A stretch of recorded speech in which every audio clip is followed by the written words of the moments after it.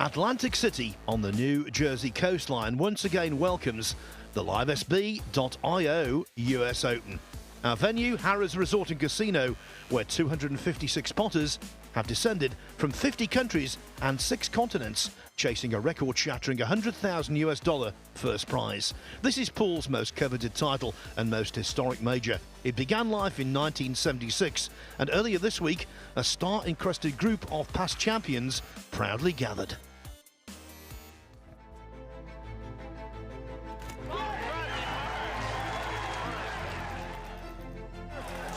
Jones has just become the U.S. Open champion. Joshua Miller, the young phenom of Germany.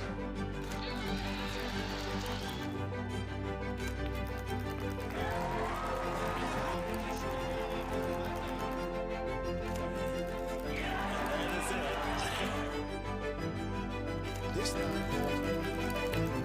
They came to Atlantic City, lands from a fog, and the last man standing is Corbin Show.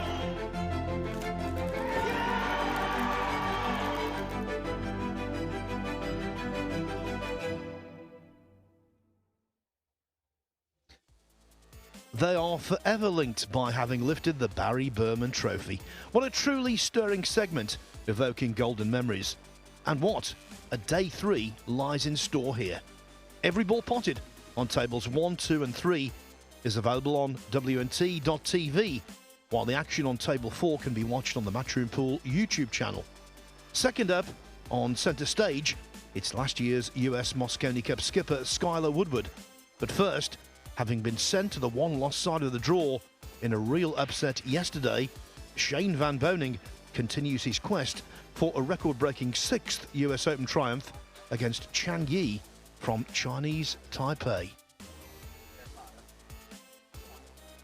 So Van Boening's defeat by Arseny Sevastianov 9-6 yesterday, well, I think it was the talk of the town, Cole boys.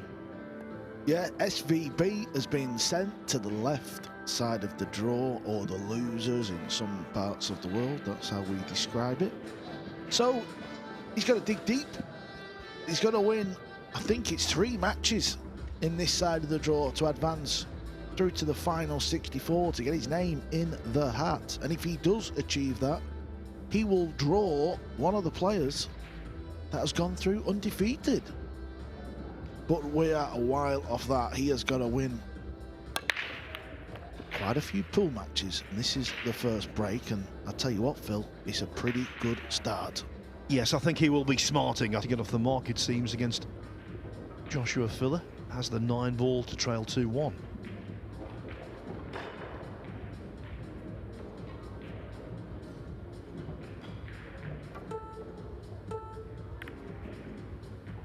Tried to carry him. It was a mile away. If the red 3 does not cut, Shane will way up the bank, as the brown 7 looks like it's making it a slightly bigger pocket. What that means is the 3 can hit the 7 and probably still go in the pocket. There's a little bit of that jaw poking its face out. I think he's playing the cut anyway. No, it was the bank. Oh yeah, that bit of rail. It'd have felt, if I hit the 7, it would go in. Somehow, it didn't.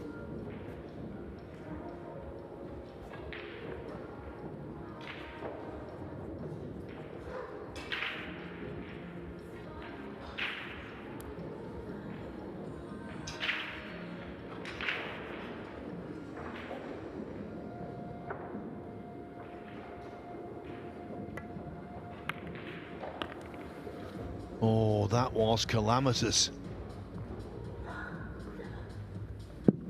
Well, has he been saved by the closing position of the 3?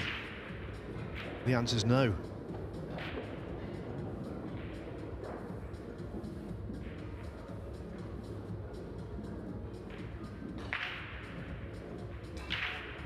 Double kisses, unintentional double kisses, really work out well. So it's going to be the 3-6 combination, quietly played to leave the 3 into the opposite pocket. And from here, 3-0 really should become 4-0.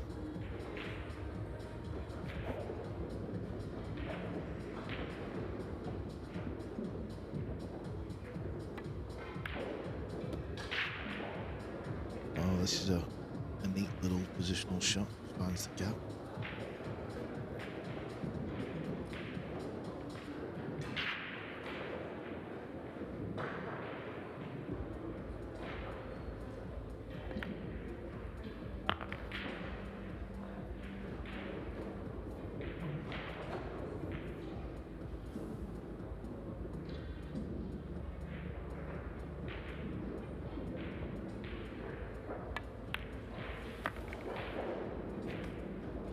It's all angles, 9 ball. This is what the game is about. Obviously we play on a more generous pocket if you're familiar with snooker and the other games out there. English 8 ball, Chinese pool, they're all played on a round knuckle or jaw. This is a lot sharper, and the reason why it's the case is because it's more of an attacking game on this type of table. You want to see the jump shots, the bank shots, the scariness of what can happen on a pool table. The one thing that's very tight, though, the cut of the side pockets. That's why Van Boning didn't do an awful lot with the cue ball there. Didn't really need to, though.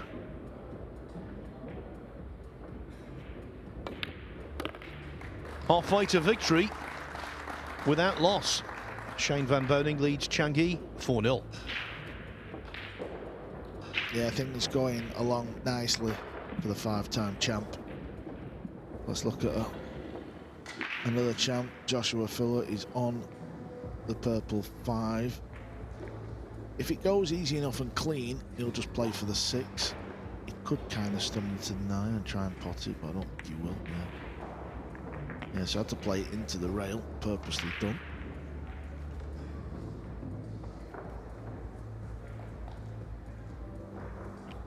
As you rightfully said, Bill, this is a real tricky match for both players, this. Obviously, it's Joshua Filler who's the more decorated. He's won the most titles, but we all know how talented and dangerous the Filipino Gomez is, who now lives in America. Well, Gomez has been done no favours by the draw. In his opening match, he had to beat Loho Sun, the player from Hong Kong who got to the World Masters final just a few years back. Now, as Carl explained about 9-ball pool, it's not all about potting. But when it comes to pure potting skills, none are better than Joshua Filler. He's phenomenal.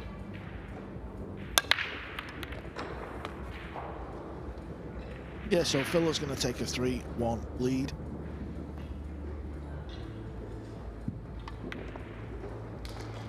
We will keep you up to date with all the matches on the other 3 stream tables. You can also check out the draw and rack by rack live scores at WNTLivescores.com. Just head over there and sign up. Totally free. Yes, at the end of the day, we'll be halfway through the tournament, but 3/4 of the players who started out will be eliminated. By day's end, only 64 hopefuls will remain.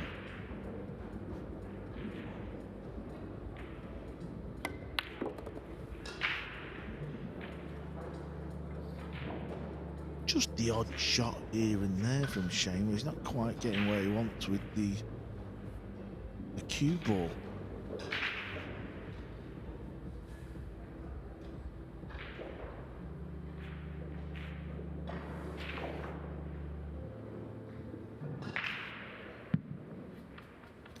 Tell you what I've noticed with Joshua Filler, Phil, who's obviously playing on table 4. We've been going over there. We've not seen him break off, but we have a little screen showing the other 3 games, and he's breaking with an open bridge. 95% of the pros, probably a little higher to be fair. In fact, Filler might be the only player who doesn't break with a closed bridge. Well, the break he's just done has worked out superbly. Lovely spread, open shot on the 2, 3s in the open.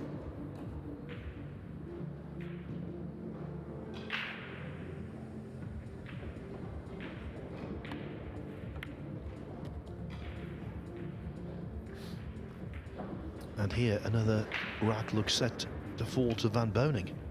This is classic Shane, this shot. Close bridge. Really, see how he's starting to work himself up to the shot, like build himself up, because he'll pump this ball in, draw off one rail back over. But he completely hacked at that one. He's not the same player. I actually spoke to Scott Frost last night, and he's pretty close to Shane, and he said Shane needs sleep. He's been on the road a long time. Now that's up to Shane. Maybe it's a bit of mismanagement. These players play so much pool, Phil, and Shane was at the Battle of the Bull that final day. He had to play 5 matches because he got to the final. Is fatigue setting in? The other thing with Van Boning, he is so dedicated. At the Battle of the Bull, I was commentating on the 9 o'clock match in the morning, and he walked in and started practicing at around 20 past 10. He wasn't due to begin his day until 1 o'clock. So it's not just the actual competitive pool, but also the amount of honing of his skills he puts in that depletes the batteries. Well, if you look at the likes of Ghost and Shaw, they've already qualified through yesterday, so they've got the day off today. That'd have been ideal for Shane, a full day off. Here though, Changi on the 50-yard line with this 9 ball.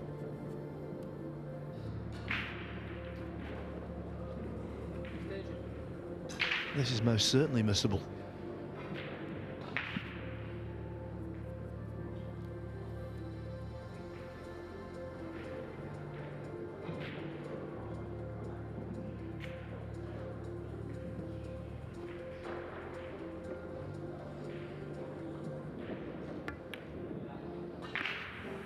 Doesn't miss it, mind you.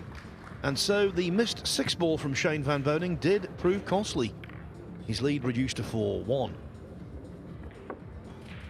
Over on table 4, it looks as though Joshua Phillip might also be going 4-1 up.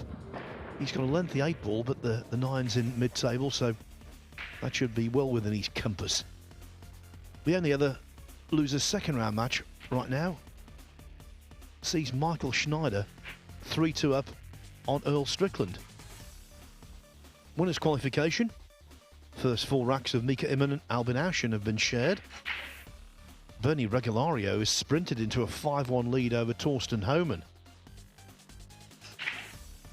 It is 2-2, Ayato Hijikata and Chan Gulong. Joshua Phillip did take a 4-1 lead. Eklund Kachi, he's 3-1 upon Ko Ping Han, the youngest of the 3 Ko brothers. Konrad Yazushin was 3-0 upon Moritz Newhausen, but now it's 3-2. Wu Kunlin 3-1 over Claudio Kachi, and Luong Dok Tien 3-2 over Carlo Biardo. Don't say I didn't tell you. Yeah, Phil Yates really sticking his neck out on the line with that prediction.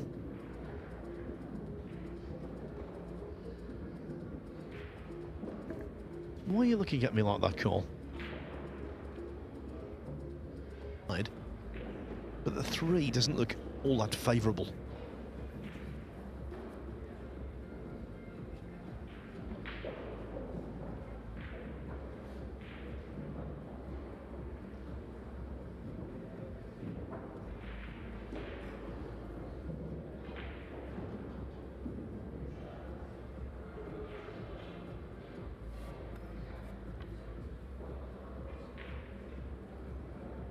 Yeah, I think he's going to be running the cue ball. He tried to play the combo.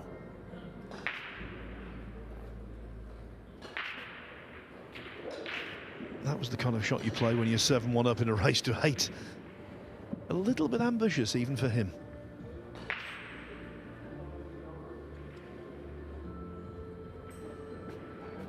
The old man is tired.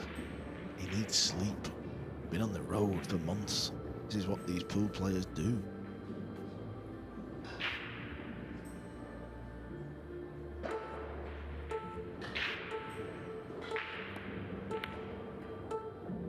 Butchered.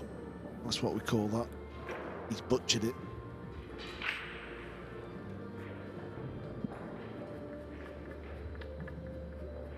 news of the World 9-ball champion Carlo Biardo.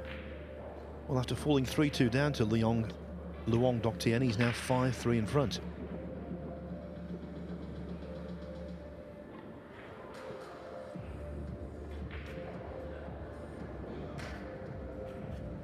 On table 2, the unmistakable figure of Earl Strickland. We don't know how many years Earl the Pearl's got left. 64 and still competing. Yeah, it's tough for him to win titles, of course it is. It's becoming a young man's sport.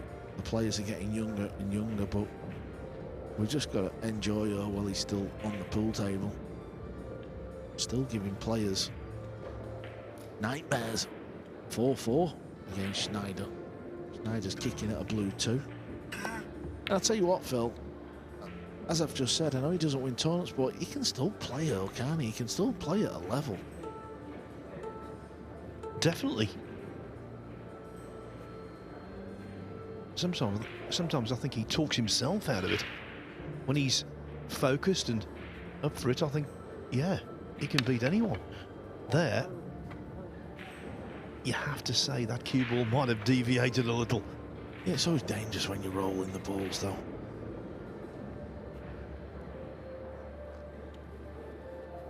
News from table 4, Roberto Gomez has stopped the rot temporarily. Joshua Filler's lead 7-2. Yeah, back to the main table. SVB has got a sniff here. He can pot this ball, which he does. Okay, opportunity for the match. He needs 3 wins on the left side. This will be the first of 3.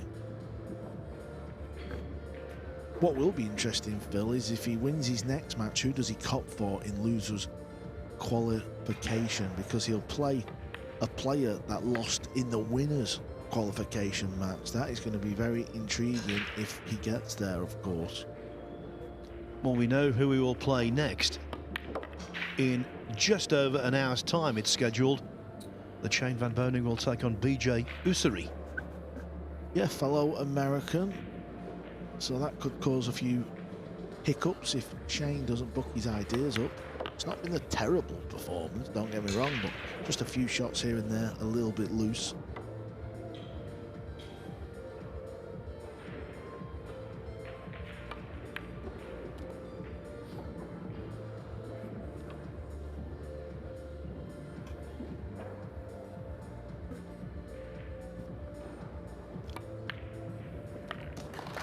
There was a momentary blip in the middle of the match when he missed the 6th ball in rack 5. Generally, though, that was no sweat. Shane Van Boening defeating Chang Yi 8-1. He's back in action in just over an hour's time as his quest for a record-breaking 6th US Open continues. After the break, another American superstar on centre stage. That's in winners qualification. It is Skylar Woodward against Liu Wei-Chan.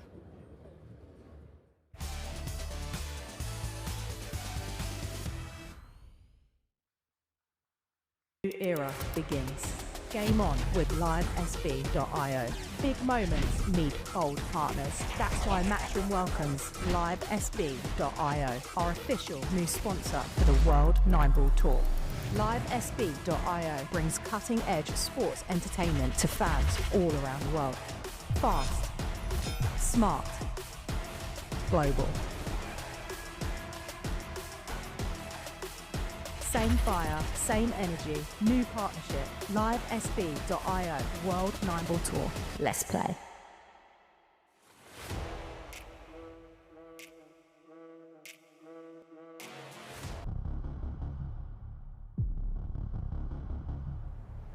This is what being a pool player is all about. This will just add to the tension. Round of last chances at this stage.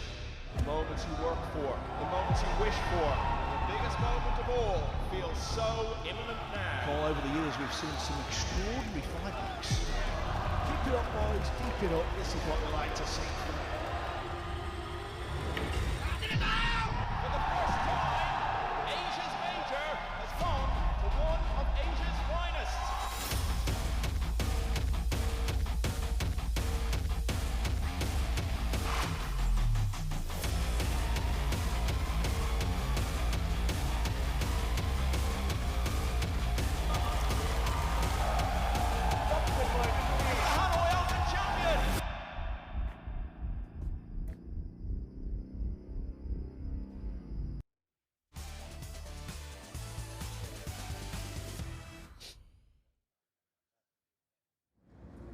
One giant of the game already recorded a very convincing victory.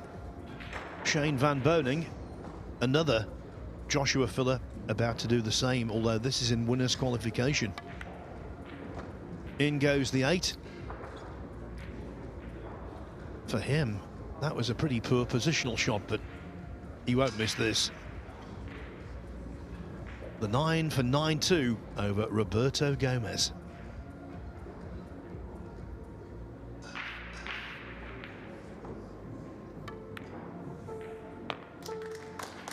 Joshua Filler's day is done in terms of competing. He's through to the last 64, which starts here tomorrow. And he's through convincingly. 9-2 over a man who's good enough to have got to the final of the World 9-Ball Championship. Now, talking of the World 9-Ball Championship, what about the man who's won it 3 times, Earl Strickland? Well, he's 5-4 down to Michael Schneider, who continues to go a rack in front. Then he gets pegged back.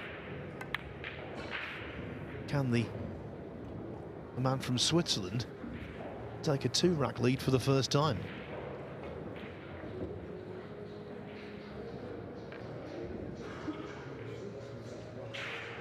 Yes, Earl Strickland, apart from his US Open exploits, is the only player to retain the World 9-Ball title. Won the first 2 stagings, 1990 and 1991.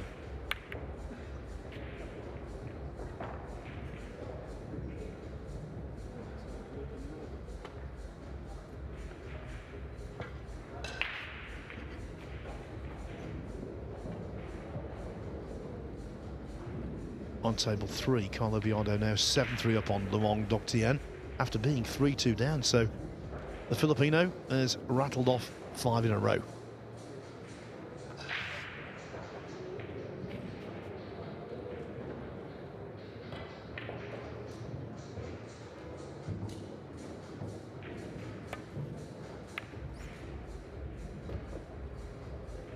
Wow, that pink 4-ball really thought about staying on the table. Just about fell in, but no shape on the 5.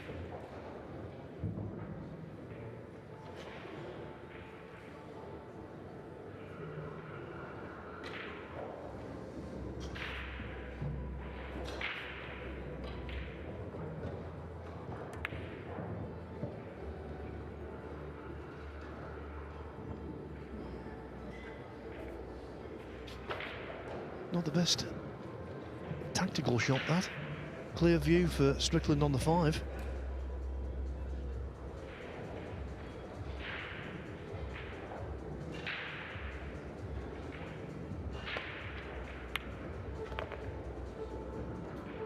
Very good pot.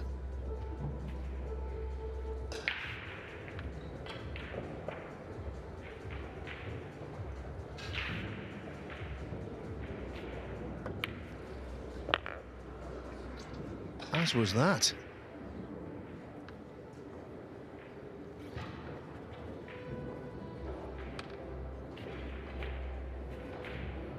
This is the last match to be completed. Oh, in losers round 2. And I was just about to say that Strickland determined to advance, but the missed 7-ball, that could be costly.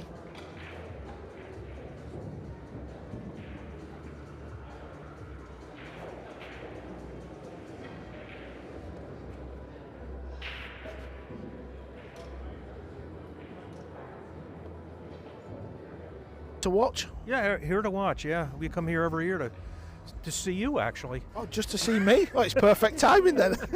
Yeah. What's your names? My name is Sonny. I'm Renee. So you're here, fans of the sport. Do you play? Yeah, we play. We both play. Yeah, we do. Are you playing in this event? No, I'm not. You scared? No, I'm not.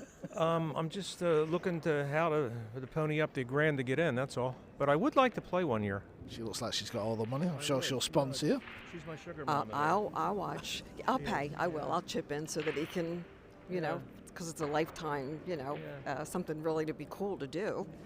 Who are you supporting this week? Who would you like to see win the trophy? Well, I'm a big Joshua and Pia fan. I am, both. I like. Well, we'll leave Carl there. Did a great job. He's such an engaging personality. He can chat with anyone. So it's time for our second match of the day. It's winners qualification. It is Skylar Woodward against Lu Wei Chan. Just before we start, I can give you some news from Table 2 where Earl Strickland, his tournament is over. He's been beaten 8-4 by Michael Schneider. And when that final 9-ball went in, that meant the end of losers round 2. So just the 2 rounds going on right now.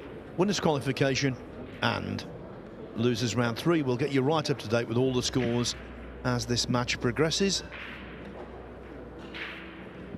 Now though, the lag is won by Woodward.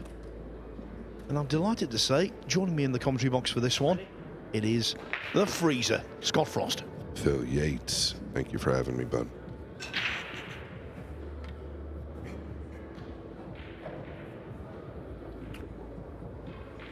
Jeremy Jones and I did Skylar's last match yesterday, and it looked to me like he was on the money and about to be in the money because of that shot right there, the break shot.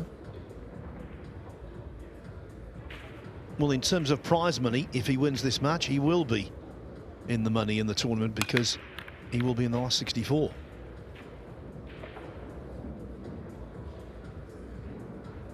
Yeah, a couple of stepping stones here in this rack.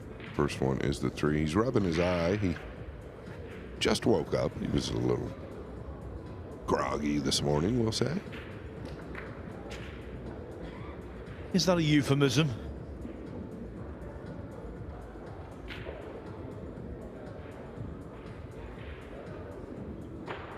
Do you take a chance at coming right before the left side and opening them up, or do you just stay clean above them? Problem is, if you get past these balls, it could be trouble. They got the point. So you would have liked to have hit right prior to it.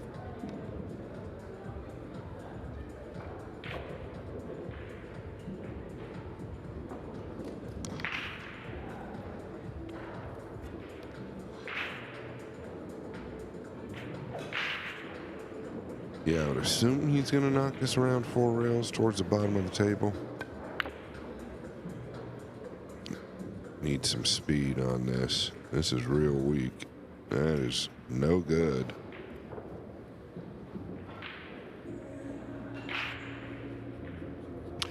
Now this Li Hu Chan is a little bit of a mystery man. I have not seen him play.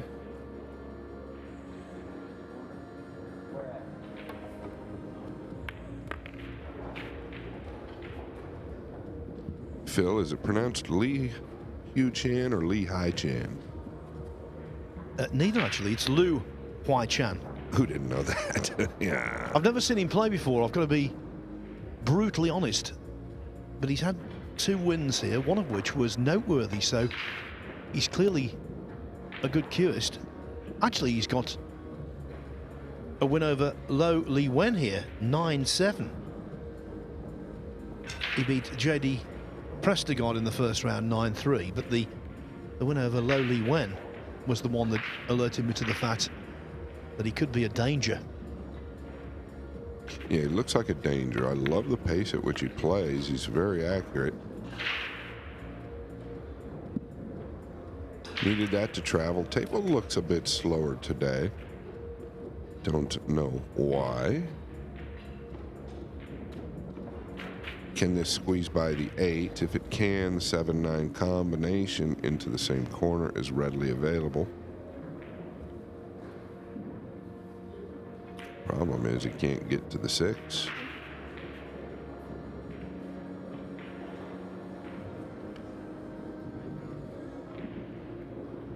Easy to stay on the right side of the table for the 7.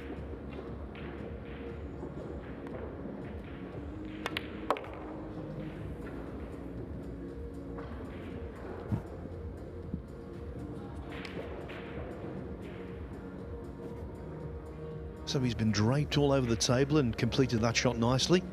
Now it's a left-handed shot. Okay, not quite enough pace in the cue ball, but the 9 should be no great issue.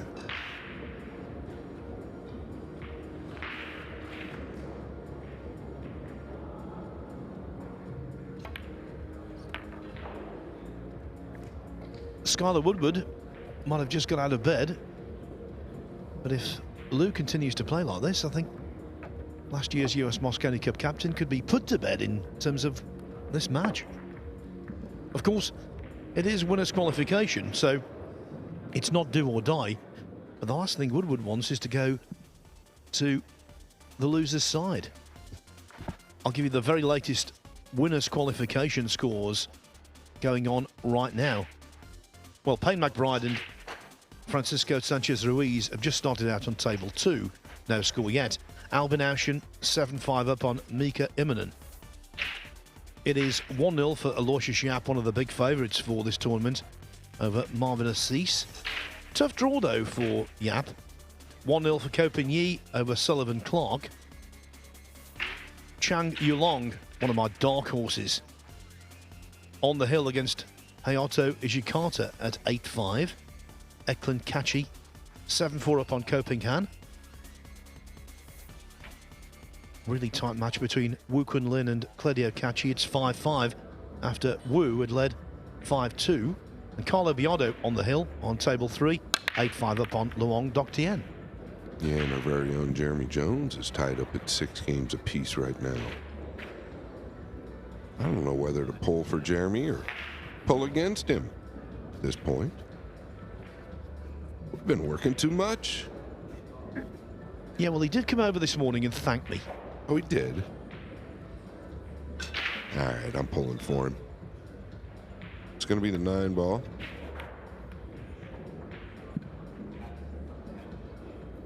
Yeah, and what he's done here is not very friendly.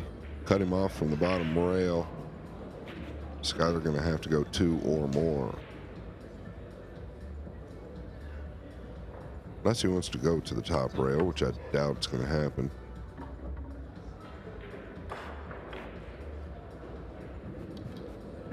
One score we didn't give you this morning, which is important. On the one-loss side, Mickey Kraus beat Eric Hjorleifsen of Canada 8-2.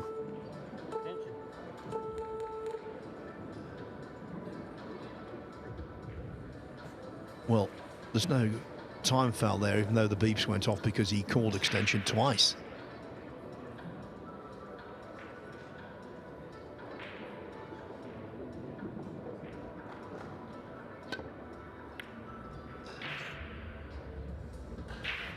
Not a bad hit, and then the flick off the 4, that's worked a treat.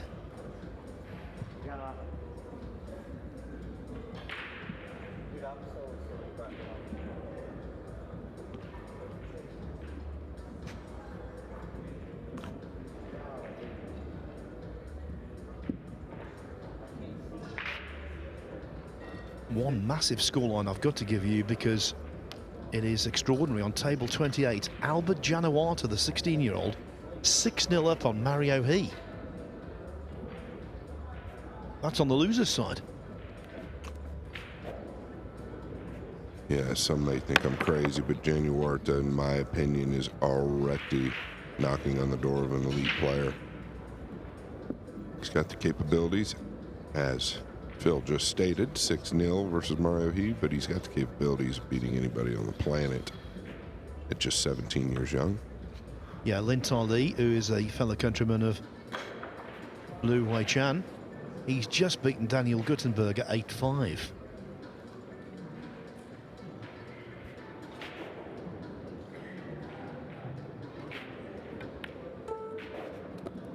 All right, he did well there. I think I heard him say it twice that he can't see. He's just woken up. I do know that feeling. Yes, but it's no one's fault apart from his own. Alarm clocks have been invented. In fact, they're obsolete. Just use your phone.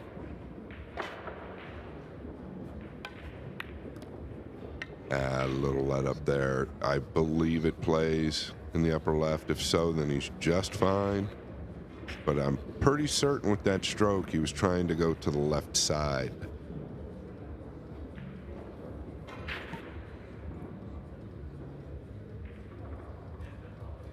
Don't end up over on top of the 8 here.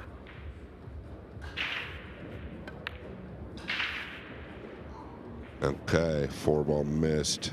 Overcut by quite a ways. That's how the cue ball finished, all the way over. Look, it's only 1-0, but you already get the impression, Scott, I'm sure you agree, that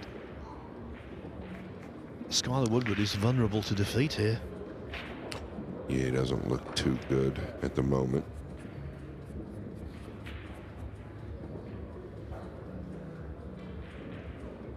Physically, nor at the table. Wow, look at this. I don't know what that play really was. I think it happened to catch the point a little early.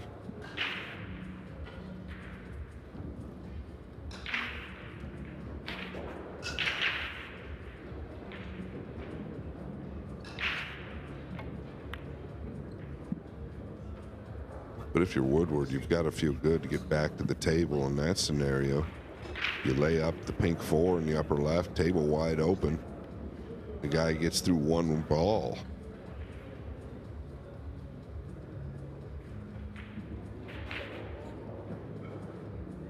Can kick behind this. A lot of room down table to get cover. You can bank it back down if you'd like.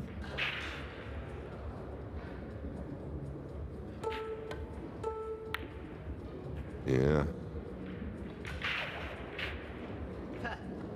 Yeah, baby. Yeah. I don't know that this goes.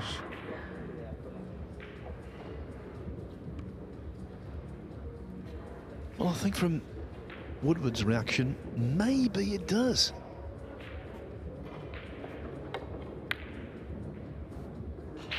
Well, Woodward's reaction was therefore an overreaction because that was all that was available. And there's a gap.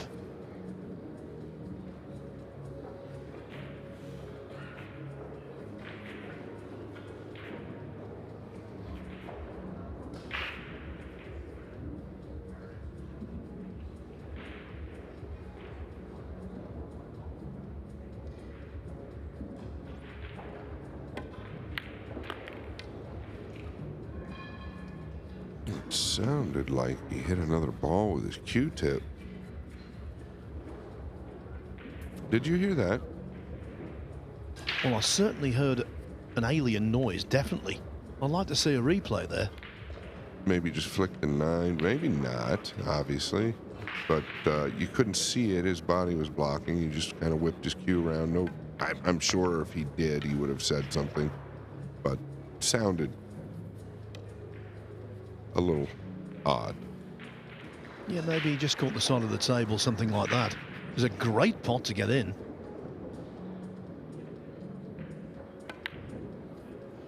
And just what he required.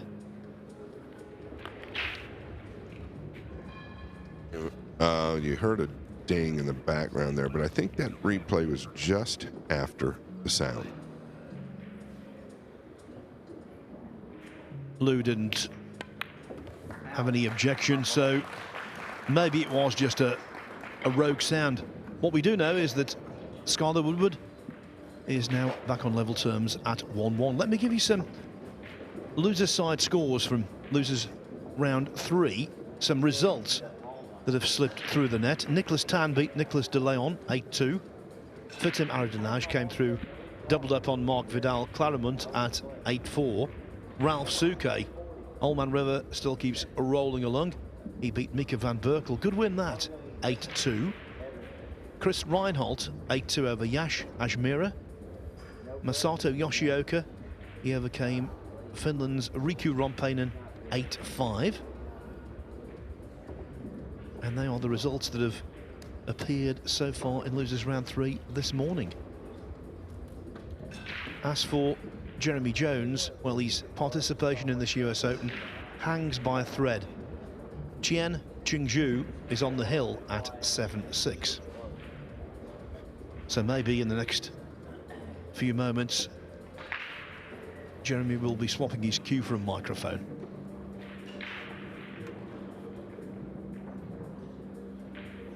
It was a really good ball to give himself the chance to make it 1-1.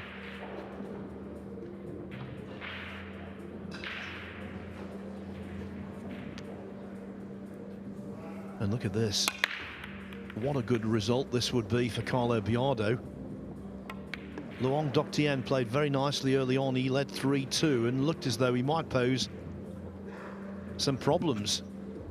But Biardo has the 9 ball to win 9-5.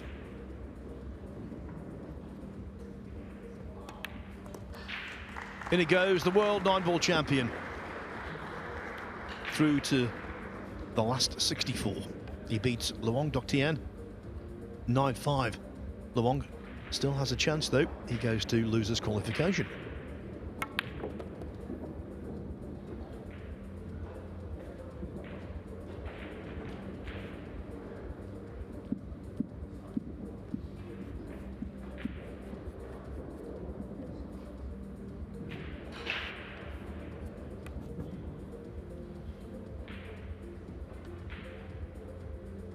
Yeah, trying to maybe come down towards the 6 here. A little firm.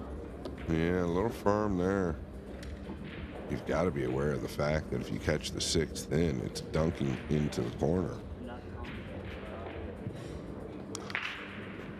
So, since game number 1, and a few errors, Woodward, I think he said something about the combo. Don't think he's going to end up shooting it. Well, his eyes might not be working at optimum level, but his tongue most certainly is. He's quite prepared to engage in a little bit of verbal jousting. He is very talkative this morning.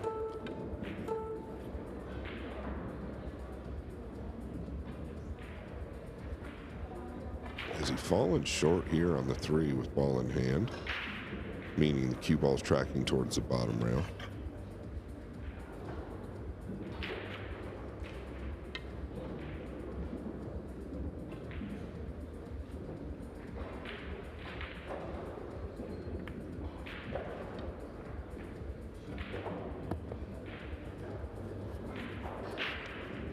Almost pocket weight on that 3.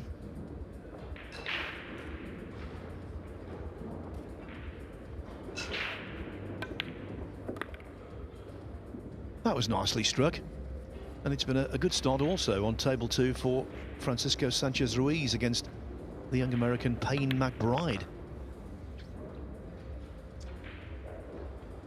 That's winner's side, of course, so it's a race to 9. 8 and 9 for FSR to take a 2-0 lead. Yeah, nice shot there by Woodward. He's fallen absolutely perfect on the 6.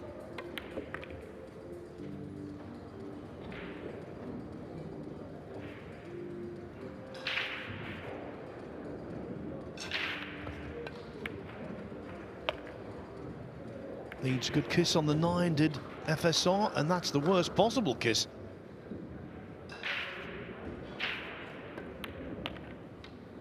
Better stuff from Skyler. The Bluegrass Badass. Great nickname. And a pretty good rack. After being 1-0 down, he's 2-1 up.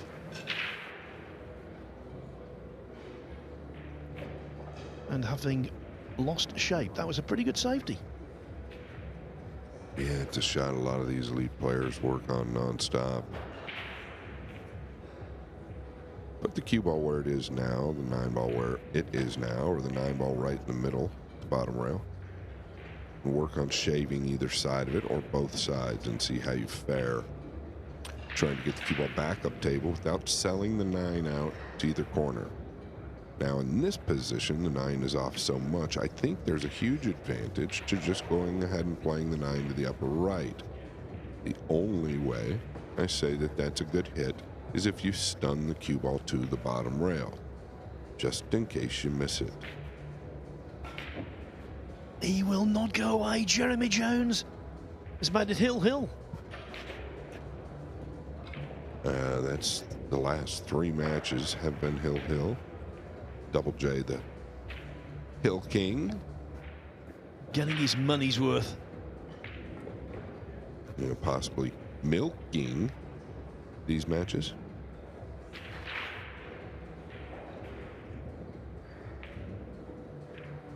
Yeah, I'd like to see him go for this to the upper right. I don't think there's any reason it's not makeable. You just stun your cue ball to the bottom rail.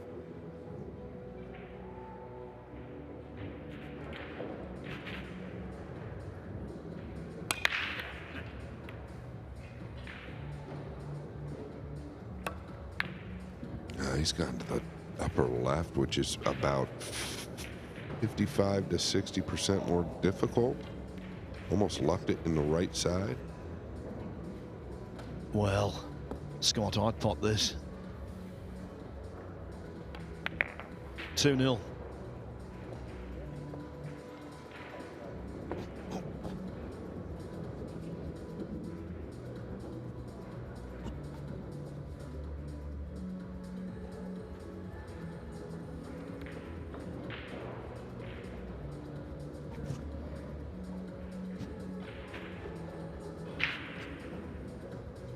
There's a look at some of the people here bright and early. They love the U.S. Open. And just overcut. Things just going a little sideways since game number 1. For Lu Hui-Chan.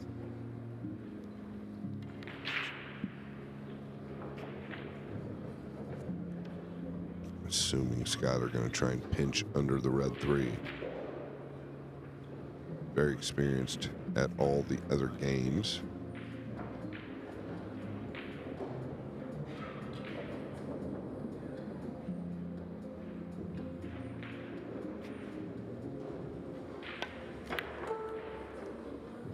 Well, he has, but I don't believe he's got there this time.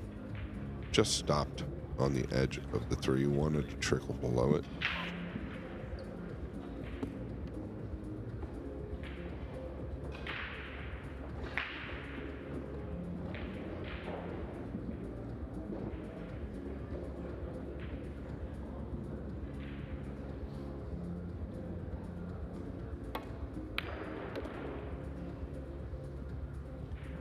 Yeah, well, that hit there will really get you started. Got another big one here. Other than that, it only looks like one more ball that you really need to play well throughout this rack. This is the first one. And that's not going to arrive unless it stays short.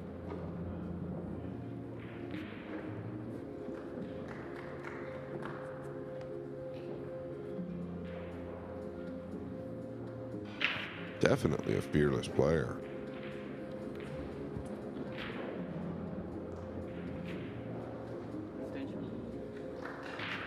Struggling to reach.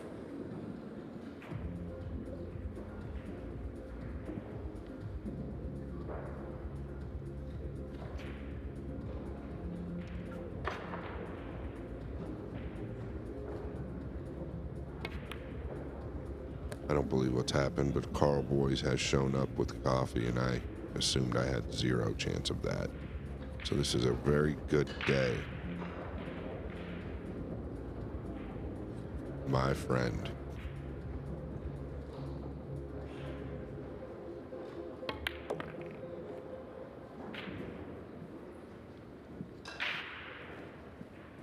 And he made a very good shot on the 3.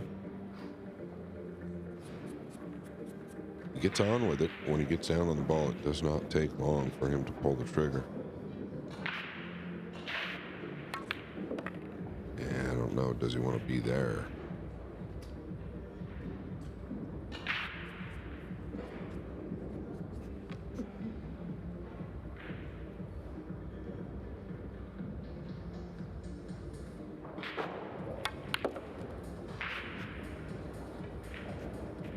He's going to avoid the side, but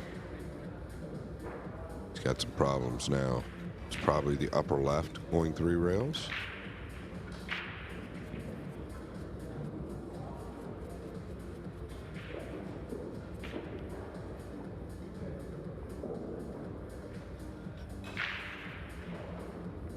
My 2 favourite days at any matchroom major are these 2. When it's losers qualification, winners qualification, and then tomorrow, last 64 and last 32. So much going on, so much meaningful pool, and I'll tell you what, that's one of the best shots of the match so far. If he's dropped dead straight, he's a little unlucky. Yeah, he's absolutely ripped this ball. Almost got to the 5th rail, which you just don't see.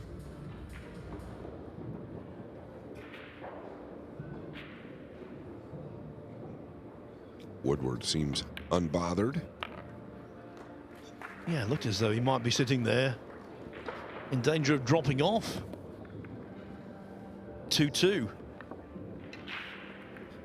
Welshman Marcel Price. He's on the hill against Waleed Hashim of Canada at 7-3. Same thing for Stephen Fleming. 7-6 up on Mohammed Barbad of Saudi Arabia. This is all on the one-loss side. Kwopo Cheng, 1-0 upon Quentin Pongas, who we saw throw that match away against Johan Chua the other day. Confirmation, Jeremy Jones and Chen Qingzhu are tied at 7 each, playing an all-important 15th rack. Albert Januata, his lead over Mario He has now been eroded. It was 6-0, it's 6-3.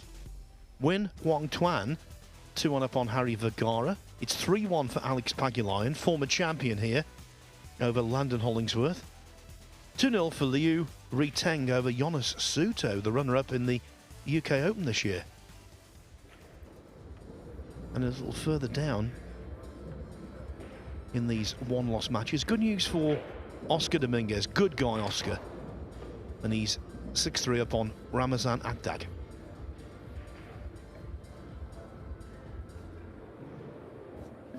I'll give you the latest winners qualification scores after this rack. No, that's a much better hit. The cue ball caught a big kiss, though. It's doable here to the lower left.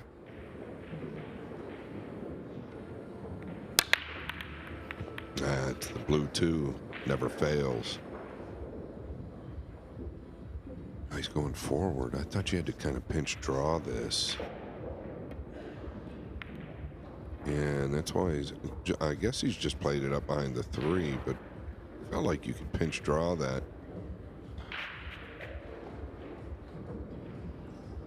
Skyler can't reach it. Otherwise he would be jumping this.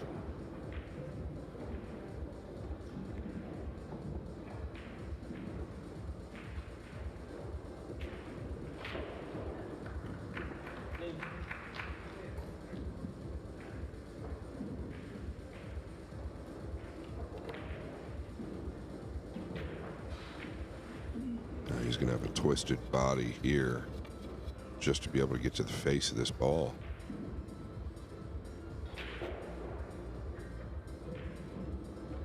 One foot on the floor, Skyler.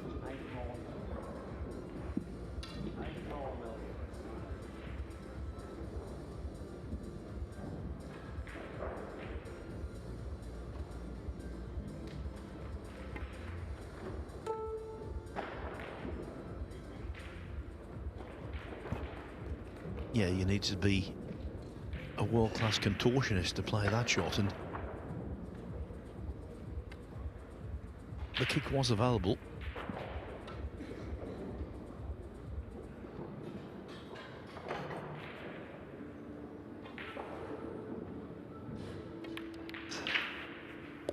Very good.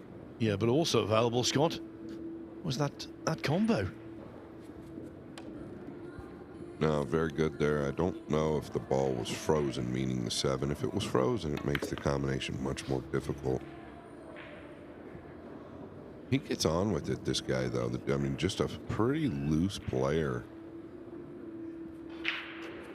Kind of reminds me, if you just took away the bodies, it reminds me of that Arson that beat SVB yesterday in many ways. Yeah, quick around the table as well. I don't think he's quite as quick as Arseny Sebastianov, because I've never seen anyone playing pool, snooker or whatever who moves around the table as quickly as he does. But yeah, you're right. He's not ponderous in the slightest. Yeah, Arseny, what an out he made against Shane Hill yesterday. No fear. Not too many people going to get it done like he did in that last game.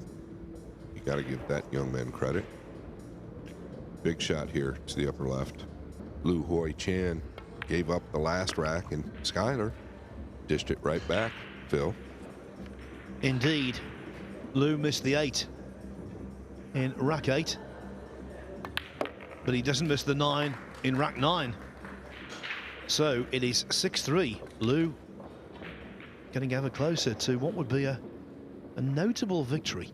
Now, a little earlier on, Carl Boyes left our commentary position and went to interview our commentary colleague and still competitor in the US Open, Jeremy Jones. I'm here with Double J, Jeremy Jones. Jeremy, this is turning out to be quite a week. Another crazy match, and what a crazy ending. Tell us about that. Well, the ending, yeah, it was nuts. I told myself before that 9-ball, just please, a nice subtle there. Prior to 10, you know, the guys hitting the practice rack, I just didn't realize that was the rule. So I was a little jarred to start the match, but, you know, happy the way I hit the second 9-ball, though. So the guy took the rack after that? Yeah. Wow, that's and insane. the break. Oh, yeah, nice. No, I mean, what was it like at the end? Because obviously, you know, it's like these events, the open events, the way we set the arena up, people can get so close to the table. I come over, I kind of tried to stay behind the table, but then Alex, the cameraman, was right there. I know, right? Yeah, I saw that. I don't mind that. You know, I wish, to be honest with you, they were there the whole time. It's always a good feeling to have fans watching, which I've had some this week, so I'm very grateful for that. But yeah, it's just, you know, I got to think that 9-ball over again, but thank the pool gods, I won another Hill match. So. What about the match in general, though, throughout the whole match? Obviously, it's not just about the ending rack. You know, obviously, you shared the opening 14 racks, 7 apiece. What about the whole match? How did you play? I only made a couple of mistakes, but neither one of us could get the break going. I only made the one on the break once. He only made it once. And I was looking around in this section, and no one was making the one on the break on those 4 tables there. So maybe the climate right in that area, maybe, I don't know. But it was tough sledding with the break. You've got the loser of Brandon Schuff or Arseny Sebastianov. I think that's how you pronounce it, the guy who beat Shane. Does it matter who you play? Do you really care? No, I just figure, you know, might as well just go ahead and make it 8-8 and let's play the last rack, right? Right, I think you've got some comms to do, pal. Oh, yeah, maybe so. I got a clinic to do as well. So, yeah, I got a lot to go, but maybe it'd be good to keep my mind off things, you know. Yeah, what a match that was. You're certainly giving us some drama at this year's US Open. Double J, Jeremy Jones. Good job, JJ. Good job, Carl Boyes. And it's been a good job so far for Lu Hoi Chan.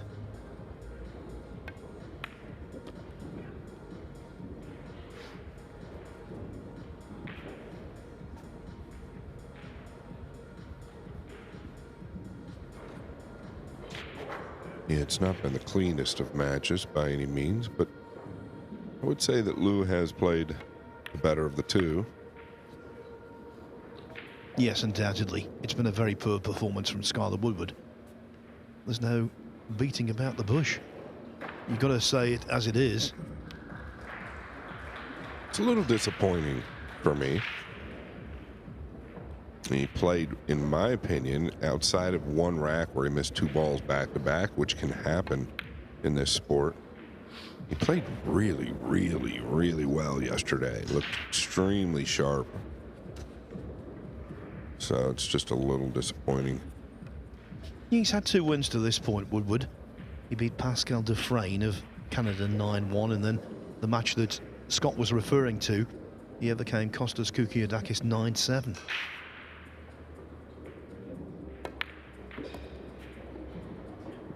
Now this is the pocket that Lou missed the 8-ball in 2 racks ago. Head down. Not a sign you want to see from Woodward. And certainly not a score you want to see on the board. Liu Hui-Chan, 7-3 up. This largely American crowd sitting there in silence. Now, talking about Woodward's victim in the previous round, Kostas Koukiadakis, he's 5-4 down to Carl Naderberg on the one-loss side. Felix Vogel and Nathan Childress are 2-2. Marcel Price, the Welshman, did come through against Walid Hashim at 8-3. Kwopo Cheng in command against Quentin Pongas at 5-1. Albert Janawata, 16 years old. He was 6-0 up on Mario He. It went 6-5. You thought Janawata might fall apart. Think again. Janawata has won that match 8-5. Mario He, the twice World Cup winner from Austria, out of the tournament. Alex Pagulayan 4-3 up on Landon Hollingsworth. Jonas Suto made a slow start against Liu Riteng, but now it's all square at 3-3. Kuo Oshan Wei, he's 5-3 up against his fellow player from Chinese Taipei, Shea Chia Chen. By the way, Jonas Suto has just taken a 4-3 lead. Loho Sum, 6-4 up on Kasper Matakainen. And one final one, Oscar Dominguez on the hill, 7-5 up on Ramazan Agdag. Winners qualification scores after this.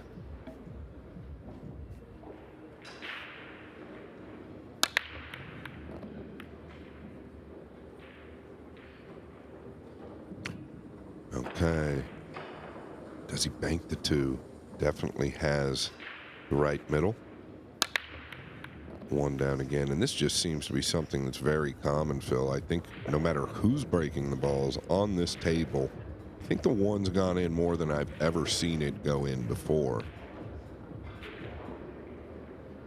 No reason not to attack here. You got a big side pocket. Wow, he's left a gap. Yeah, it felt like you could just bank it to the right side and draw back. You could use the 5 and the 9 as backup.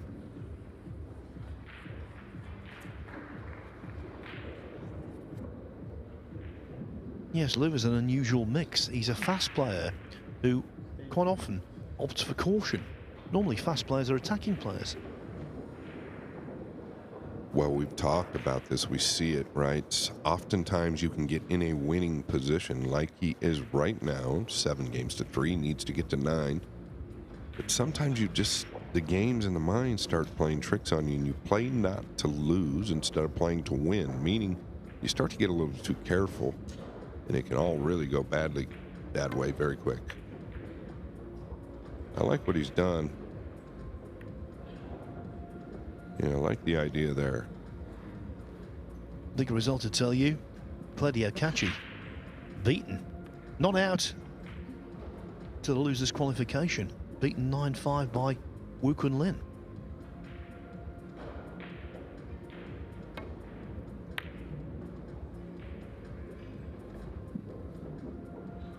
Yeah, you knew that shot was coming. Bringing out the jump cue here. You know, he's got to clear the 3, so he'd like to hit this short if he can.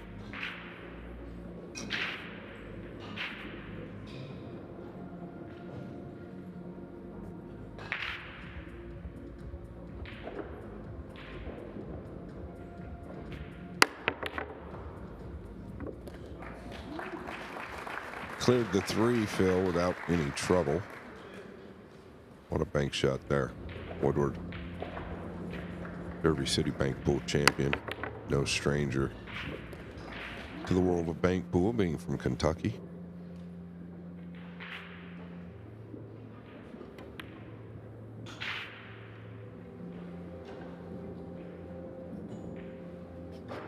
Yeah, I still think that Woodward could have a big say in this match, because when he gets close to winning, Lou might just tighten up a little. He knows all about the CV of Woodward. Can tell you, by the way, our next match on table 1, it should be a cracker. Victor Zielinski against Jesus Atencio.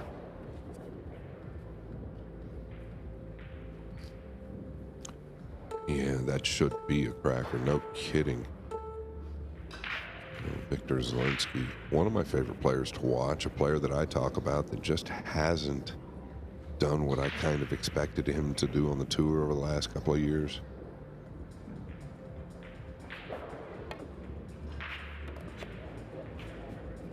Well, that came nowhere close to hitting the red 3 ball, and so ball in hand. Yeah, I feel like you played it wrong. I feel like you've got to use a low ball there with maybe a bit of inside. Bend the cue ball towards the 3. It makes the 3 a bigger ball that way. Just leveling out is tough.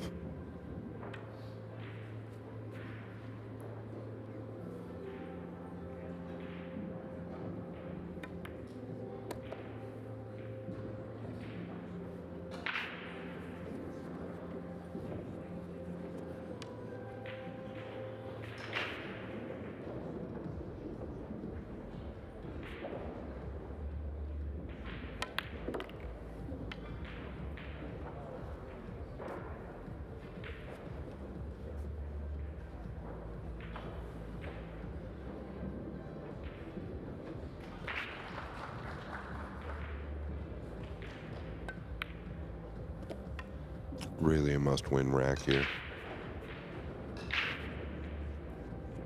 Yes, as long as he can keep Lou off the hill, he's got genuine hope. Yeah, it makes such a difference in the mind as well when you're playing. You know you've got that extra game cushion, so the arm can stay a bit more relaxed.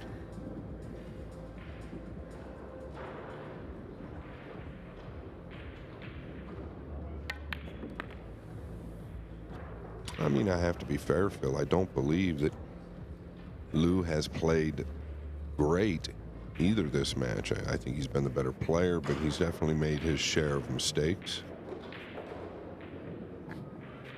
Yes, both in terms of execution and indeed shot selection. I think he's shown a certain degree of tactical naivety, and yet he's still going to be 7-4 in front if this goes in. Boy, he barely squeezed that in, but it was the back arm for me right there on that camera angle. It looked like it was shaking back and forth a bit. Let's quickly give you some winners' qualification scores. Francisco Sanchez Ruiz, 6-1 over Payne McBride. On table 4, actually, it's still early in the 11th rack, but Aloysius Japp is on the hill against Marvin Assis at 8-2. Much earlier days in the match between Sullivan Clark and Copigny. That's 3-3. Sullivan Clark holding the great man. And that's the only winners' qualification action going on right now. Felix Vogel in losers round 3. He's 3-2 up on Nathan Childress. Kostas Kukiadakis and Carl Naderberger 5-5. Alex Pagulayan, former champion, 5-3 up on Landon Hollingsworth.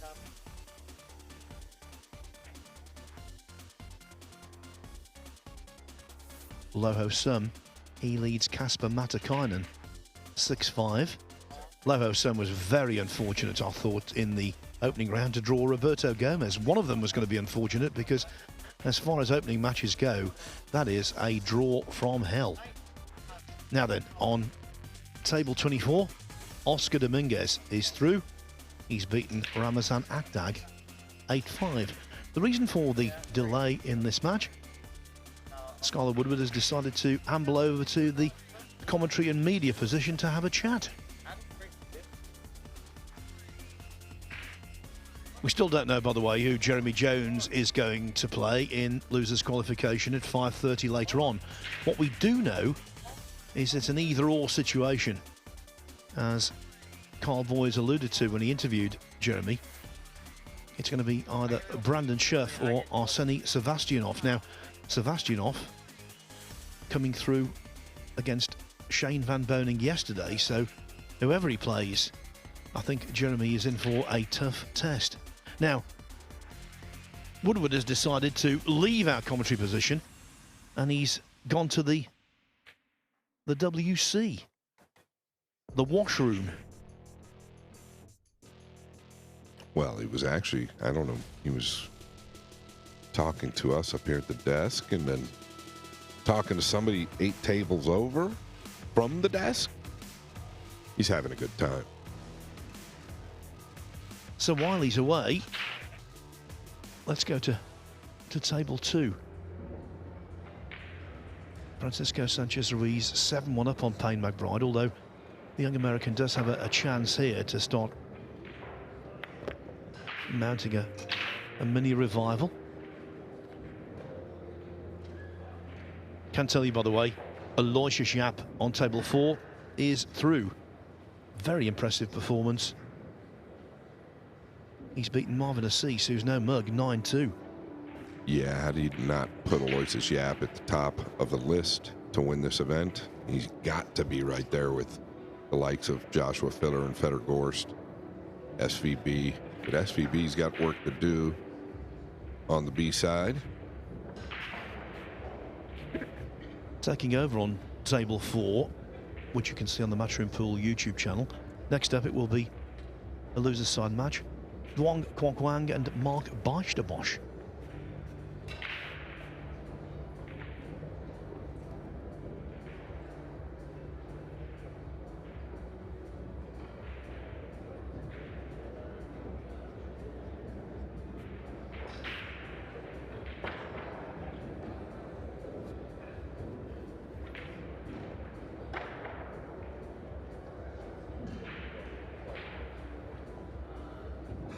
Well, I don't know what the rule is about taking breaks, but we saw Woodward take one when he was 4-2 down, and now he's out of the arena for an extended period again.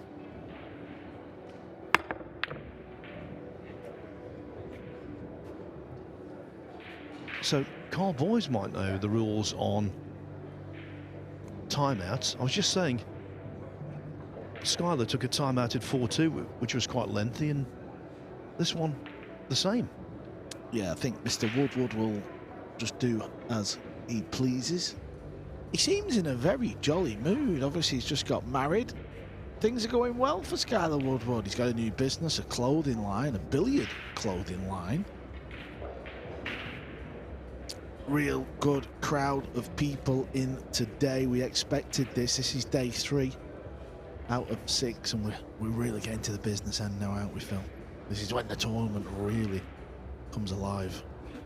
Yeah, by the way, Scott Frost hasn't given up on the Woodward Liu Wei Chan match. He's been asked to do a clinic. So Carl's taken over. Yeah, the bosses at the WNT are getting their money's worth out of us. Interviews, and you've got it easy actually, Phil. I was here at 9 AM doing like YouTube podcasts. I was filming with Fedor, all while you're eating your scrambled egg on toast, and then you just rock up at 10. You've got it easy, buddy. You've got it easy, Phil. That's like saying it's snowing in July in Death Valley. That's a phrase that should never be said. I was here at 5 to 8 this morning doing research. Well, we start at 10. I'm surprised they let you in. You'll be off at about 4 o'clock. Skyler Woodward's here.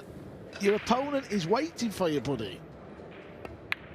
He's just chatting to the lads at social media, making sure you get the good side of his face, his pictures.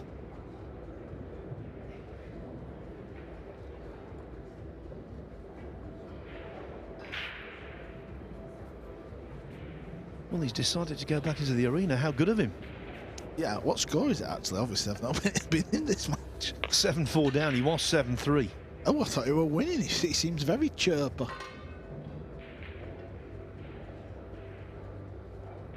Now he's having a chat with Brett from Q-Tech, maybe discussing cues and break cues. Anyway, what about FSR?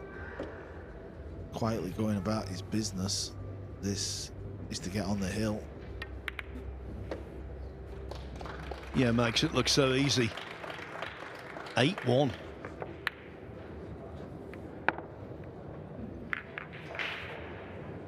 Because he's cooled off a little in terms of winning multiple tournaments, sometimes we forget just how good Francisco Sanchez Ruiz actually is. Has to be on the short list of potential winners. I will say this, if Skylar Woodward continues to play to the quality he's produced in this match, he wouldn't be on a lengthy list of potential winners.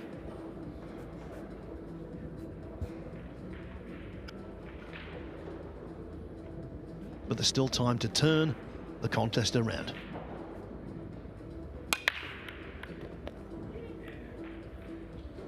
Oh, yeah, beautiful.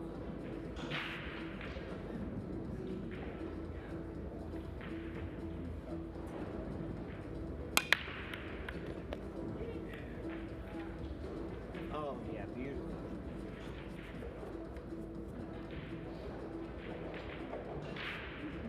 Yeah, you can pop this in the side and a swing, hopefully through the gap for a shot on the red 3.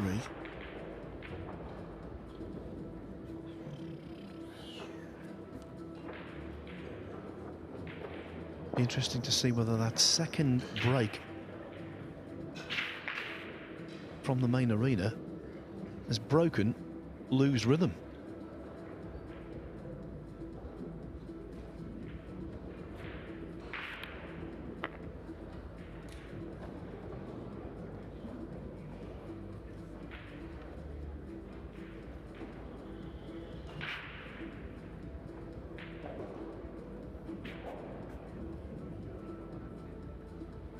That was a really good shot from Skylar.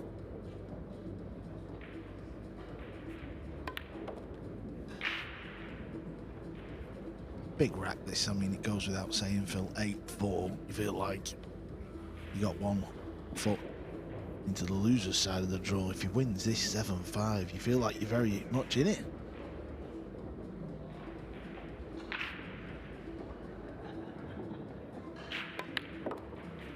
Another good shot there. Seems the timeout has worked.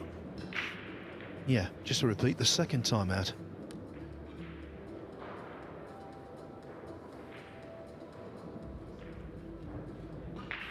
Wants to float this delicate just over to where he's kind of hanging over the table. That's ideal.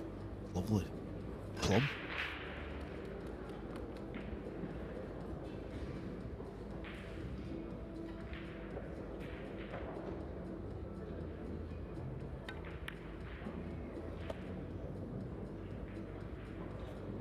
Well, this is definitely the best rack he's played. The 2 wasn't the easiest opening pot. He knocked that into the middle very nicely, obtained shape, and away he went. He looked a little shaky on the shot there.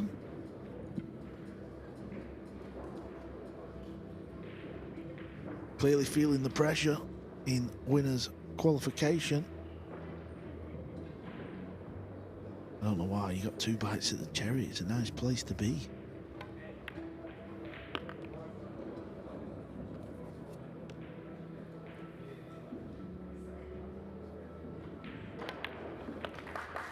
At his lowest ebb, Skylar Woodward trailed 7-3. Now it's 7-5. In the blue moon. And what's more, he's banging again, the Spaniard. That little cluster 6-9-8 might be an issue.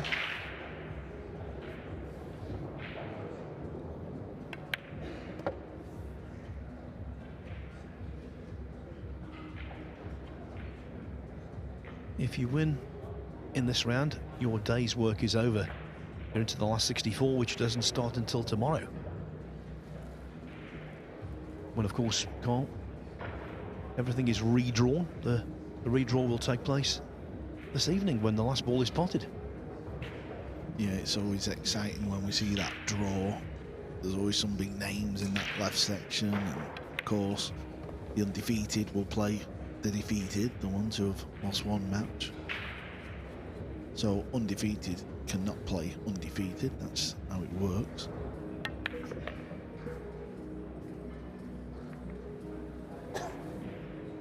Well, I think he's just knocked the 6 on enough to make the 6-8 combo.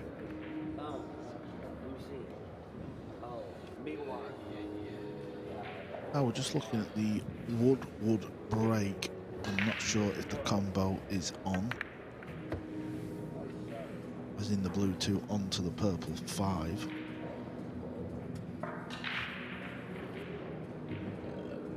FSR toying with the idea of going behind the back. Yes, indeed.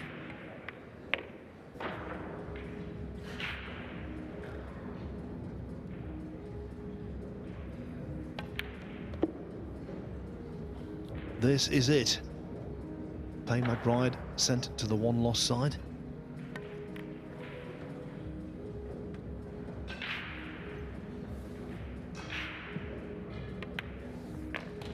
The progress of Francisco Sanchez Ruiz, serene.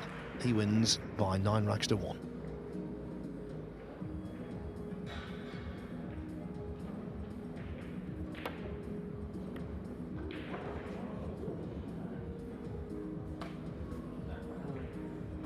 Well, that wasn't far away from going in. Woodward's still got a problem here though, Phil. Look at the purple 5. I wonder if he'll take a gamble now, like maybe try and banana into it. I think he's feeling a bit fruity out there.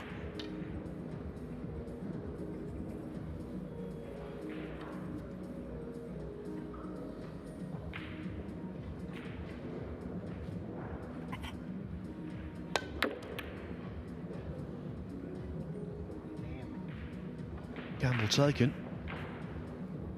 Almost. But not on the 3. Mind you, he can put Lou in trouble.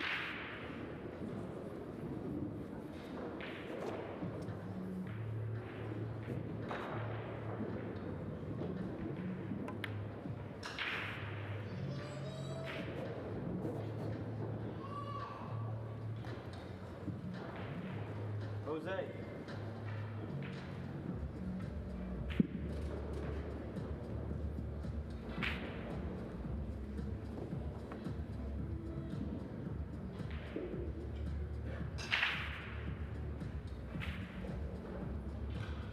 Very interesting match developing on table 27. Sullivan Clark leads Copigny 5-3.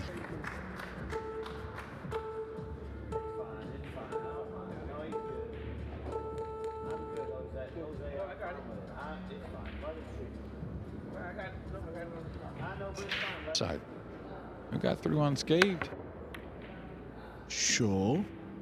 No, there were plenty, but Yeah, I'm saying, you know, once you name them all on those other matches, it kind of makes you. Just having a look to see who you play. I kind of took my eyes off the. I played the kid that beat Shane. Oh yeah, so Schuff beat him. Okay. Schuff turning back the years a little bit.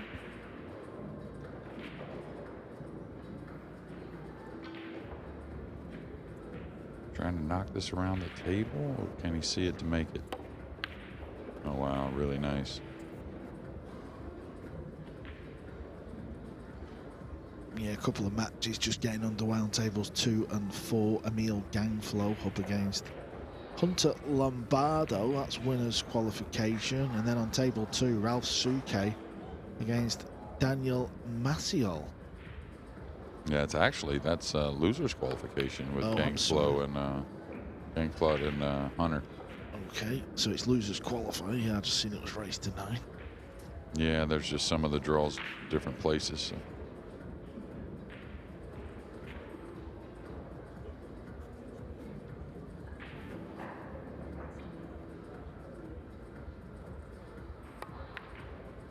Oh, he's just grazed the 8 ball on the way through. It's been the brown 7, hasn't it? A couple big ones, big misses. Missed the 7 earlier to extend the lead and keep breaking. You know, sometimes you can kind of try to ease the ball in too much and you lose accuracy.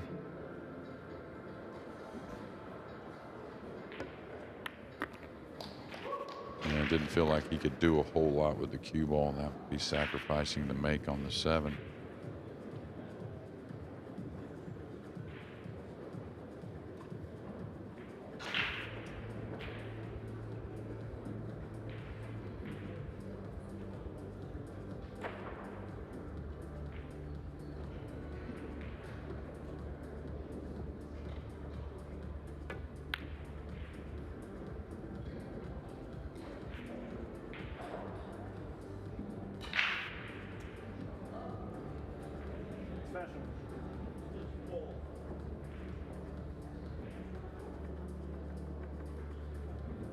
Emil Gangfloat took the opening rack over on T4 1-0. Chua and Garcia are going at it. It's 4-3 to Chua. It's a big shot this for Zielinski. Queuing off the rail, there's distance. Nice pot, very nice.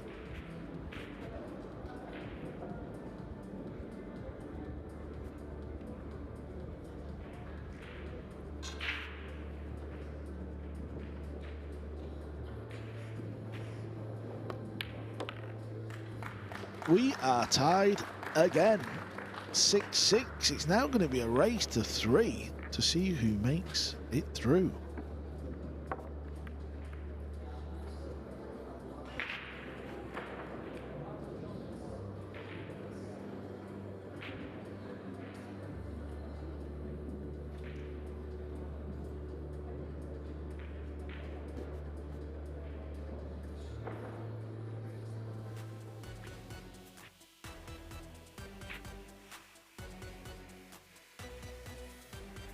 Chris Reinold, he's out in the arena, the American. He's up against Georgi Georgiev. They're just about to start that match. Another game about to start. Battle of the Americans, table 6. That could be a real close match, actually.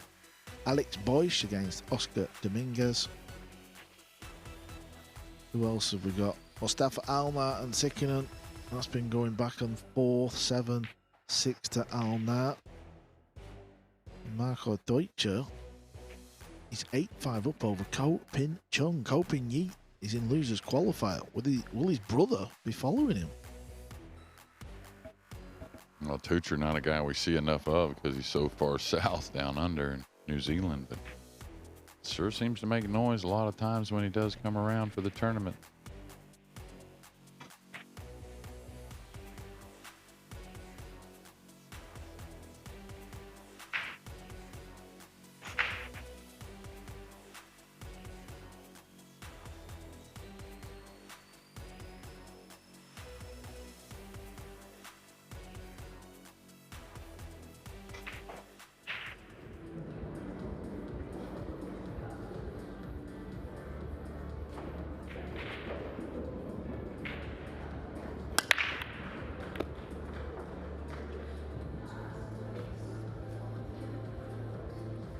No luck on the blue 2. I mean, potential bank into the upper left. It might offer a bit of safety insurance. We'll get a look in a minute when John Lehman has removed the template.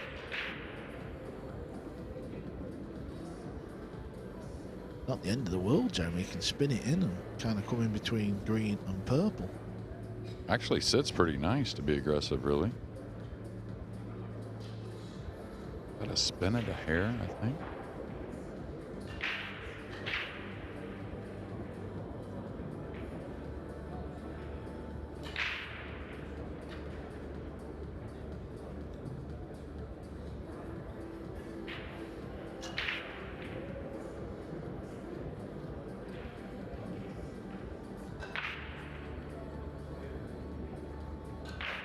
Looks like he's gonna drag and play a safety. Gotta go. Gotta go.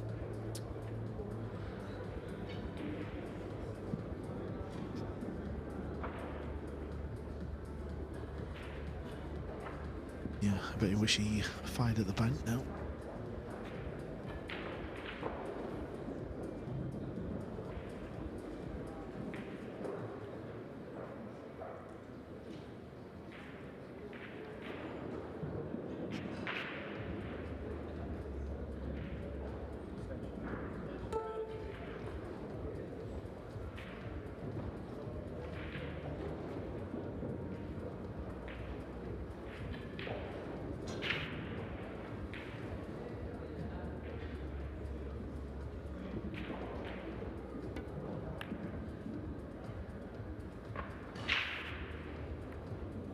Zelensky were just trying to squeeze into that little gap. Wasn't going to be easy, of course. I liked his choice, though, because he felt like he could really command the speed on the 2 ball. So whether it be behind the 8, now over the 8, nothing easy for Zelensky. It's the type of one you don't mind hitting underneath and letting the cue ball slide a little bit.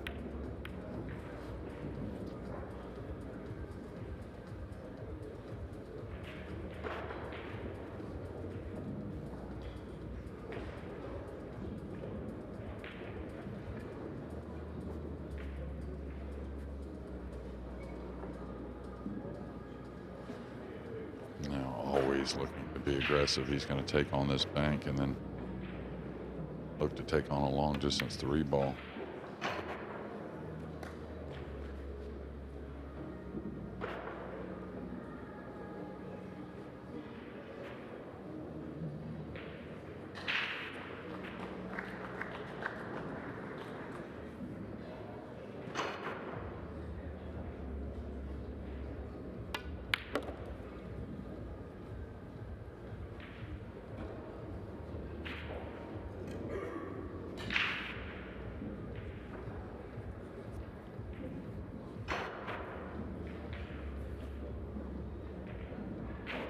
This is where his stroke really helps out. Of course, that was dead center, but use the ball so nicely. He doesn't have to hit the pocket perfectly on those types, even from distance.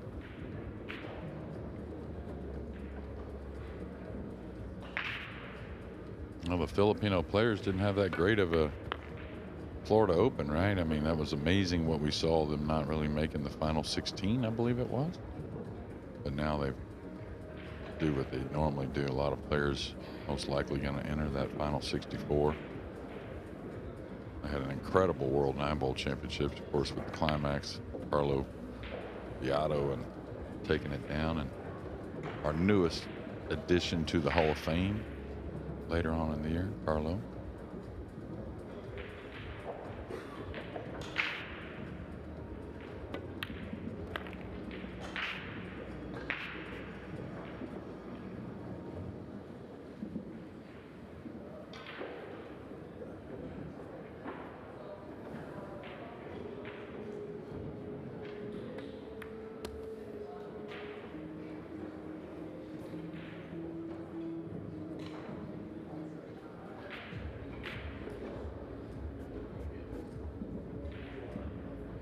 Rightfully taking a bit of time here because both players have traded a few mistakes in this one. So now we're getting to the real business end of this match. It's 7-6 to Atencio. Just feels like mistakes will be magnified at the very end. That just gives him a little bit of breathing space.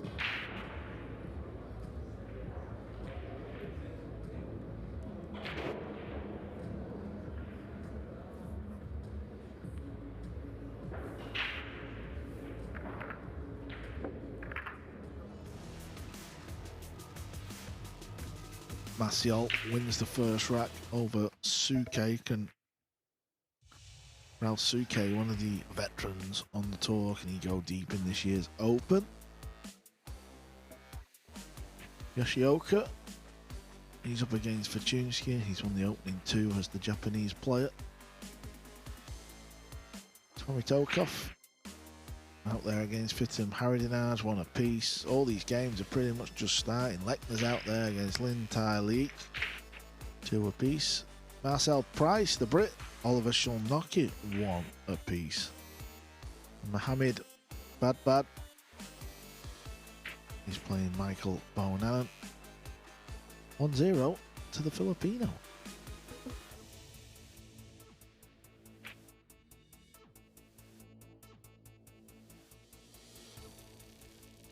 Well, Zeus Atencio is going to have the break, and he's just crept in front again. 7-6 it is. This is winner's qualification, so even though you want to get through this round and you've done your job, you've passed stage 1, at least if you lose, you're going to get another go.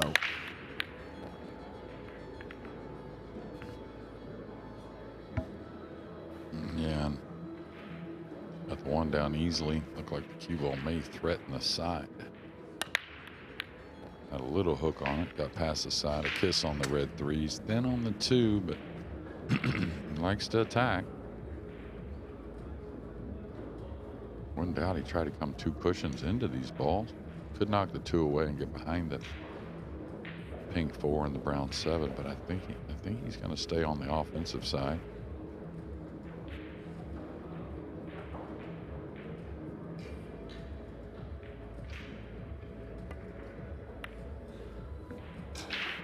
Line looks good.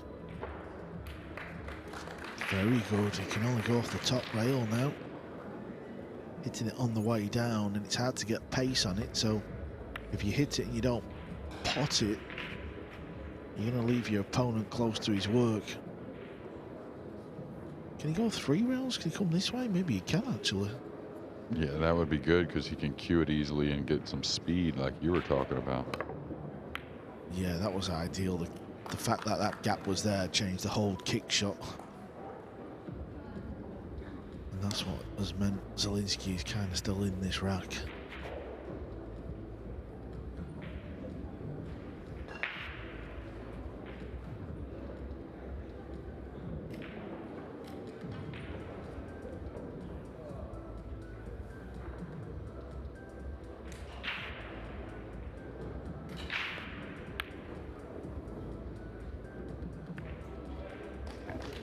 Beautiful cue ball and took care of a problem with the pink that was congested on top of the brown 7. So talk about one difficult hit to another. It's even more treacherous. Extension.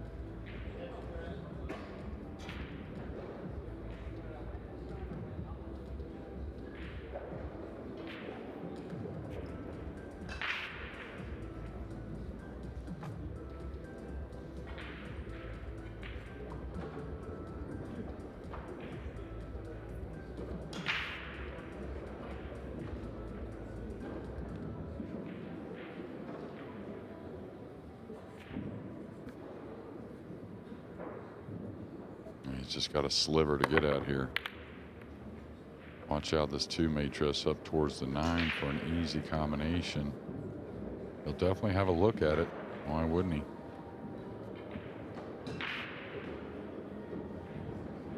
Yeah, it looks pretty nice overall.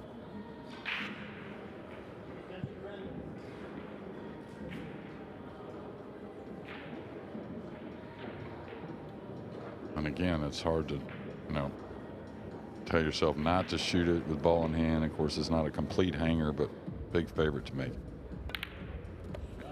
There it is. Jesus Atencio is on the hill. He's got a bit of a gap as he leads Zielinski 8-6 now. Of course, he knows it's not over. It's just 3 racks, but he'll feel good as he goes back to his chair to pick his break cue up. He'll be breaking on the hill to win the match. Emil Gangflow has won another rack, and as I'm watching the screen, he's just played a really poor positional shot. He's hooked himself on a ball. He's 2-0 up. Chua and Garcia, very good friends, the 2 Filipinos. They're going at it on table 3. That's 5-4 to Chua. Suke's lost the opening 2 on table 2. He's playing another Polish player, Daniel Maciol. Can Maciol have a good run here? The talented lefty.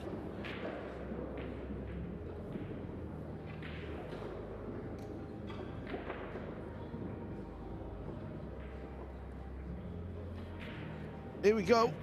Atencio is breaking to win the match and put Zielinski to the left. Yeah, watch out for the 9. He gets a lot of action on the 9, it seems like.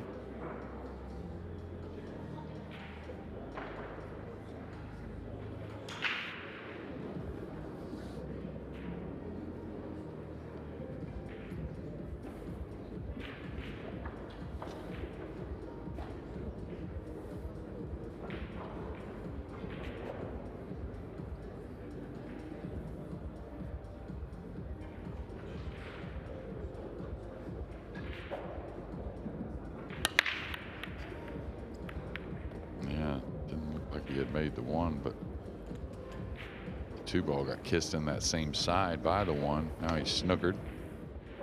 Snookered.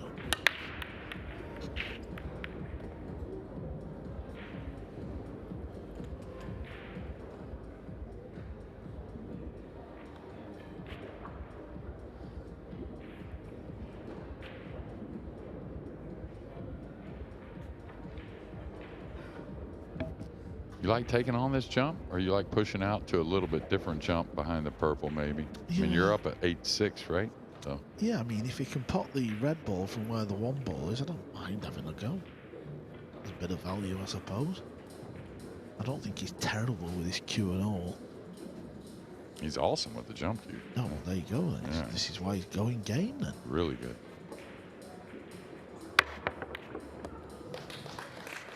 Did he get there? Did he get there? It was a great attempt, even if he didn't.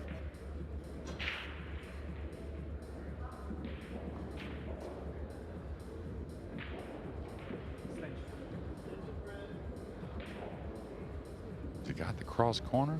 Don't think he has the direct make for the near pocket.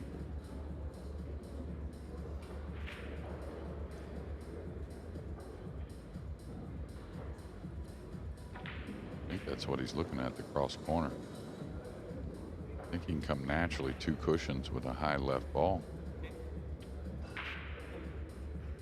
Pretty makeable bank here. I hit it way thin. This is going to sell out probably.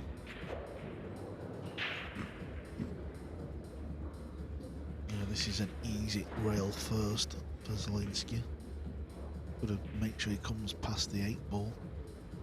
Pink balls are close to the pocket, especially if the cue ball's over to the left side of the table.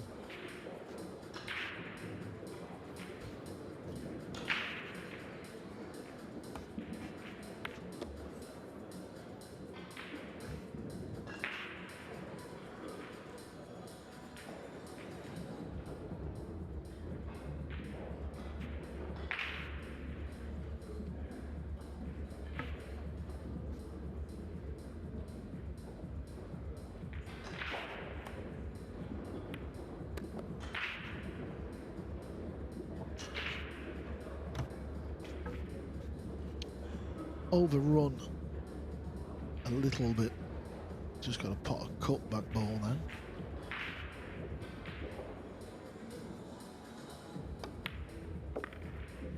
Yeah, played it with a little bit of side. Checked his cue ball up.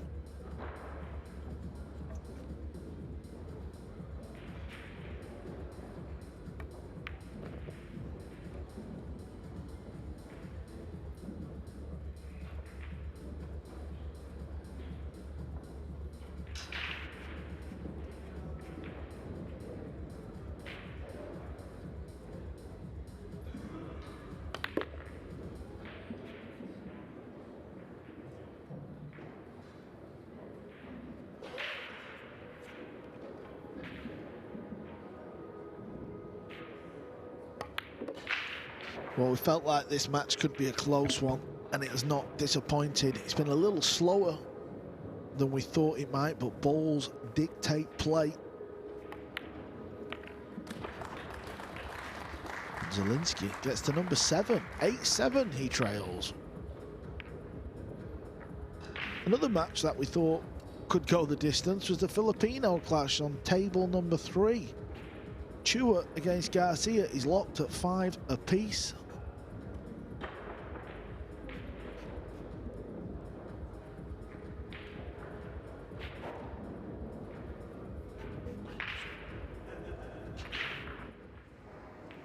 Yeah, this is a situation we have over there. Hooked on the blue too. Can the Filipino find some magic? Usually they have a knack of doing so when they're kicking at the ball. Yeah, it's a kick. He can put some speed on. He can hit it on the lighter side, maybe. Some possibilities there. I feel like rolling against his countrymen sometimes starts out a little like, I don't think nervous is it, but just not totally himself for one reason or another. But now he's settled in after trailing.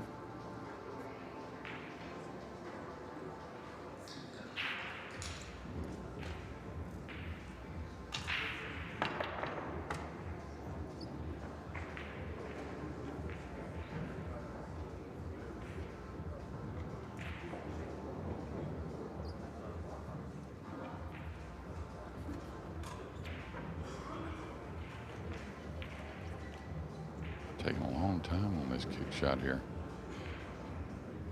Seems to be a bit of a theme, Jeremy. Every time we flick over to one of these tables, we seem to just catch a player stood there for 2 minutes.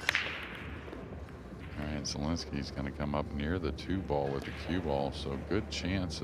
His best break off of the match. Good chance we're facing the case game here in a little bit.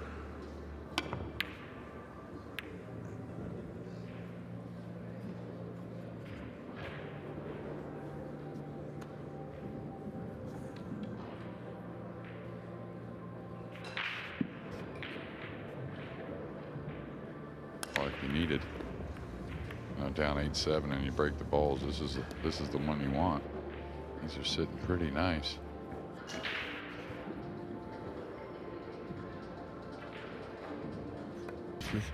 We would see more comebacks.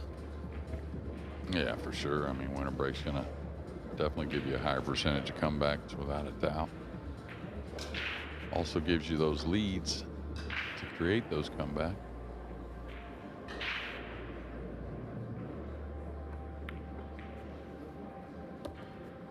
I mean, it's been a bit of a even match, hasn't it, Jeremy? No one's really like played better than the other. They both break very similar. They've missed a couple of opportunities. I was going to mention something similar at what was it, 8-6 or 8-5? 8-5? 8-6 it was. Okay, so even at 8-6, you felt like with a 2-game lead and on the hill that Jesus had done a little more, but it just didn't feel like it really. So, you could hear that in New York City, absolutely slammed it. I don't know here. Knowing David, he'll do something pretty clever down below the pink. I think you've hit the nail on the head, though. Al-Qaedi is superior tactically. Kraus is superior when it comes to potting them.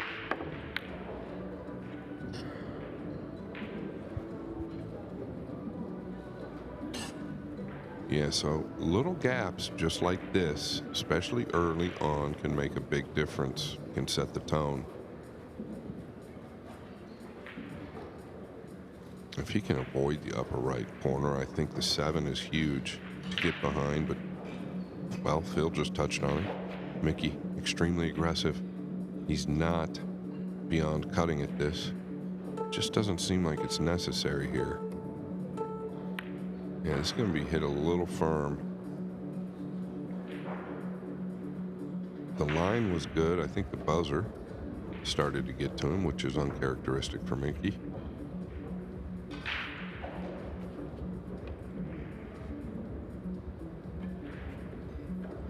Definitely doable here. Not a favorite by any means, but doable.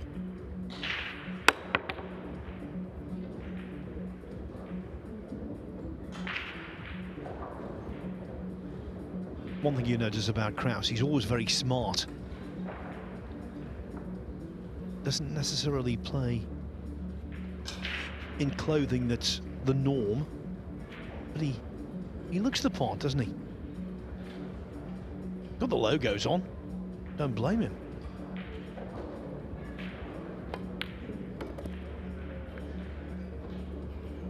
Yeah, he didn't want to catch purple 5 there, but I don't know that it's the end of the world, especially if you can connect with the green 6. 1 rail up.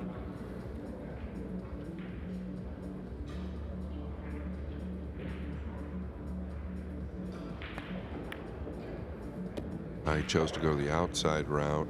It's okay, but now I think he has to work the cue ball just a bit or take distance. Hard to tell.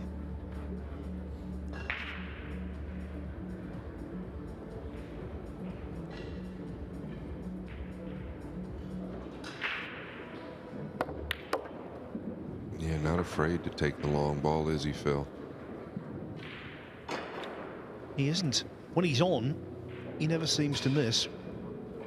But there have been times this year, particularly when he defended the European Open title in Sarajevo, when he was way off his best. But normally that's what he does, smooths them in. Yeah, and game number 1, to make that look routine, it's a big message for himself and for Al-Kaidi.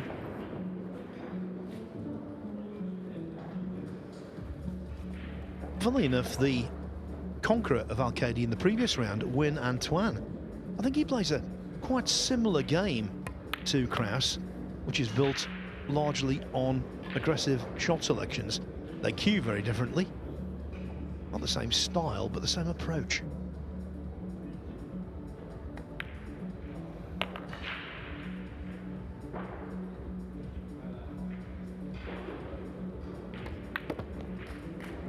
The finest pool player Denmark has ever produced draws first blood. Really interesting match on table 3 between two Filipinos. Johan Chua having real trouble staving off Roland Garcia. It's now 7-6 to Chua. That's in winners qualification. Chua, though, as we just nip over there to see how things are going, has a really good chance to get to the hill. I just touched on it last week, though. Roland Garcia, probably the most underrated Filipino to date right now, in my opinion. I don't think we've seen near enough of him. I think his time is coming. Could be now. 7 and 8. Is there a gap? If there's a gap, Chua, heavy favor to get out. Garcia almost won a title last week, the one pocket division at the Battle of the Bull. He was 2 games up on Fedor Gorst before losing 4-2.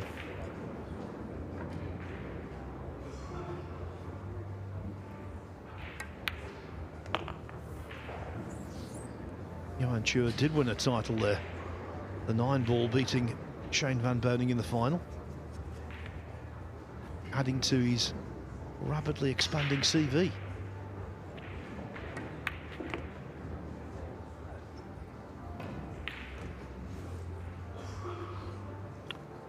Yeah, you talk about an entertainer and a flashy player to watch. This guy, he's come with shot after shot that I didn't think were possible, especially last week.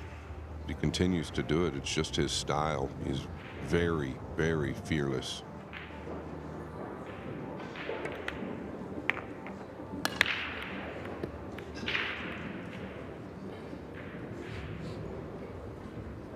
What a cracking break that was from Mickey Kraus. He doesn't want that one back, I can assure you.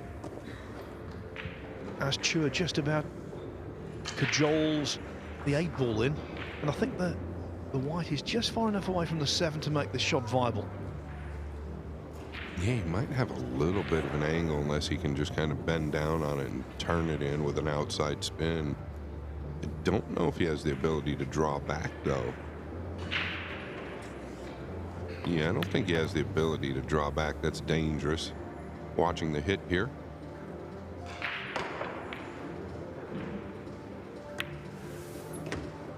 That's all you could do, Phil. Just cinch the 7.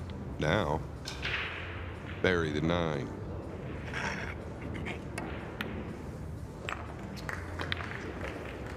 Johan Chua on the hill, hoping to become the last player through to the last 64 from winners qualification. Yeah, really one shot left here. It's this one. Just wants to get up good on the 5. He's got to avoid anything with the 8. Staying leveled out, so. Coming through the 6 and 9 with speed, really, really well done.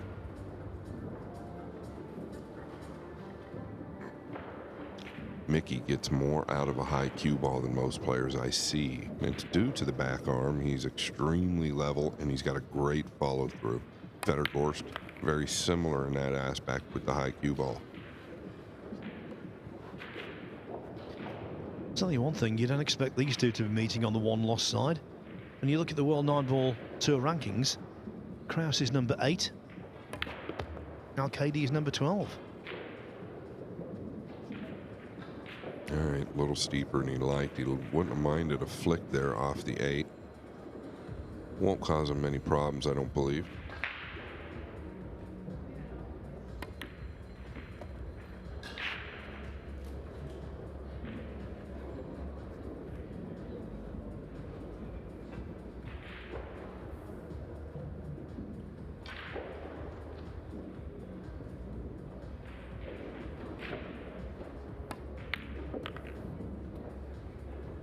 I really like the soundness of his technique. It's the bedrock of success.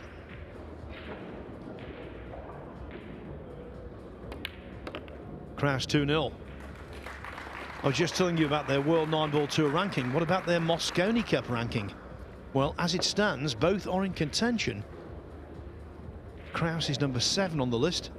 Al-Qaedi is number 9. So for either of them, if they were to capture this title, that's it, they're in. I think a run to the final would see them well on the way to taking part at Alexandra Palace.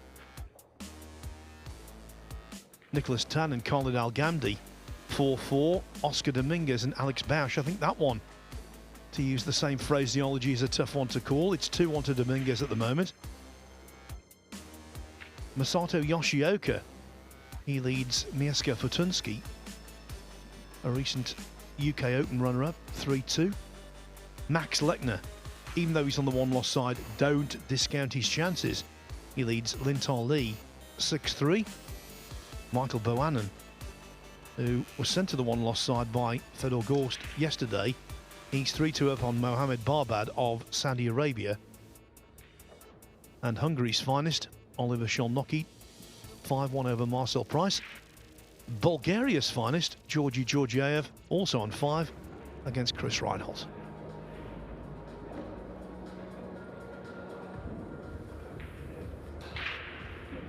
By the way, just talking about those European Mosconi Cup standings, the top 5 as it stands in ascending order: Jonas Suto, Piers Laboutis, Francisco Sanchez Ruiz, Joshua Filler and Claudio Cacci. Yeah, thank you, Phil. And there's Emily Fraser, the CEO of Matchroom Multisport, in the background, chumming it up with the fans. And watch this kiss, Phil. We see it all the time when you're coming off the top of the 9. We also see it at the bottom of the 9. It'll go to the corner or the side. Yeah, when you've played nicely in the first 2 racks and you want to sustain momentum, not a good feeling. At least, though, it's a messy out, a very messy out. And the fact that the 5 and the 7 are in such close proximity, that causes an obvious issue. Can tell you, Jan Chur on the hill, he was 8-6 up on Roland Garcia. Now, though, it's 8-7. Emily chatting to Jason Shaw and our own Carl Boyes, who is dressed for the occasion. I thought when he walked in today he was going to play. Yeah, well, Carl Boyes looks like he could play for Team USA right there, but those two are Reyes Cup teammates. Carl Boyes was leading Team Europe last year. This year, we've talked about it, Phil. It's the world versus Asia. I think you'd make a good captain of a team, Scott. Oh boy. You'd whip them into shape. Take it easy, Phil. Another day, another conversation. You can see you parading around Ali Pali with the stars and stripes draped all over you. Maybe someday. Oh, wow, okay. This is what David does. Look at where the 5 and 7 are. He's going to tuck below the 9 here and try and open them up. And I think it's rather clever, thinking way ahead, and that's what he does. He'd really like to wedge him up here under the 9.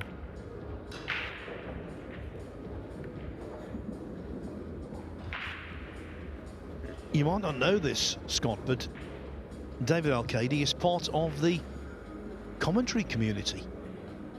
Yeah, he does quite a lot of work for the Spanish language snooker on Eurosport. He and Francisco Sanchez Ruiz, they like to commentate on the Green Bay's game. Yeah, they're good friends of mine. That's new information to me, but I'm not surprised. He speaks incredibly well, very polite.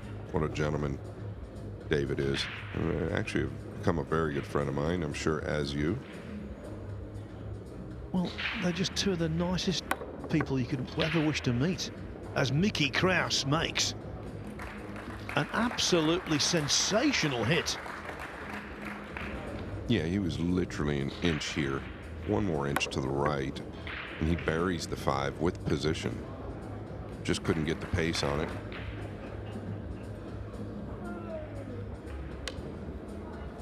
Like the logo, there's something big is coming. Maybe it's the US Open title.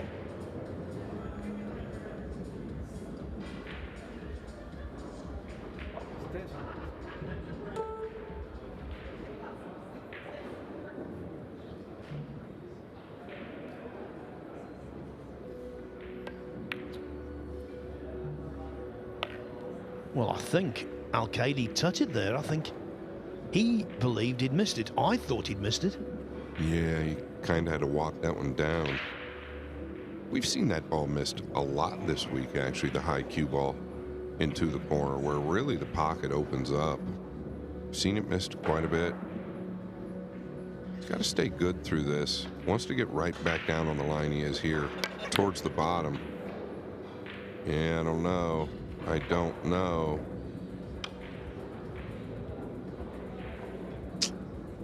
I think it's too thin now. Knowing David, he'll tuck him under the 9. Didn't want to have to do that. Yeah, you definitely don't want to leave Mickey an opportunity back at the table, especially putting the 6 in front of the side. Yeah, needing several innings, Al-Qaedi, to possibly cross the line. This is, this is Al-Qaedi's style, though. This is what he does. He wins this way a lot of times. Don't get me wrong, he runs racks. But he wins like this as well.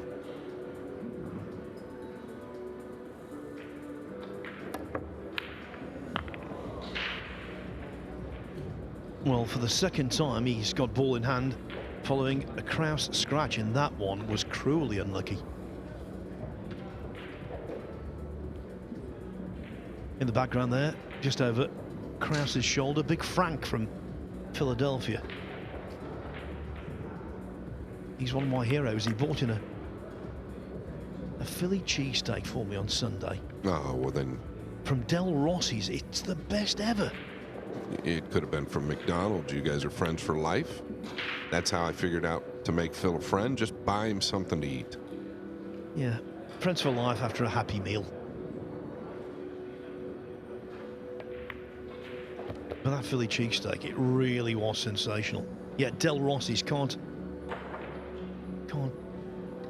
recommend it highly enough. And when it comes to winning pool, you can't recommend the way David Al-Qaedi goes about things. He employs a percentage game, and often he comes up smelling of roses. Kraus's lead reduced to 2-1. Yeah, and Phil was just mentioning Frank. Frank Mailetti's the one that set up for us at the Battle of the Bowl. A great setup. He is the owner of the Billiard Sports Network. Does a great job. Great guy. Has a booth here at the site, here at the US Open. Just a really, really nice guy. Does a lot of hard work. Loves the sport. Yes, and he promoted a WNT ranking event last year, the Pennsylvania Open. Yeah, which I worked. Ralph Souquet, he will never ever give up. He's 6-1 down, in deep trouble against Daniel Massiol, facing an exit, but he'll just keep plugging away.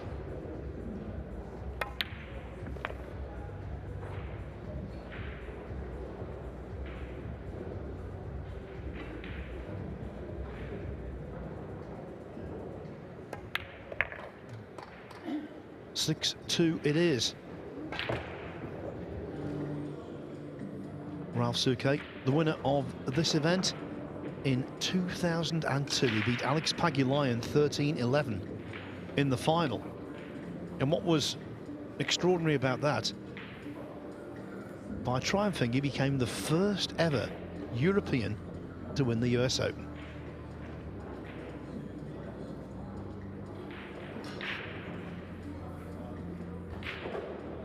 Johan Chua, 5 balls away from winning 9 games to 7 on table 3.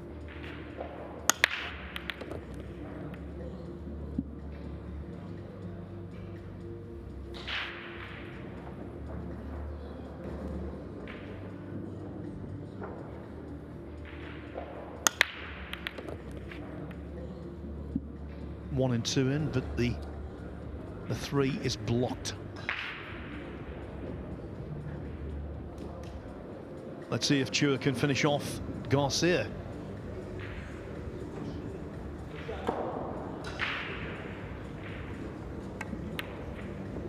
Yeah, I've kept a pretty close eye on that match.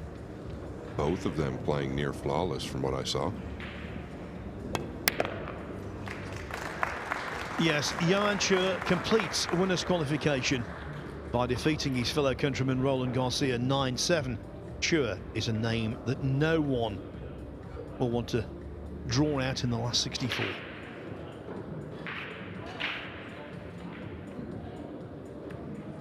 Yeah, a lot of thinking goes into this rollout, believe it or not. As Phil touched on, the 5 and 6 tied up here on the right side. Now the problem with banking the 3 back down towards like the center diamond here is the upper right corner, probably close to on with the cue ball scratching.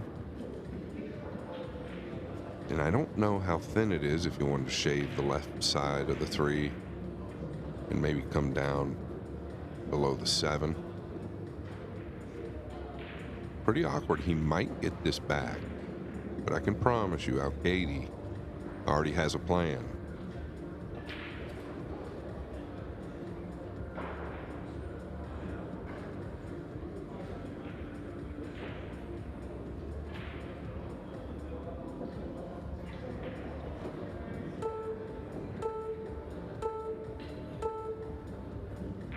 Well, Kraus looked and looked in his allotted time.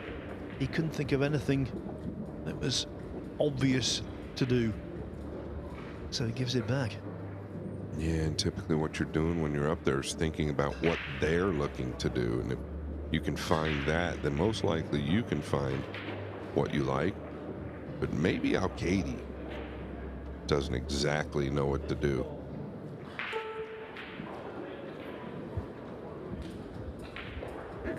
There are very few obvious push-out moves. If a really top player, say Fedor Gorst, were to play a snooker player, well, every time he'd push out to a jump because he knows the snooker player can't jump and he knows he's the best in the business. But generally, it's all a matter of feel, and what might be right one day isn't right the next, but that most certainly isn't right. Yeah, that was exactly what I was touching on, Phil. I felt like Al-Kaidi left that line intentionally so that you couldn't play that shot. That upper right corner was massive.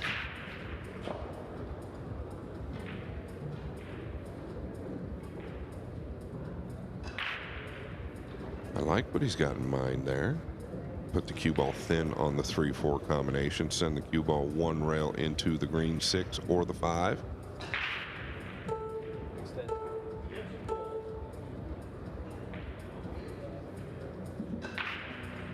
Kraus burning his 30-second extension. It's a 30-second shot clock on the main table, with 1 30-second extension per player per rack. And so often you see that extension taken quite early in a rack when things have to be thought out.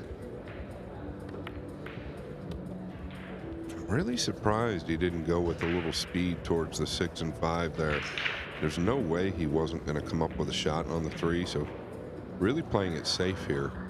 Most likely not landing perfect on the purple 5 will end up. Oh, wow. He just flicked it, but drew right past it, and that takes extreme accuracy.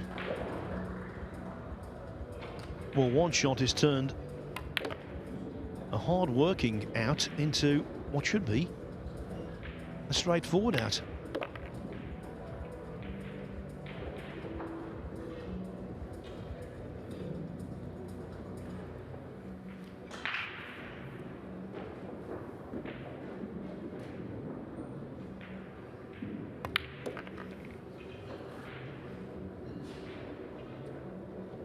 Yeah, Mickey's timing, you know, Mickey's been in the States, I want to say around 6 years, and I worked with him a lot when he first got to the States. His timing is so good. You know, he'll cue for about a second and a half down on the ball, but he's not a big stroke type of guy. Not a lot of practice strokes. Just baby bunts right there, and then the timing. This way the mind doesn't find something it doesn't like. When you start to stroke the cue 2, 3, 4 times with distance in the stroke, the mind can subconsciously find something it doesn't like, and that's when the negativity starts to creep in.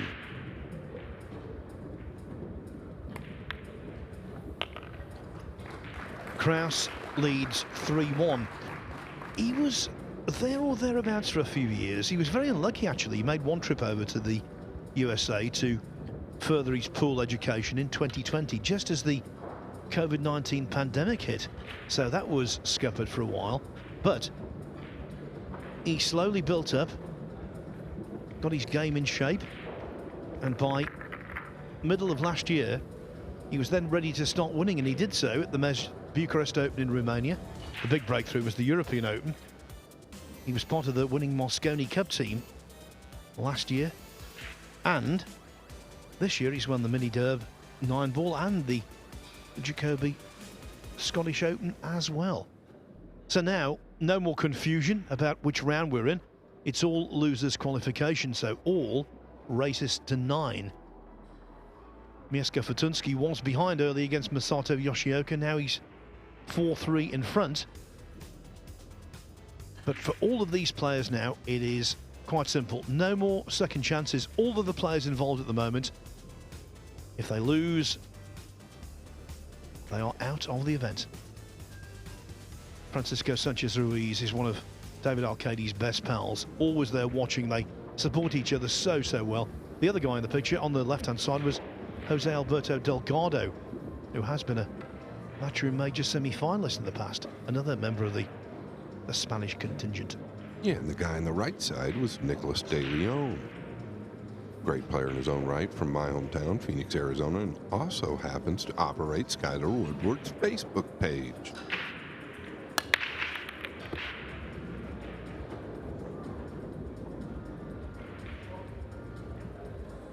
Well, this is one of those shots that amateurs fear, pros feed on.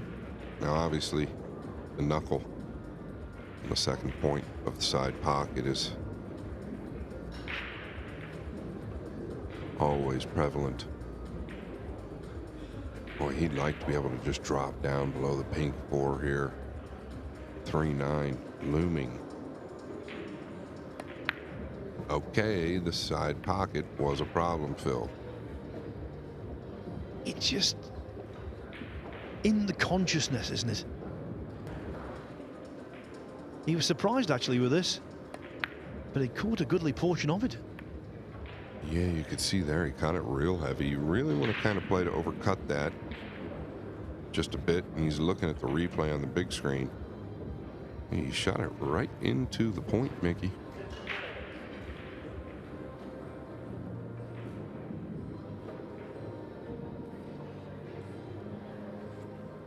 Yeah, so what David was looking at there is possibly or potentially just stopping on the 2. Makes the shot easier, but to carry him, not really easy from right there where the 2's at.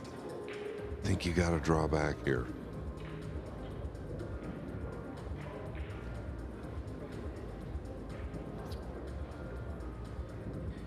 Must be a fly. Now the beeps. Oh, not the whip here. Look at this. He's wrapped all the way around the 9.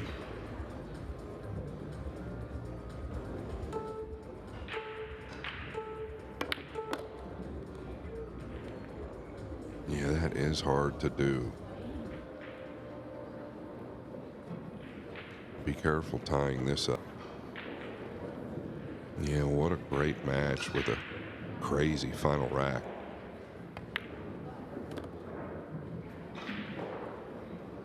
Well, bookmakers would be offering nothing in terms of odds on the 9 going in. It was a racing certainty.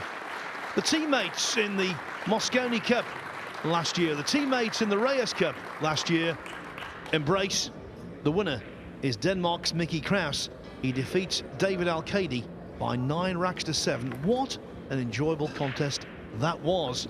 And coming up, it's a blockbuster. Next, Shane Van Boening against Ko Pin-Yi.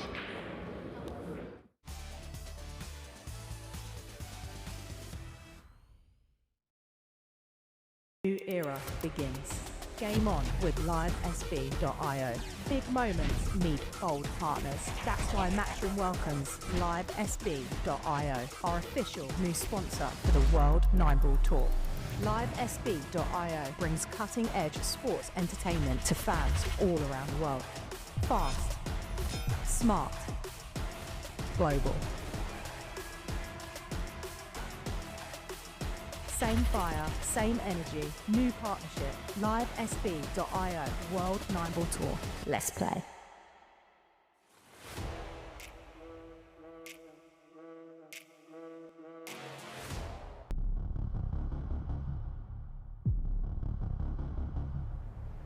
This is what being a pool player is all about. This will just add to the tension. Realm of last chances at this stage. The moments you work for, the moments you wish for. The biggest moment of all feels so imminent now. All over the years we've seen some extraordinary fight backs.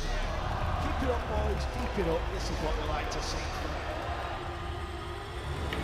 For the first time, Asia's major has gone to one of Asia's finest.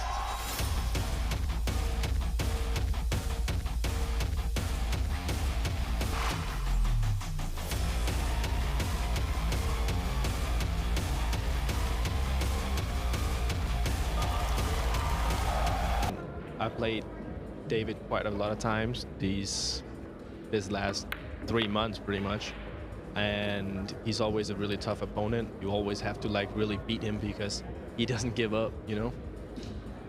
Things were going well at 6-2, and then he started to fight back. When he had the golden break, he must have been thinking, hold on a minute, you know, this could go south. But in the end, some really good shots, and there was one run out early on I thought was exceptional. Yeah, I mean, he's always really grinding, and he might not be playing the best, or he was struggling a little bit. You could see that in the match, but he's still just he's always really a tough fight. I think some of the more experienced players like him, Ralph Souquet, Niels, those guys are always really tough to beat because you really have to beat them. Whereas some of the younger players, they tend to kind of give up or something like that. Now, of course, we know you got to the semi-finals of the Florida Open, no mean feat in itself. But I know you're a winner. Was it more disappointment, or did you take a lot of positives out of that really good run? Well, I mean, I couldn't really be mad. Aloysius was playing really well, and I really had a good match overall. And if I keep playing like that, I don't think I would be mad at all. Yeah, well, you've come in here with the right mindset, and obviously now through to the last 64, but I would hazard a guess we didn't expect to see Shane Van Boening and Ko Pin-Yi going head-to-head. One of them will receive nothing at all from this tournament in terms of prize money or ranking points. Yeah, I mean, the thing is, it's really hard with everybody being so good now. I just think everybody just has to focus on their own game and just try to have a good time, really. And talk about focus. There's so much to focus on, obviously, for someone like yourself. It's all about titles and improving your career. But then there's the rankings, there's the Mosconi Cup situation, the Reyes Cup. Are you abreast of this? Do you know what's going on? For me, I'm just trying to learn every single day, and if I can keep doing that, I won't be mad if I make it or if I don't. It's just gonna happen naturally, I think. The more you learn, the more you get better, the more results will come. That's the Barry Berman Trophy. What would it mean for Mickey Krause to get his name engraved on that? Of course, it's always been a dream to win the US Open, just like the World Championship. So, of course, I think it might even be harder to win, at least this year, because there's so many good players coming. I think also so many juniors coming up these ranks, so. Now you're in the last 64, so when the last ball is spotted this evening, they will make the draw. Are you one of those that keeps a really close eye on it, keeps checking the internet to see who you've drawn, or Did you just take it water off a duck's back? Yeah, pretty much like that. It doesn't really matter that much. If you play well, you're gonna have a good result. Any of these guys can really win it, so you might see one of these guys win it. Who knows? Even though they're on the loser side. Tell us about Shane. We all know that he is one of the game's greats, but when he plays in this tournament in front of his home crowd, trying to create history, the pressure he's under, I don't think anyone can appreciate it apart from himself. Look, I think Shane is amazing when it comes to his focus. I think it's almost unmatched. You can see how much he focuses on every single thing that he does. It's really amazing to look at. Last week at the Battle of the Bull, he made it to the last day. His first match was scheduled for 1 o'clock. He came in at 10:15 in the morning, practiced for a couple of hours, and then of course he had a whole succession of matches before he got to the final. Now, he's been there, he's done that, he's done everything in the game. But as you say, his focus and dedication is second to none. I agree. Now, we were just talking about the Florida Open, and the same thing applies here. Really good to see such good crowds at these Matchroom majors. Yeah, I think Florida was amazing, and also you can't be mad at the weather. A little better than Denmark in December, I would hasten, I guess. Do you get back there often? I've been back to Denmark 1 week this year. Otherwise, I've been traveling. I remember at the Moscone Cup at the Carib Royale Resort last year, I had a chat with you in reception at the hotel on the morning after the Cup finished, and I asked you where you were based, and you said, not really anywhere, I'm just on the road. Is that still the case? Still the case, still the case. Still the suitcase? Right. This is a really good black right here. Copenhagen gets the first break. Any fancies? Who do you think will win? Like I said, I think it's really hard because both these guys can really win this event. So it really depends on who's gonna have a good break, I think, and who really digs deep. I think it's gonna be a fight regardless. Okay then, off we go.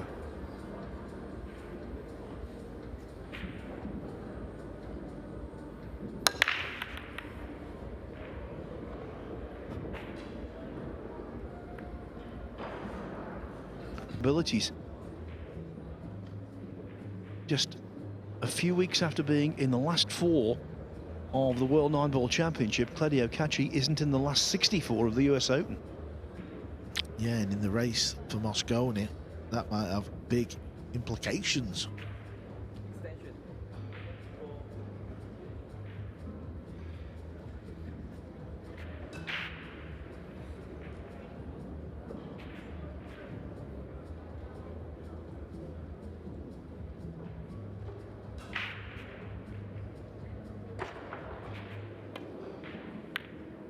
He's missed it right behind the table. There is no doubt where momentum lies now, and it's not with Copenhagen.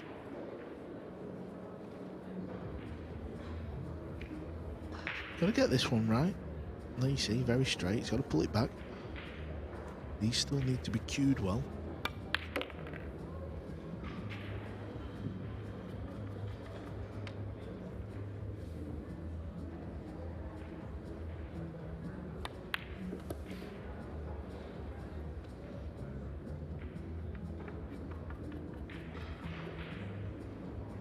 If you like your pool tight and dramatic, this last hour or so has been right up your street. Yeah, and Phil, we don't want to say we told you so, but at the start of the day, on Judgment Day, when the quality of player starts to meet each other, you're going to get some close matches. You're going to get the drama. This is what 9-ball pool can serve up. 4 on the bounce for SVB. He was 5-1 down, now he's 5-all, and of course breaking off in rack 11. So Carl, where are you taking us next? I think we should go over to table 4 because we've got another one-rack shootout. It's between the Brit and the fast-playing Spanish man, Jonas Suto. This is the situation. Elliot, the shouter, is hooked on the blue 2. It's a good kick, that. That's the way he's played it. Well, is he going to get a Brucey bonus with the hook as well? I think he is. He's known as the shouter because when he has wins, certainly big wins, he shrieks with delight. I think if he wins this match, you'll hear him in Philadelphia. Sutu wants to play a similar shot here. It's like a kick and stick, as we call it. Just get rid of the 2. You've got to make sure you hit this right, though. Otherwise, the cue ball can squeak out like that. Elliot, second chance here. He had a chance in the previous. He missed the pink 4 in the same pocket as the blue 2 is going.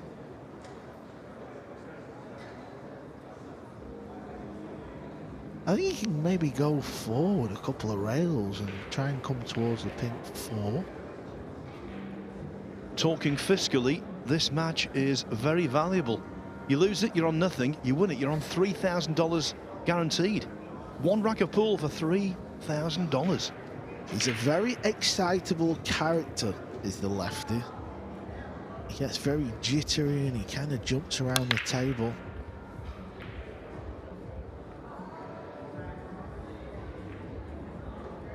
SVB is hooked on the blue 2. He's going to be playing the push out, but listen, 15 minutes ago, he was sat there a very worried man. He's won the last 4 racks. If you're just joining us, Coping was 5-1 up. Let's see what Elliot's got here. Can he pop this and find the gap? Oh, he was all right. He could draw it. Thought the angle was a bit steeper. This is a big shot though now.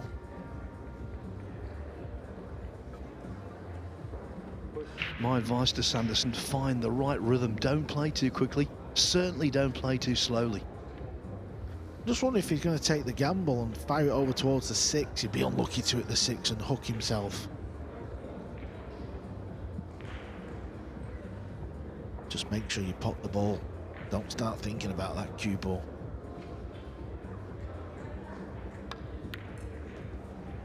Yeah, that's good. Hit that well.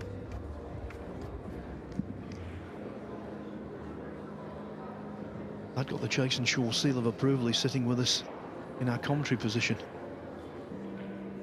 He's played with Elliot Sanderson in the World Cup, so he knows all about him.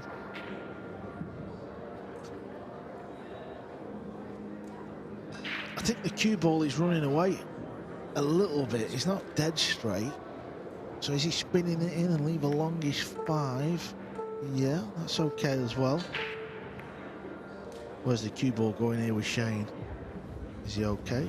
Or did he... Oh, he scratched. SVB scratched. Hoping he... Ball in hand. We know of the importance of SBV against Coping, but I'm sure you don't mind sticking with this decider. Well, I can assure you, if Elliot Sanderson knocks these 4 balls in, it's going to get noisy. Yeah, I'm saying nothing in the immediate aftermath if the 9 goes in and it's Sanderson who's potted it, because the shout will be very loud indeed.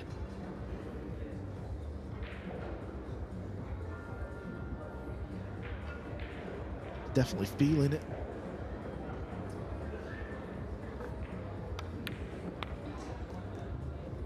This is the key shot now. You can make your life so much easier if you leave a nice angle on the 8, centre of the table. Because when you pop the 8, the cue ball just comes over to the right naturally.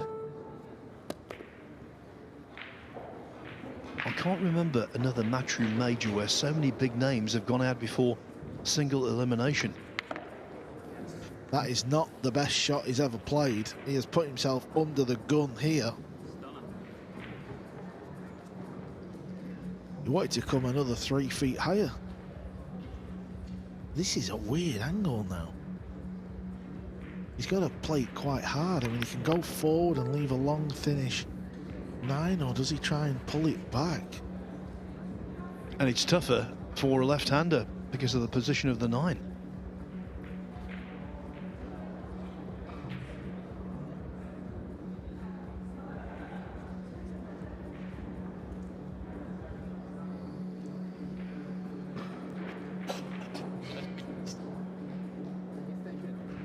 Going low on the cue ball. Oh, he's missed it by a mile. All because of the previous shot. It was the previous shot. He didn't draw back far enough. That was the key one.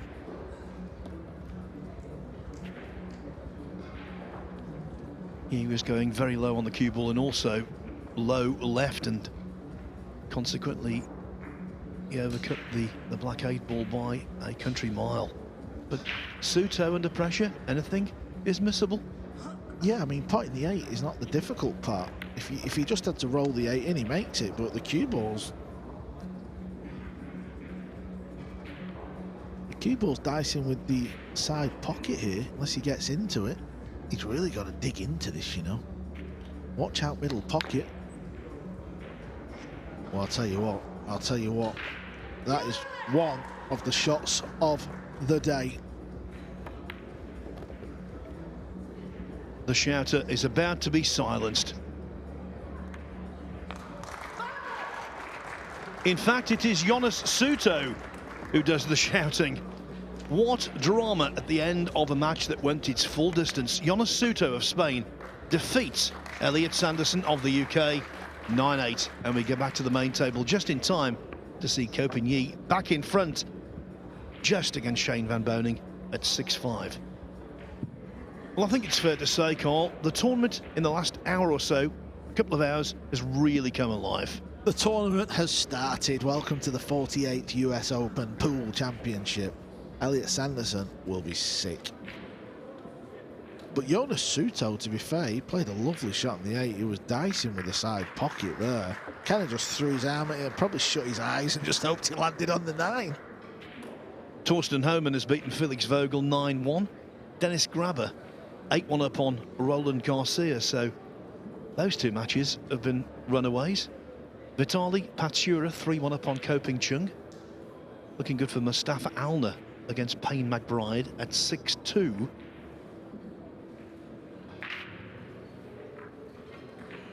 Kwo Washen Wei and Baseth Makaibat remain battling away in the all-important 17th rack on table 16, 8-8, Hill. Lucas Fracasso Werner is moved to a 5-2 lead over Michael Schneider, and Marvin Assis has completed a 9-2 win over Francesco Candela. Sitting there impassively, he knows the next hour will determine just how good or bad his week has been.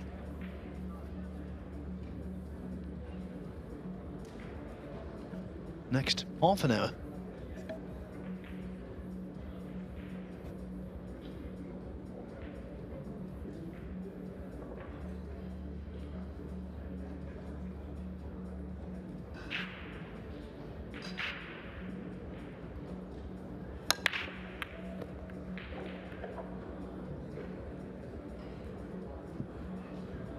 Yeah, he's going to not be able to pop the blue 2. So he's either going to kick at this or play the push.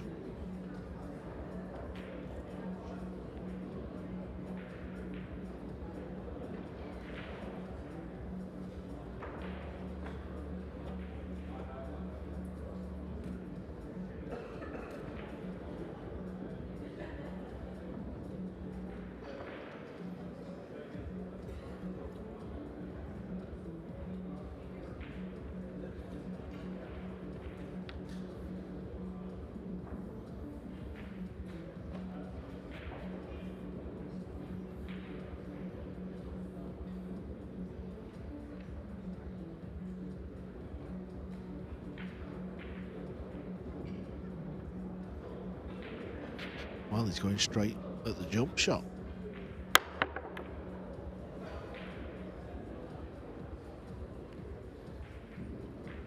Shane may play a similar shot now. Doesn't look like he can go off the bottom rail for the kick, so he's probably forced into the jump.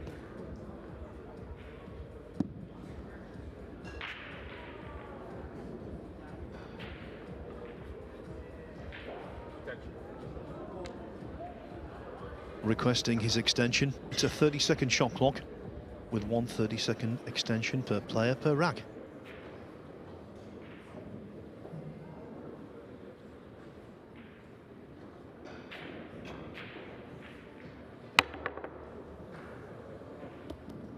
ball in hand for Ko Pin-Yi. And one ball fewer to pot, with the 8 going in.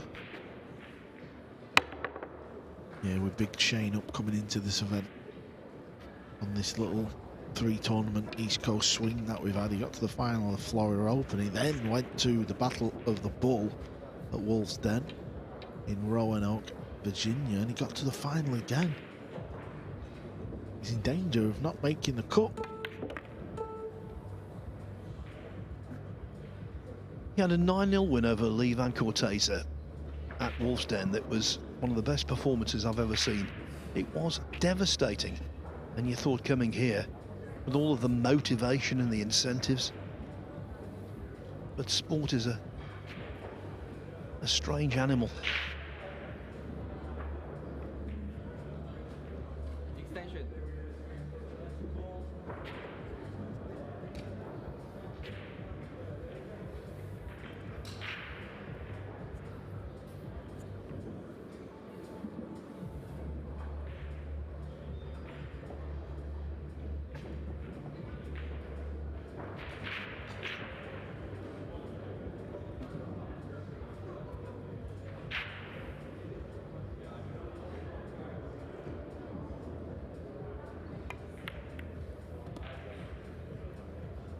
Kiss on the 9 is fine.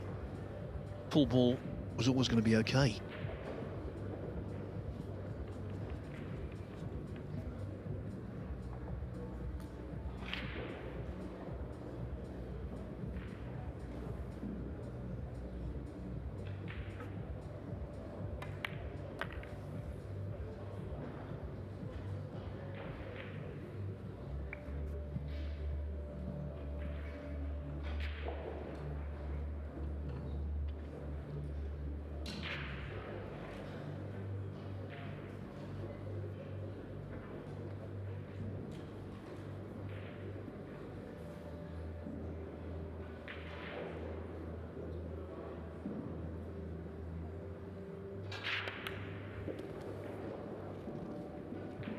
Yeah, that should get the job done now. Back where he needs to be.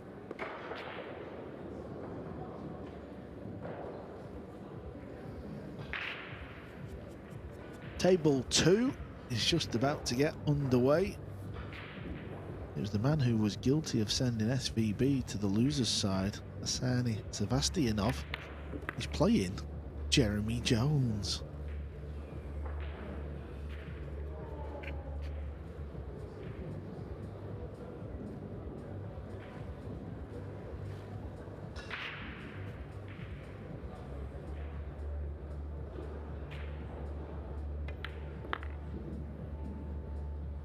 We're being reminded here, it's not just fighting back in these matches, it's then going on and building a lead. SVB did the first bit, but not the second, because Ko Pin-Yi is back in front by 2, and he needs only 2 more to shatter Shane Van Boning's dream of 6 US Open titles. On table 11, Dennis Grabber still waiting for victory against Roland Garcia. It's 8-2 now to the Estonian number 1. Table 3 still 3-1 to Vitaly Pachura over Ko Ping Chung. The table went so awkward. All of the balls went towards the lengthy rail on the right-hand side as we're looking, and it was always going to be a really tactical affair. On table 9, Mustafa Alner, he's 6-3 up on Payne McBride now. Next up on table 4 will be Benji Buckley against Jesus Atencio. Buckley was only in as a very 11th hour call-up. Could he pull off some kind of dream run? Well, beating Atencio will not be easy.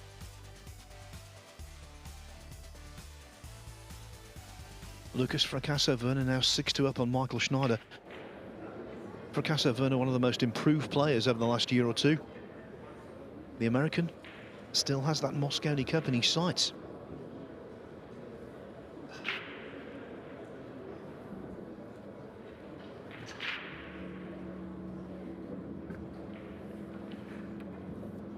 And just a reminder, next up, last match on table 1 today, will be Skylar Woodward against Duong Kwok.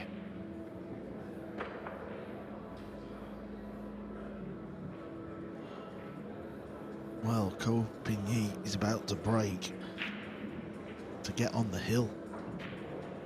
This is a massive rack, this one. Can't tell you the difference in the score lines. Oh, I think he's going to get a look here. It all ended up a bit odd, but the end result is all that matters. He's 7-5 up. Needs to play one good positional shot here.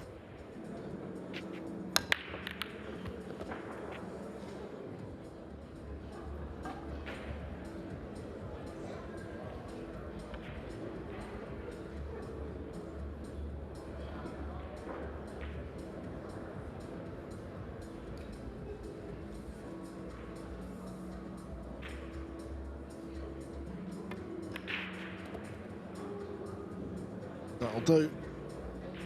What an opportunity for a break and run here. These are all there. They're all in the open. This is not a difficult finish. Arnold Palmer had Arnie's army. Van Boning has got Shane's supporters, and they're really subdued now. For understandable reasons, their man is heading for the door on day 3.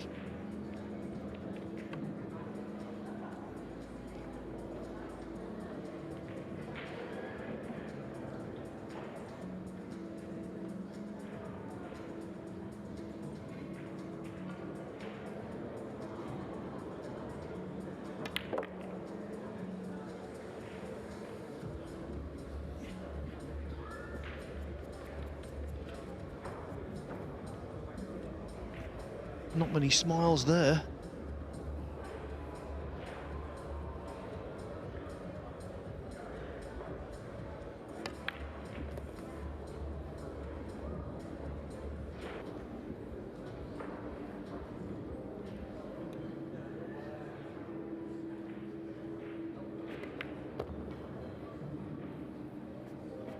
Well, can Ko convert this time?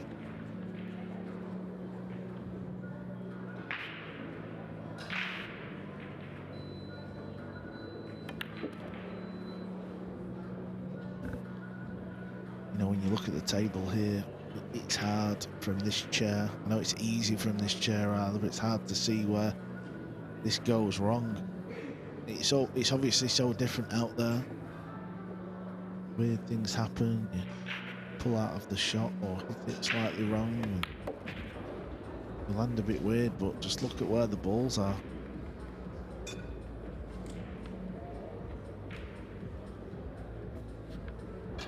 It's rather unfair on Ko because he's played a good set, but there's a feeling of anticlimax. Everyone in the crowd, barring just a few, desperately wanted Shane Van Boning to win, and I don't think he is.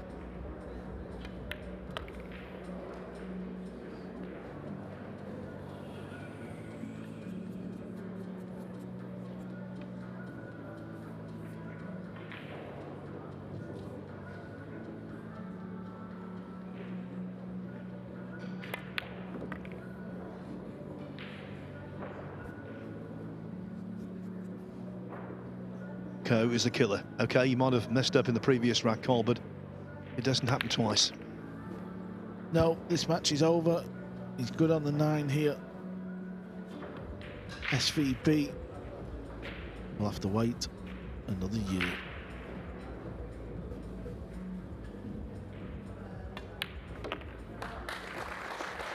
The crowd are fair. They applaud Ko Pin Yi, but you can sense the disappointment around this arena. As for Shane Van Boning, he's not disappointed. He is thoroughly dejected. He put so much into trying to win this record-breaking 6th US Open title, but it's not to be in 2025. Instead, it is Ko Pin Yi who advances to single elimination, and he will be a threat to lift the Barry Berman Trophy here on Saturday night. One more match to come for you.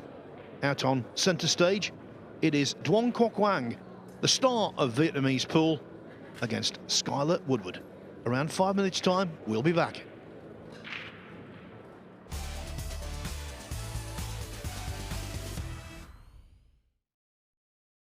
New era begins. Game on with livesb.io. Big moments meet old partners. That's why Matchroom welcomes livesb.io, our official new sponsor for the World 9-Ball Tour. Livesb.io brings cutting-edge sports entertainment to fans all around the world. Fast, smart, global.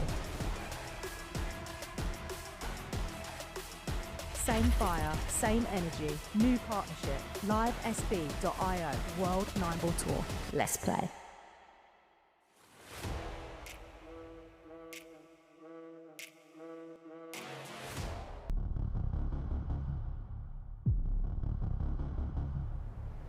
This is what being a pool player is all about. This will just add to the tension. Realm of last chances at this stage.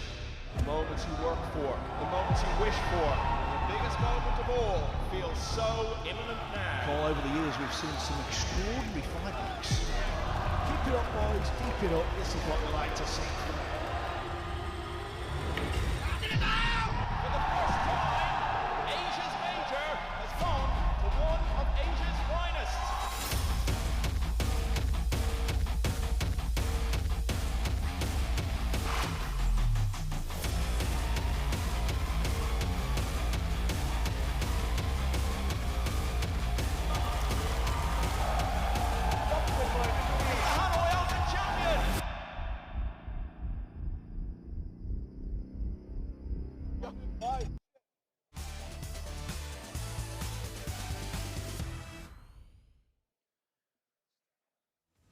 Day 3 of the livesb.io US Open for the Barry Berman Trophy has been very, very interesting. It's been very exciting, and some of the matches have been very dramatic. We've got one more for you on the main table. Duong Quoc Quang against Skylar Woodward. On table 2, though, Jeremy Jones, who was supposed to be in the commentary box this week. He's been a decided part-timer. He spent most of his time out there competing. Can he make it to the last 64? Well, he was 3-0 down to Arseny Sevastianov. He's just won the 4th rack as JJ. And as you can see, he's played a pretty good hook on the 2 there. With a bit of left English, just make sure you get low enough down the table. Over the last few months, he's been suffering with a few aches and pains around the hip region. It's been quite a lengthy day for him today. Hope he stands up physically. Sure he will. He played through the pain barrier to make it to the last 64, but he caught that one too thin and the cue ball got away.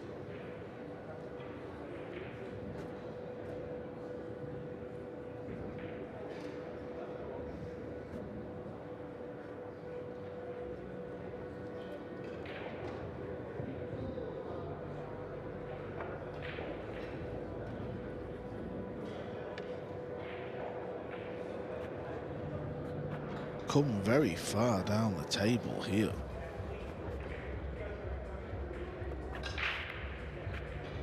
Playing the hook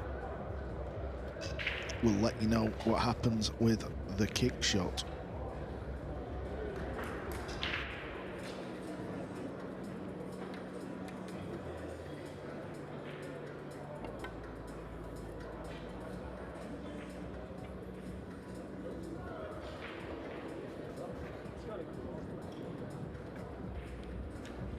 Woodward has won the lag. He's going to start this match off.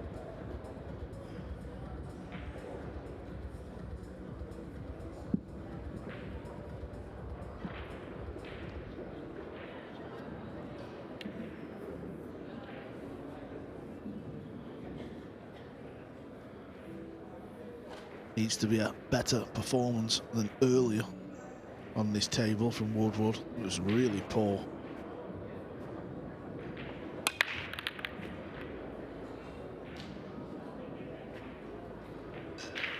two options, play the bank in the side, or he'll play the hook. Cue ball in behind the 7.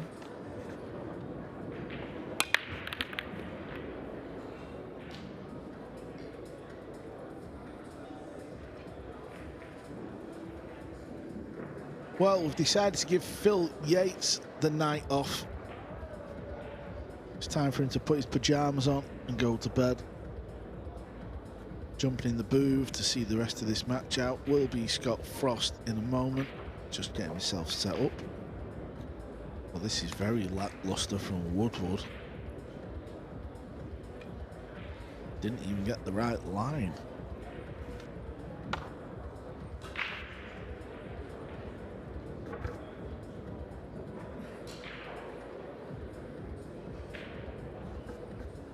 Same again, the winner of these two will get their name in the hat for the draw this evening. The loser will be out.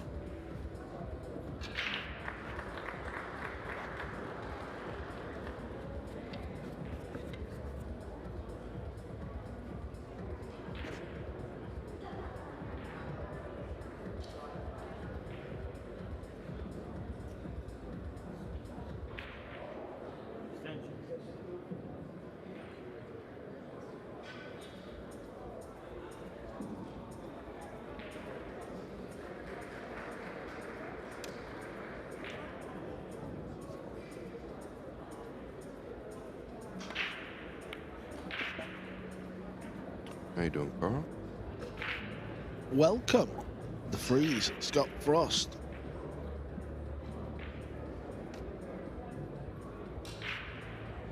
Good match last match. SVB goes out, huh? Side pocket, so we were thinking, is it written in the stars?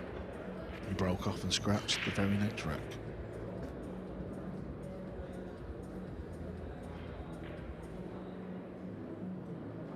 The big loss for Shane was the man who's playing Jeremy Jones right now, Arseny Sevastianov. That was the match. Arseny is 3-2 up on Jeremy Jones. That's where it all started to go wrong for Shane. Yeah, and I mean, Arseny actually played really good that match. I've talked about that quite a bit. Just stayed completely committed, never got distracted, never like realized the moment that he was about to be in. Just continued on. I listened to it last night, Carl. You were on point, as usual.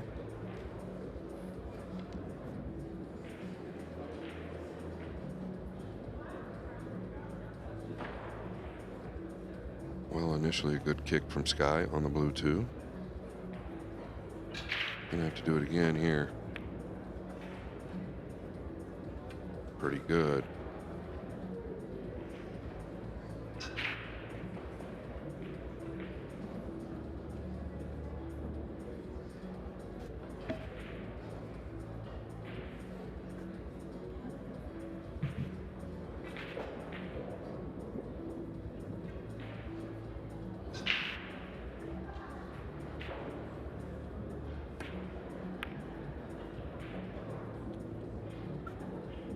That's gone wrong. He was trying to hit the brown 7 with the blue ball, keep it down there.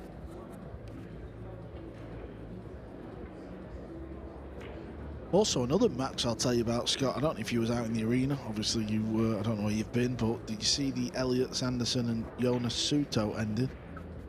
Yeah, I did not. I ran up the room for like 20 minutes.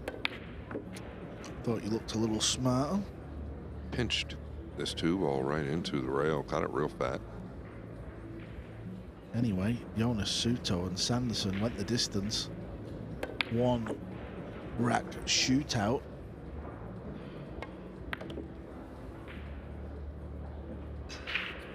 Sanderson was in the balls. He played a poor shot to get on the 8 ball.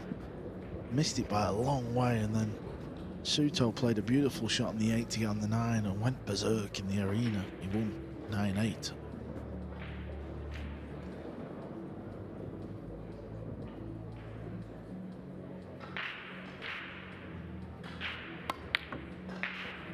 Okay, a little bit of pressure in rack 1 from both players. Missed balls, poor safeties. I hope this is not going to be the theme of the match.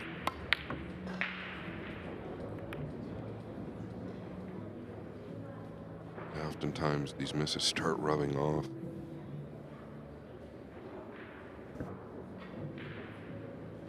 He can make this. Might want to catch the pink on the way back out. No, he could miss it clean.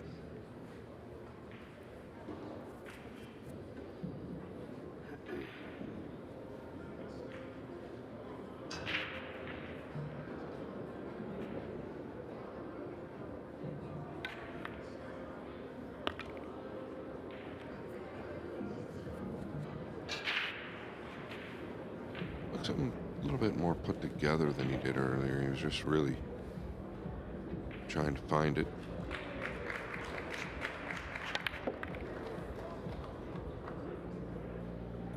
Might land a little straight here. Might have to do something fancy with the cue ball.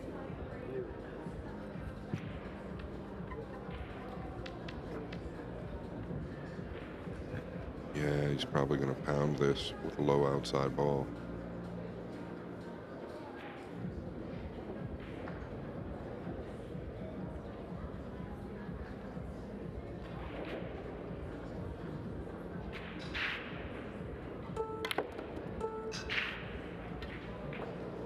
That's a pretty good shot. He's done well.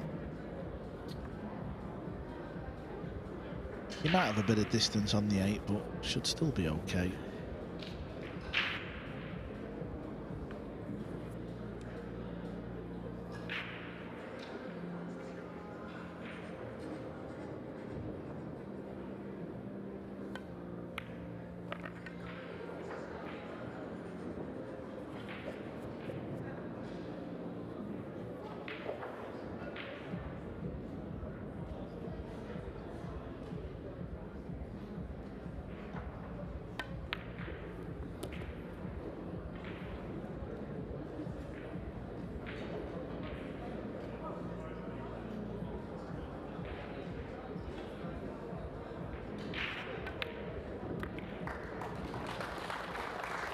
Woodward takes the first rack.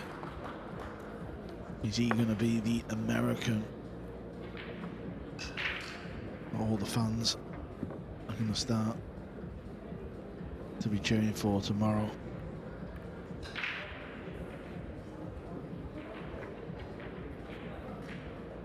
That's the main arena. We're going to take you over to table 2. This is where our former pundit colleague, we've not seen him much at all this week because he's been playing in the Open. He's 3-2 down.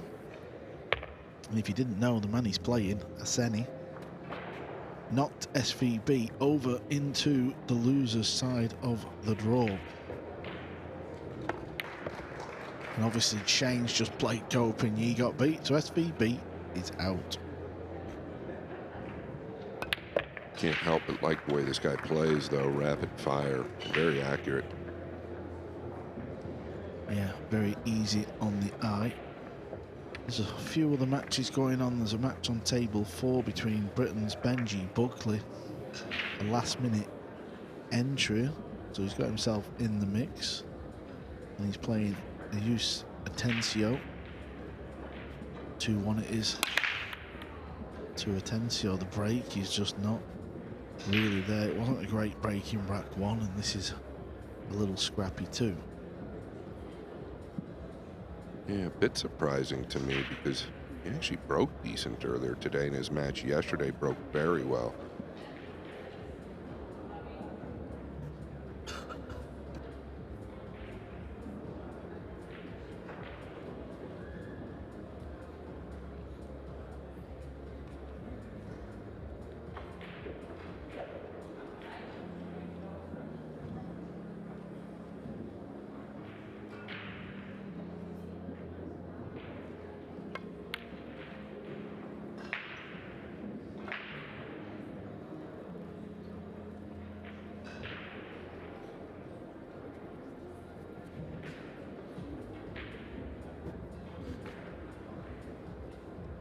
I think there's a gap here for Woodward. I think he can get through it. Don't know how much of the ball he can hit.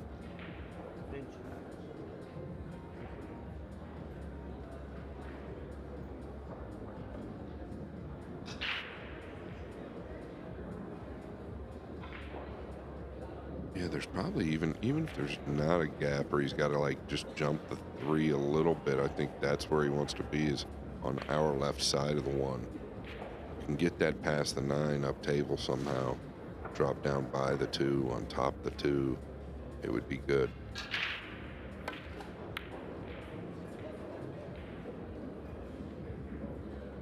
Hit that pretty sweet. That's all he could do. Wasn't really playing the hook, it was all about the distance and finding the short rails.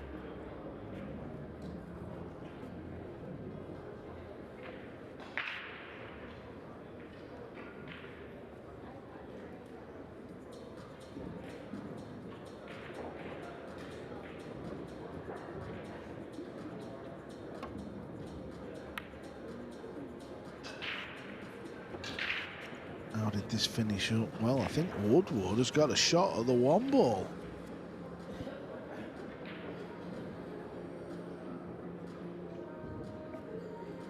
Yeah, he sure does, Carl. Is this one that he kind of has to smoke in, going back and forth through the 8 and 9? Or can he drift it? Just stay above the 8 and 9. Yeah, you've got to be cueing well here. No room for error.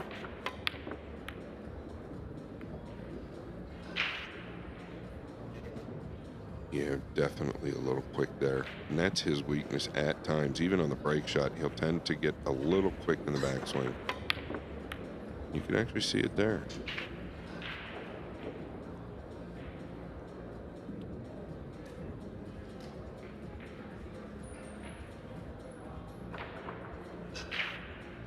Duong has not started off too good either. This may just settle him down. He's got to dig into this to avoid the scratch. Nice.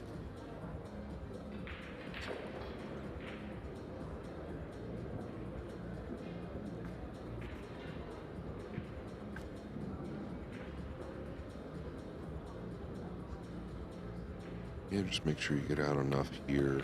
Short is no good. That'll work.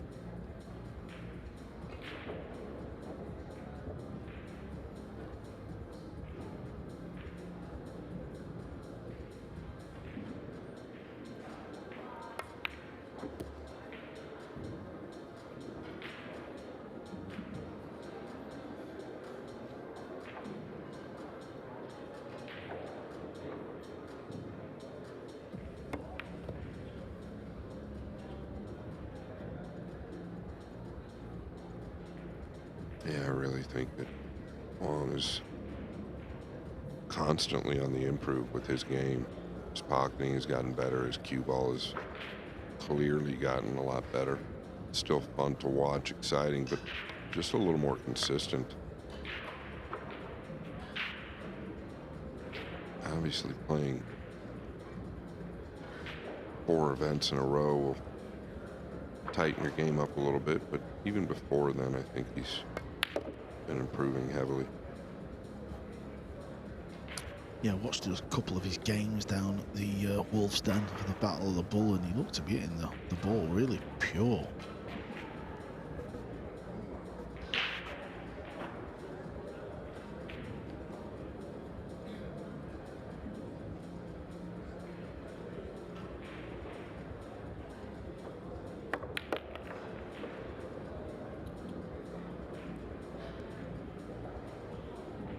Doesn't mind this. You'd like to have been a little bit closer, but this is actually right up his alley.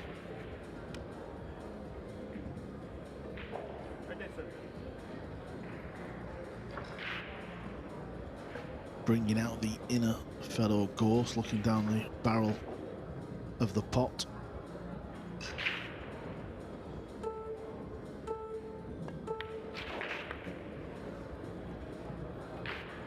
Yeah, that's a good hit.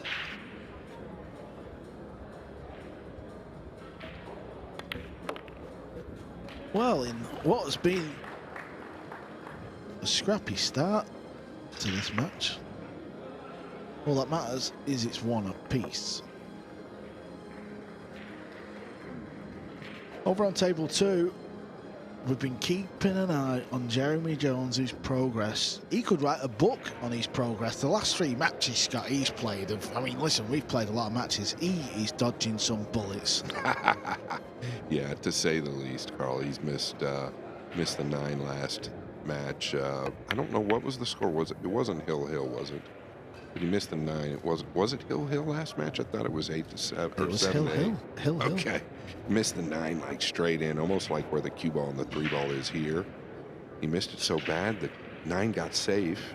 He ended up winning that, but obviously the Shane Wolford match. He's dodged some bullets, but he's also handled the steam a little bit. We can't rag on him too hard, Carl. No, I mean, to be honest, after he missed the 9, obviously he was the luckiest guy in Atlantic City where it finished. The guy played a really good shot, actually, but you know, you got to give props to JJ. He got up there, he knocked a really tough 9 ball in. It'd be easy to hack it after what he'd done. He's got a chance here and all. It's only 5-2 up. Had a chance there for 6-2. So Jeremy Jones with this run out can hang on in. Obviously it's a race to 9 now because it's losers qualification final match. Winner goes through, loser goes home. Same as Duong Quoc Quang and Skylar Woodward. Yeah, in this match with Jeremy just continues to follow suit. He has not led in a match, I don't believe, yet. So, par for the course right now. He's right where he wants to be. Just keep it close, and then he'll come on at the end. That's a little weak for Double J. Makes this shot a little tougher, especially if the 6 is at play.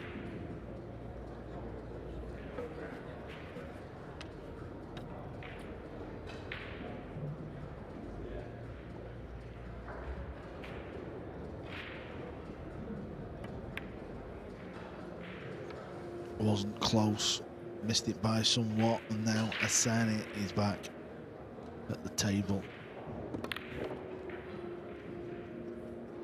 Cue ball needs to run for Duong, and it has done. He's going to get a look at the pink 4.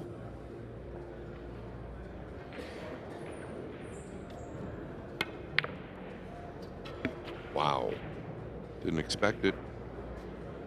Yeah, it looked very quick.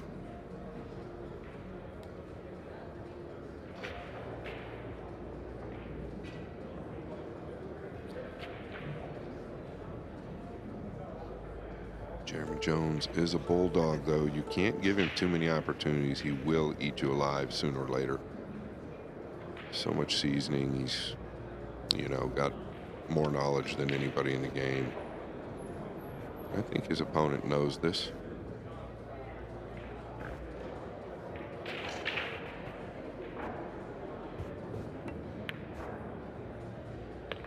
Yeah, nice strike there. That was not easy by any means. So Double J back in the driver's seat to get within 2.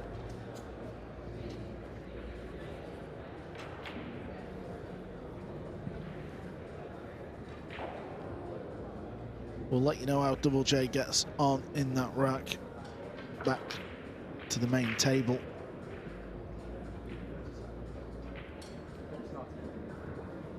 Can he just glance off this in behind the brown ball?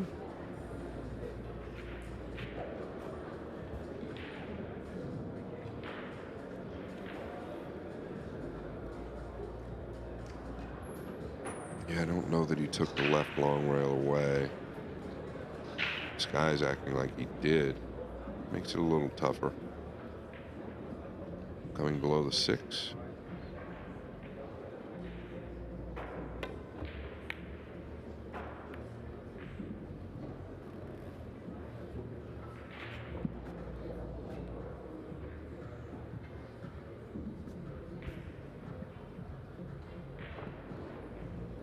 Well, how do you play this, Carl? Do you just come 3 rails tight out of the lower left and hope to avoid the 8?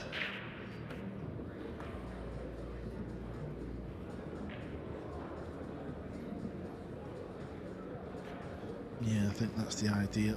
As long as you miss the 8, you feel like you're going to be on it. Did he find the gap? Needs to go. Well, it's potable, but I can assure you that will be thinner than what the TV screen is making it look. Double J did win that rack, so he now trails 5-3 over on table 2. Wow, look at this hit. Back and forth through the gap. Yeah, you can only pull that shot off if you put hours and hours of practice on the practice table. That were me or you, Scott, would have scratched or hit one of them balls without fail. For sure me. I don't know about you, Carl. Certainly feel like if one gets off to a slightly stronger start, I think he's the man who's going to settle quicker. Yeah, I would agree with that. I'd actually give him a slight nod in this match, just the way Skylar's been so inconsistent today.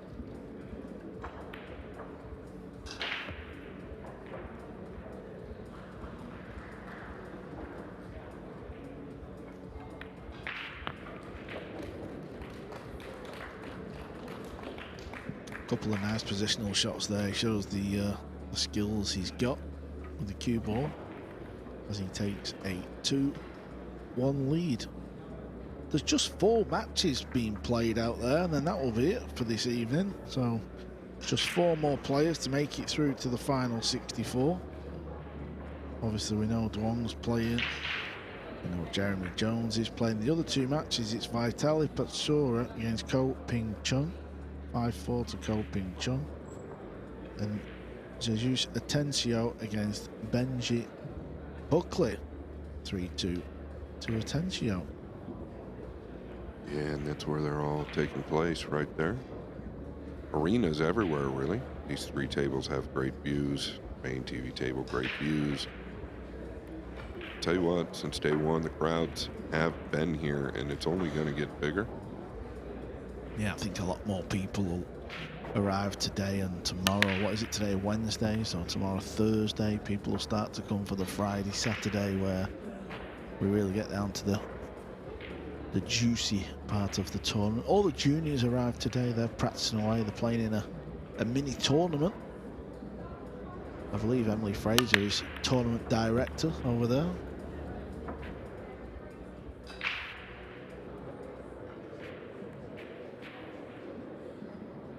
Junior event will start tomorrow. Can you come off the top side of this and get down like below the purple and the green? Don't know how thin this really is. I don't think it's playable to the side. It's just too dangerous. Yeah, not playable to the left side anyway. I think he can trickle down towards the back of the 5.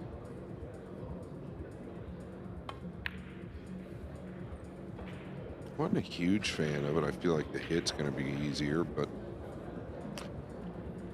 you never know. Could get movement on a bunch of different stuff here.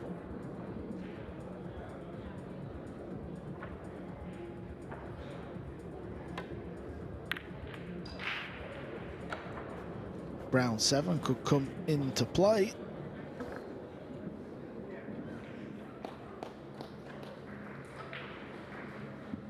Yeah, is it a 4-9 combination in the near future? Because it's a mess down here on the lower left.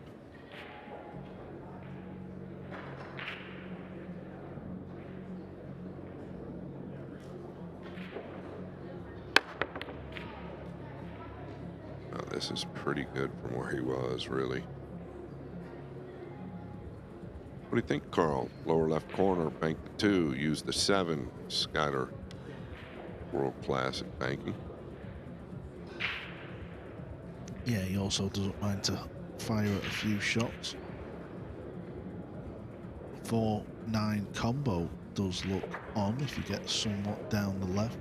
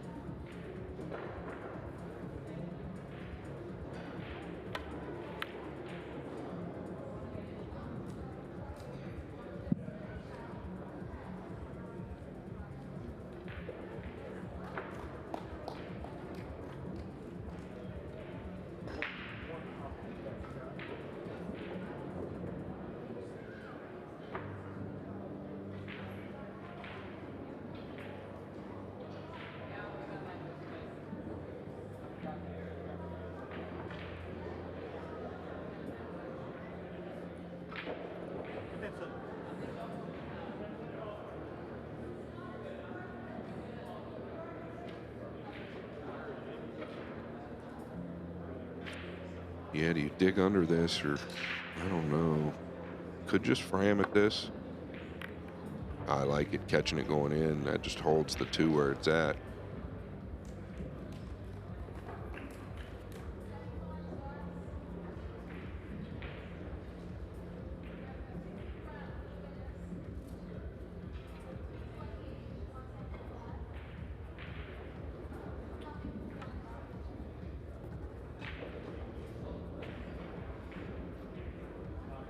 Green 6 could be a big problem here. Like to catch it going in. I don't know. Now look at this.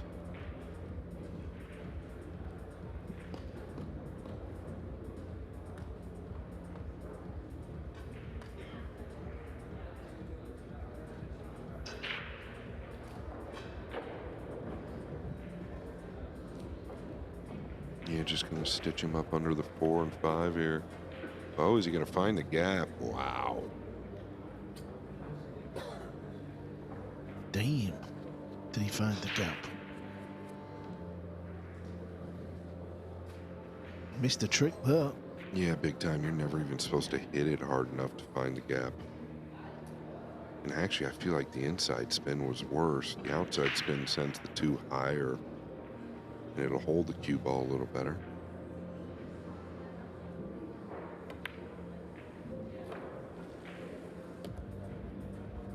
Good stroke there.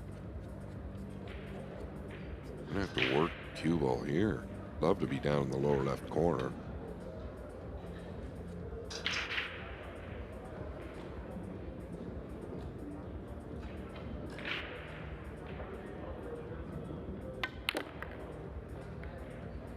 Seven ball was always going to be there.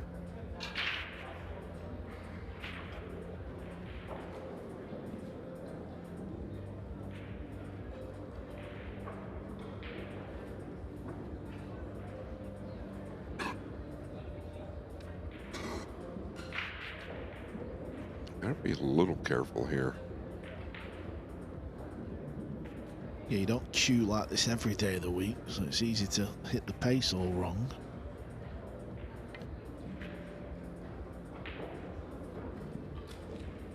Yeah, did really good. Duong does like these close range jump shots. I would assume he brings the jump cue out.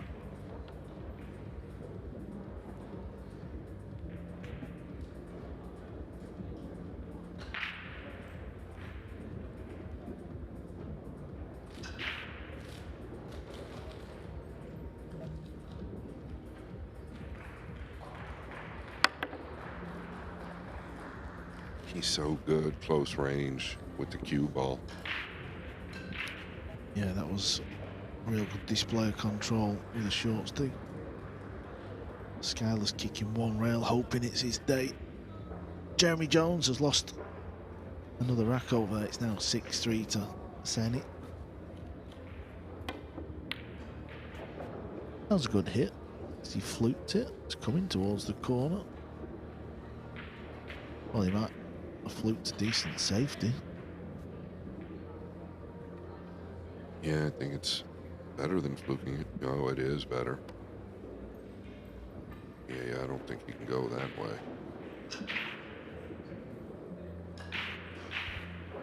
I'd like to shave across the top of this. Maybe go towards the purple 5. Send the pink up past the green. Yeah, like so. Got it a little thin. Just a tick thicker. I think he goes into the 5 heavier and uses the green.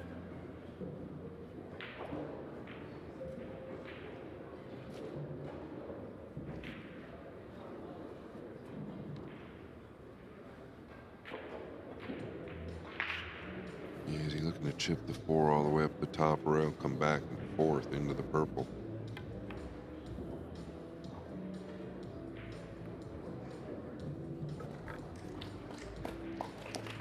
Yeah, good call and a good shot. Now Blond is kicking that pink 4.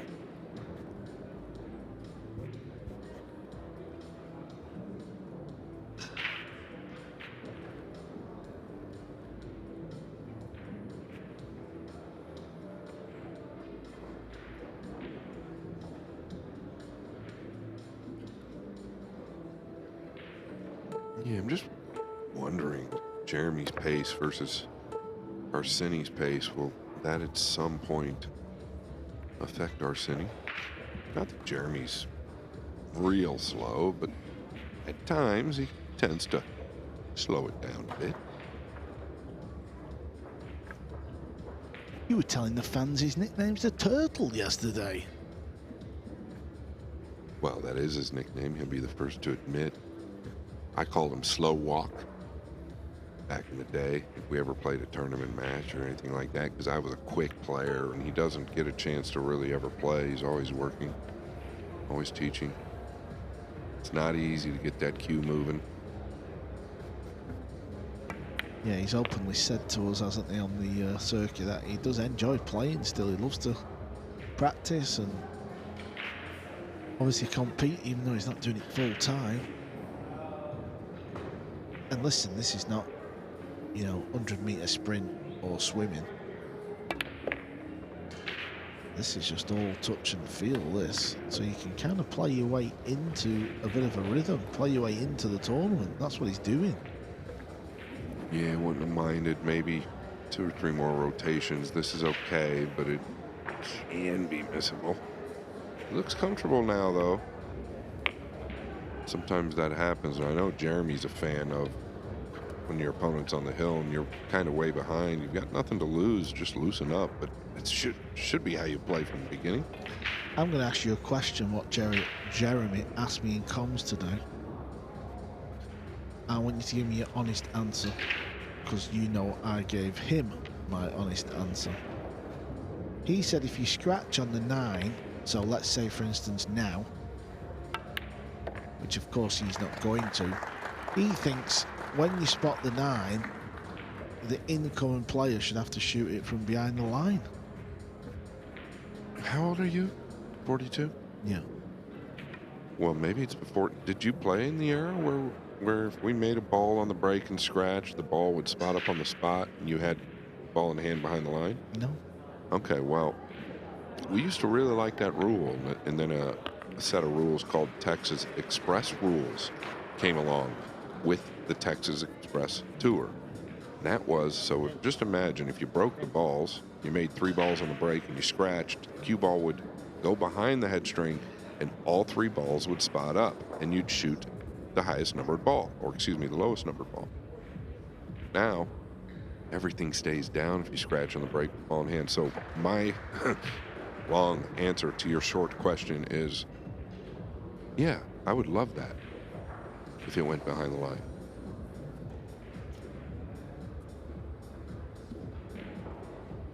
Meanwhile, back at the table, Woodward's got to just judge this combo. It's pretty easy, but he's got to judge the cue ball and the green 6. And he does. Does a good job at that.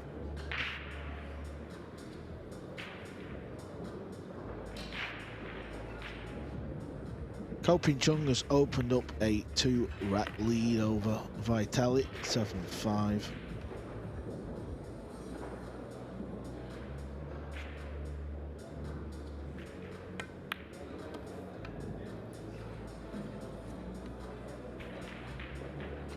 Woodward really starting to look like a completely different player than he did this afternoon. Woodward knows how to play his way in to a tournament. He does it better than anyone. Often he goes into the left side of the draw, losing an early match, and he fights his way back through, and he's been to quite a few semi-finals of open events.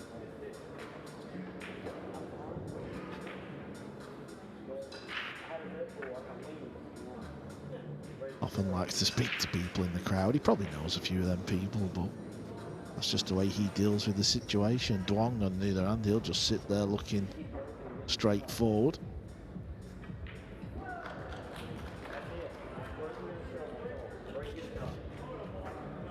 Skylar's still chirping away.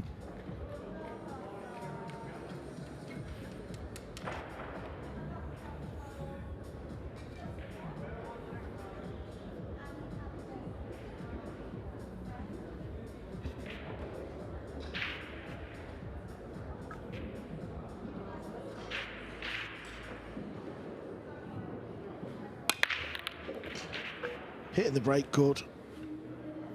If he gets a look at this 2-ball, it's going to be a tough one, tough pot. He'll go for it though. If he can roll it up the rail, he'll leave a thin snip on the red 3.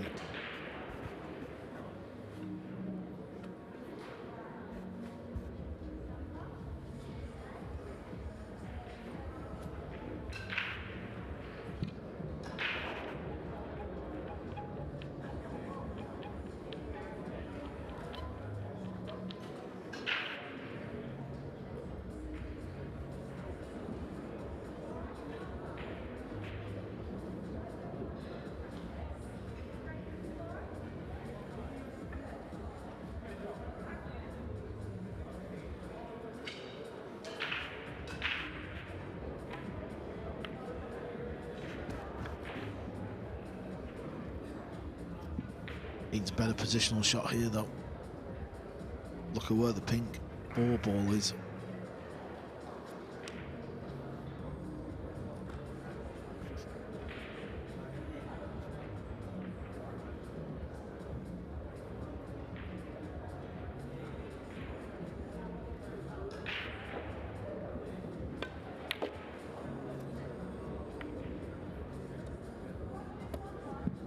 Trying to hit the top rail and come back down. He'll play the safety now. He'll try and draw the cue ball in behind the green 6. That's if he can miss the green 6 with the 4-ball. Send that up top end of the table.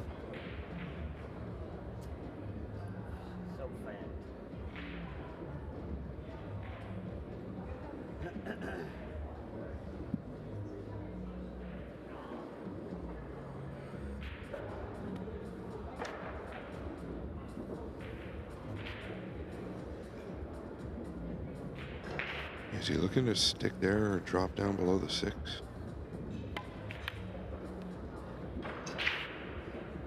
Yeah, he might find the gap here.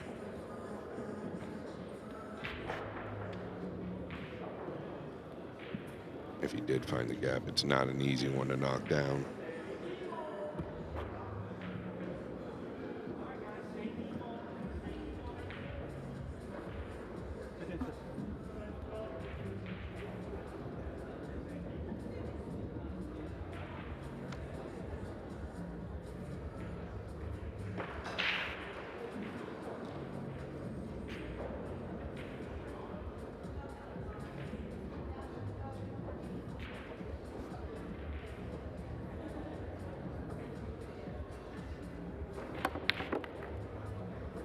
That was sweet, Scott. That was very sweet.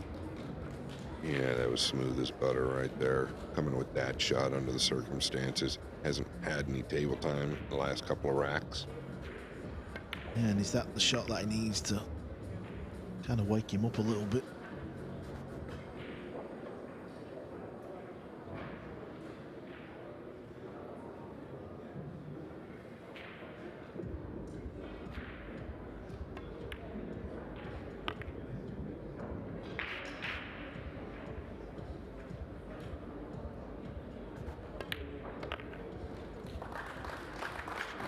Four, 3. Beautiful pot on the pink ball.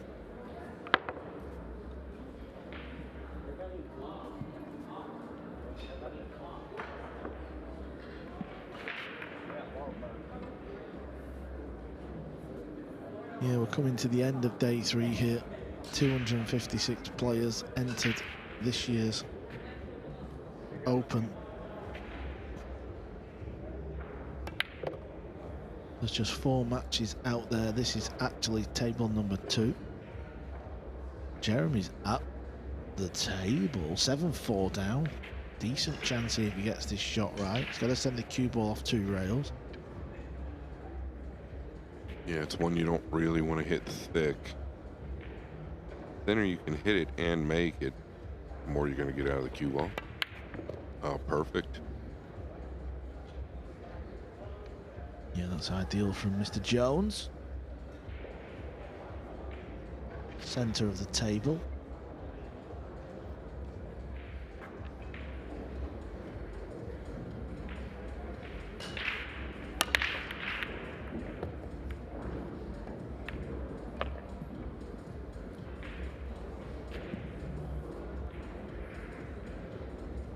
JJ prides himself on a real tidy cue ball.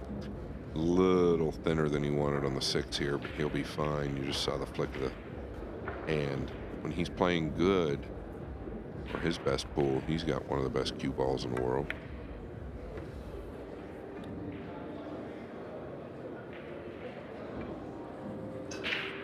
Important for Jeremy as well to keep his opponent off the hill. Duong's woke up a little bit in this match.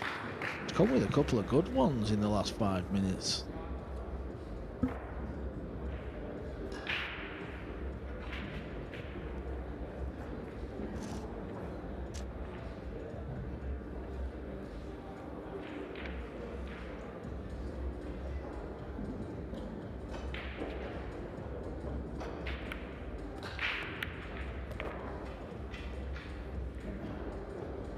And Jeremy's woke up a little bit as well. It's almost like when JJ, his opponent's on the hill, he starts to come alive. Yeah, so now just 2 behind, 7-5 in that race to 9 over there. Meanwhile, Duong's playing safe. This will not work, by the way. Could that not go in the middle pocket, the pot? Well, that's why I think it went wrong. I think initially he was set up for the middle pocket and then just kind of like stunned forward there, lost everything. And that's what I think the struggle was initially, Carl.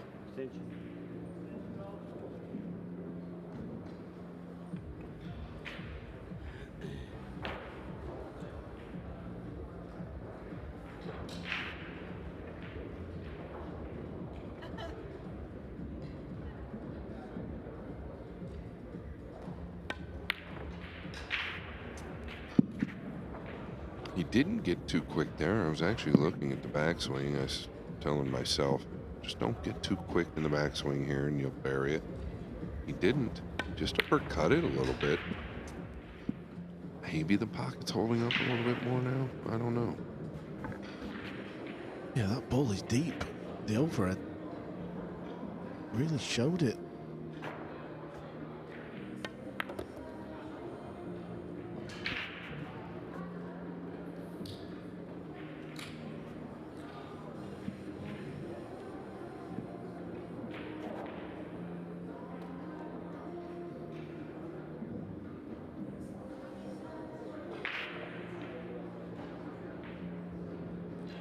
He probably wants to, well, he doesn't want to be flat. I thought he might get to the right side of the table, but this is okay. He's going to have to work it all the way out now, which means he's going to have to pound this a little bit.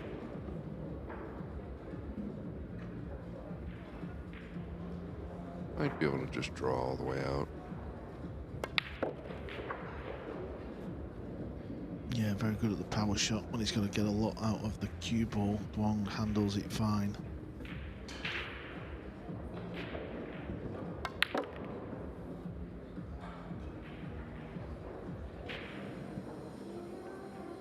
You know what? This table makes a real nice sound when you're thumping the ball into the pocket. It's got a sweet sound to it.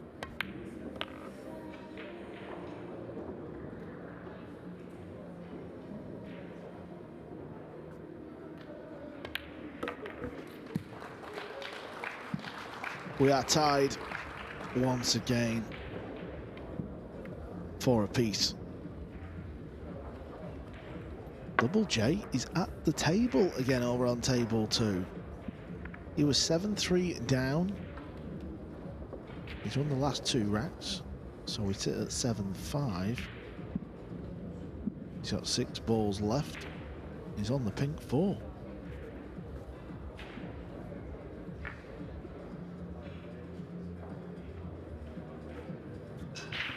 Yeah, there you see it on that table on the right. That is the pink 4 he's on.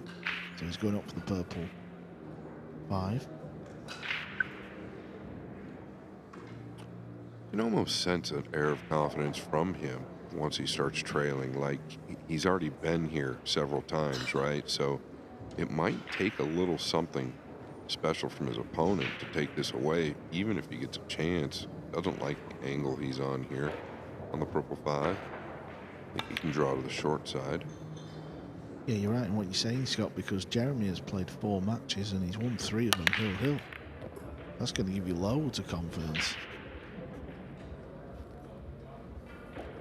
Yeah, once you start to get through that fear of the hill-hill, right? Do it 1, 2, 3 times. I would assume that your feeling starts to loosen up there. You got nothing to lose.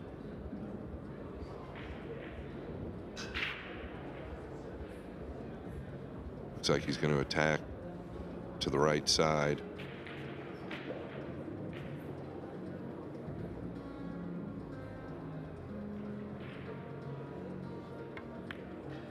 I'm way off. Pretty sure he was looking at the right side, then changed his mind.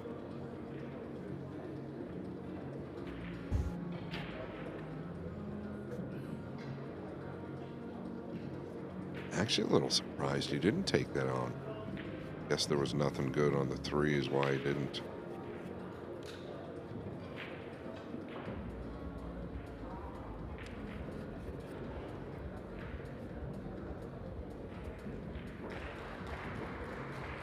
Atencio is on the hill. That match was 4-4 at one point. Atencio's won 4 on the spin. He leads Benji Buckley 8-4.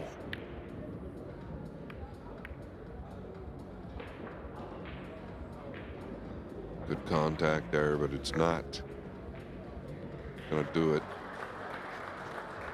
Double J buries the 9. 7-6. He is back in the match. He will keep going, Double J. And he's applied a bit of pressure back over to Arseni now. So we're in for a real good finish there. Double J's off for another timeout.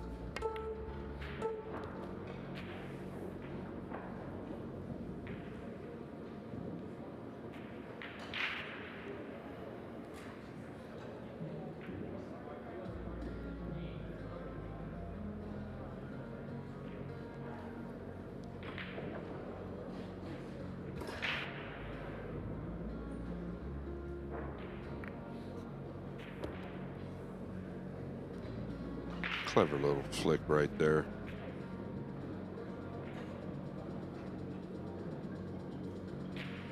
Do you creep in between the 6 and 9 here? Just go up above the 6. 7 does play, I believe, past the 8.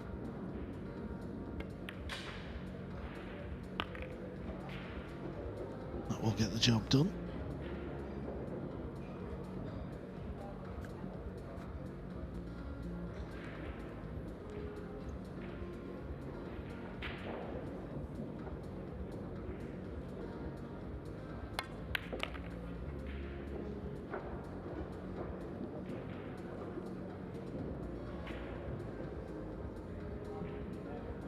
Style reminds me a little bit of Chang Yulun. Standing upwards, right? Aggressive. Yeah, fearless.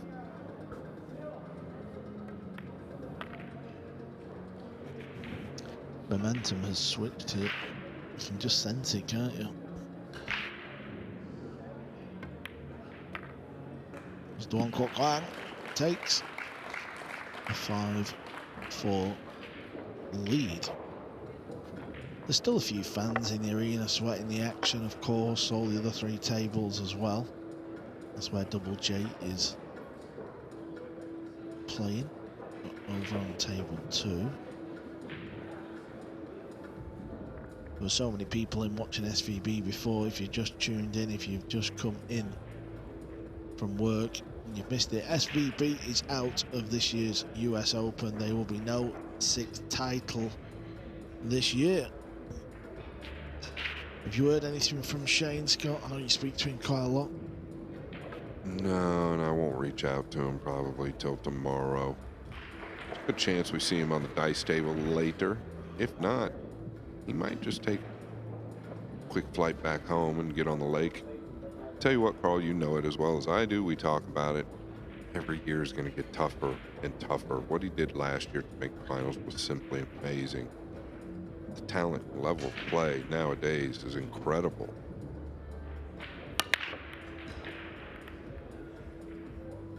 Shane is highly aware of that.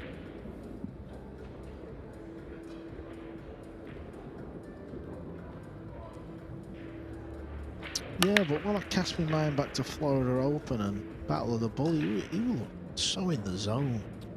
Do you think coming into this tournament we're going to pick something out? Do you think he just overdid it with his travel schedule? Yeah, that's exactly what I think. You know, he started to wear down. You saw the text he sent me in the finals of the Battle of the Bull. He admitted it's the first time, literally, in all I've really known him, that he was tired. You know, so it could have been the case, right? Back-to-back finals, going through a field like this, pretty incredible.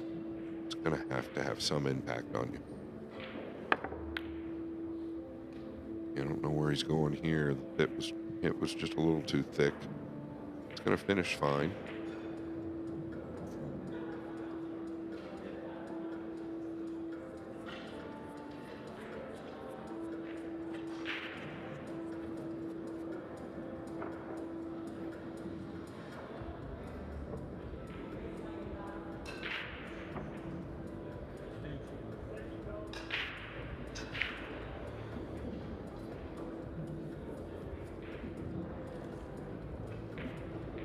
Yeah, 8 o'clock here in Atlantic City. It's been a long day.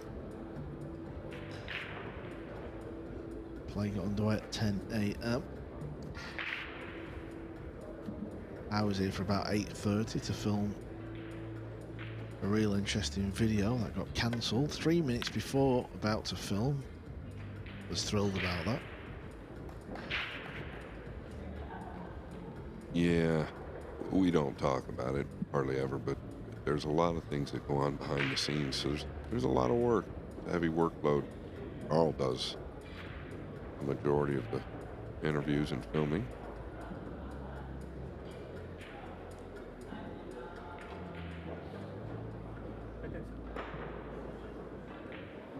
Let me ask you a question, Carl, when you get a chance.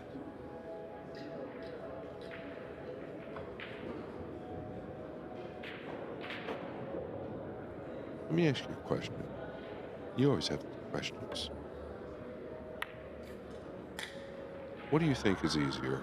Do you think when you were playing in your prime, playing a tournament, or commentating a long tournament? Which one is easier?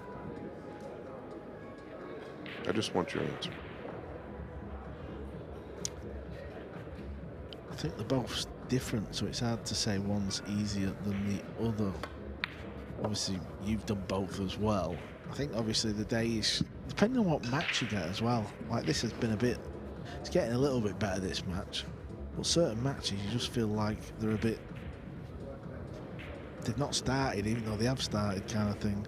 And then other matches you think, wow, this has been real entertaining. I don't know. I think playing's just different, isn't it? You might play one match, 2 matches a day. You could get a day off, and over the years you might go for a game of golf or go and chill at the pool or wherever you are in the world. But there's a lot of heat out there, isn't there? You know how fickle the game of 9-ball is. I don't believe it's as fickle as I felt it was when I was playing. The more I watch, I kind of have a different mindset about it now. But there's a lot of pressure. We're not under any pressure, are we? We're just sat here. We don't miss a ball from the chair. Well, thank you for that answer. Non-answer.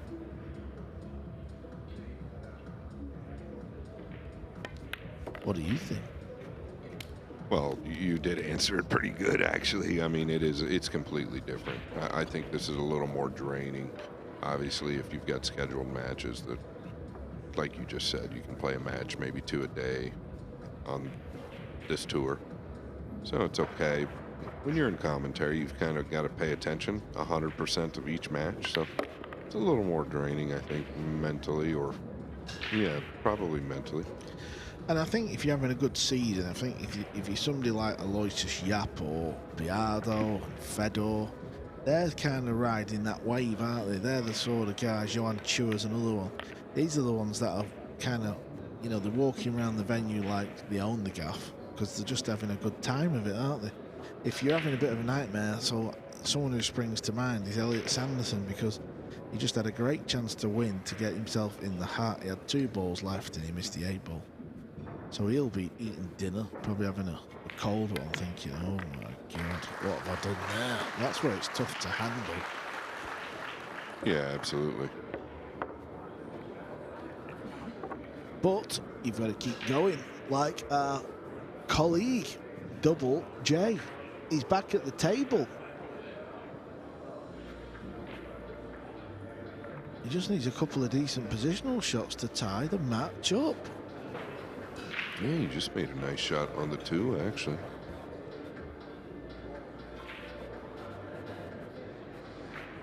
Here we are, drawing back now. And notice the stroke, it's getting looser, for sure, getting looser. And you can tell with his bridge, oftentimes it starts to get a little bit tighter where everything is a little bit more crisp. Jeremy, no stranger to pressure. I think that's when he's going to be a bit better. He did mention to Carl and I last night that in the middle of the match, he started to feel like he was just losing interest, which I can relate to heavily. But I think when things really start to buckle down and your back's against the wall, it's probably where he really wakes up. Not that he wants to be at a trailing position. You just want to make sure you get down enough here. Thinner is better than too thick because you won't be able to catch it.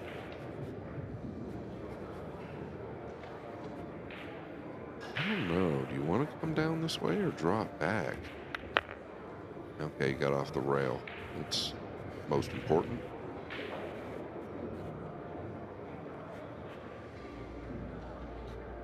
Yeah, just wants to come slightly higher now for the 7 in the corner.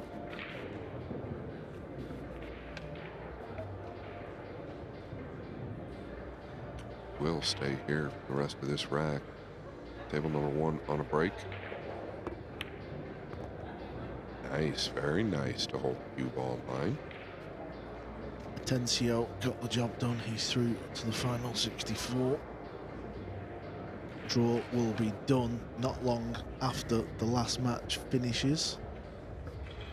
You can find the draw on WNT Live Scores at some point this evening. Also, there are still a few tickets left for the weekend.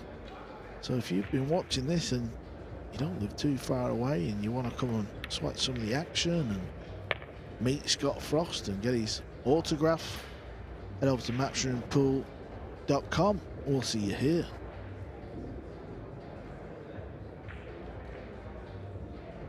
Yeah, if there was a ball he was going to miss, it was probably the 7 that he was rolling. Double J is on the hill. It's a race to 9. I was only wishful thinking, Carl. Yeah, he's tied it up. That's all that matters. It's 7 apiece. And now his opponent is the one under serious pressure because he was 7-3 up. Talking of being on the hill, Ko Ping Chung is 3 balls away from getting to the hill. He will have seen his brother knock SVB out.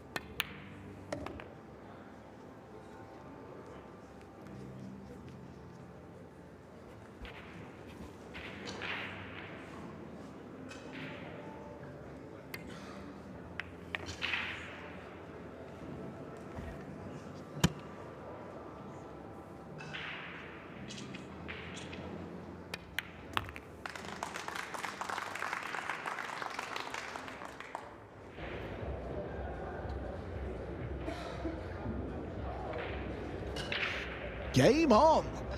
7 apiece. Double J to break.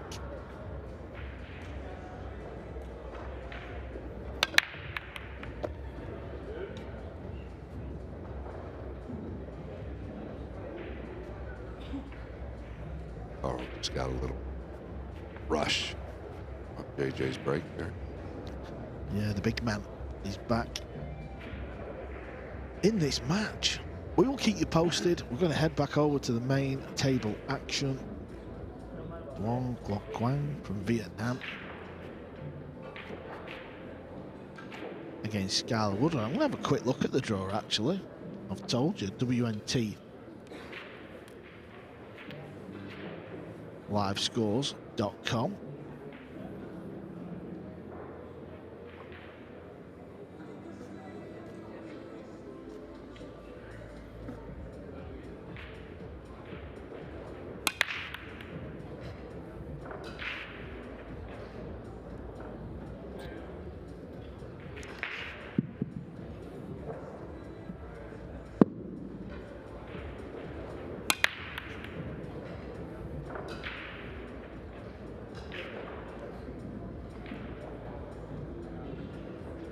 Yeah, he's got to look at the one ball here. I'm just looking at the matches. I'm just trying to see how many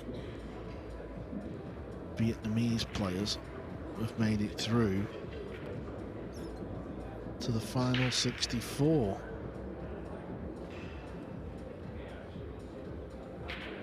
Yeah, slight elevation here on the one to throw right. Oh, such a clean strike.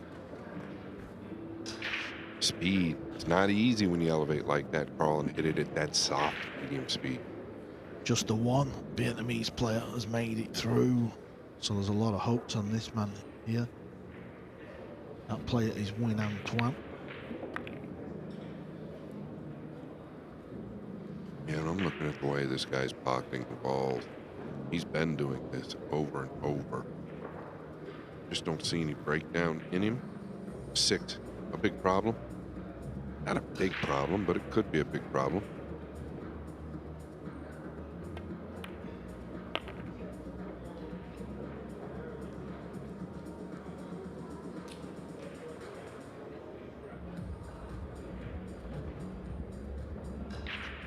Yeah, I'd like to stay below the 5 here to where at least he's got a little come one rail over.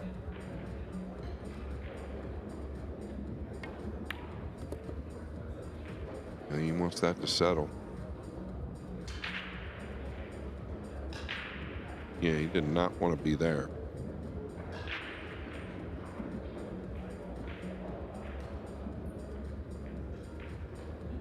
Did not want to have to shoot it from the low end either, so can he pound above? Carl said. Does generate a ton of power. Also want to catch this the right second pocket. More out of the cue ball. And that's what he's done. This is perfect.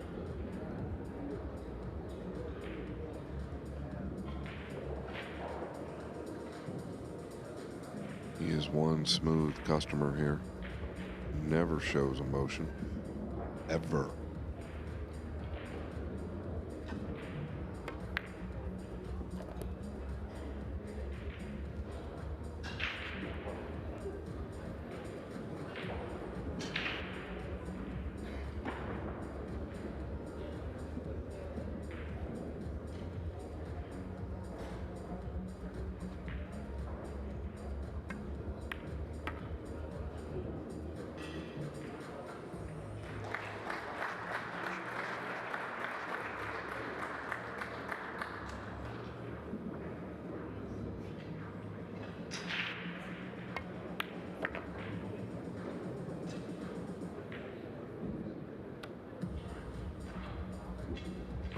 Yeah, back up by 1. Duong Quoc Quang leading 6 games to 5.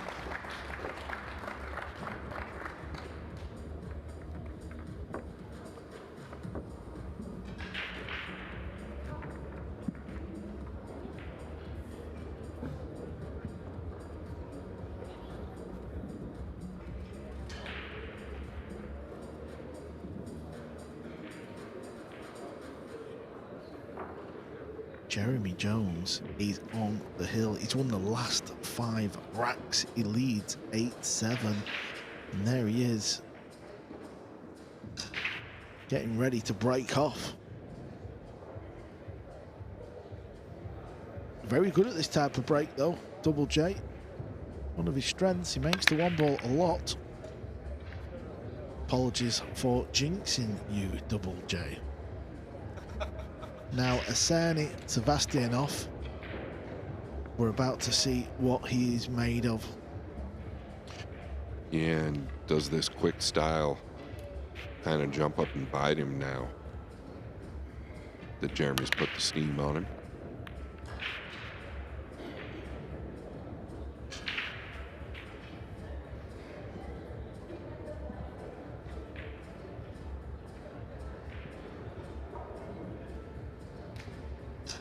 Definitely walking around the table a little differently than he was versus Shane.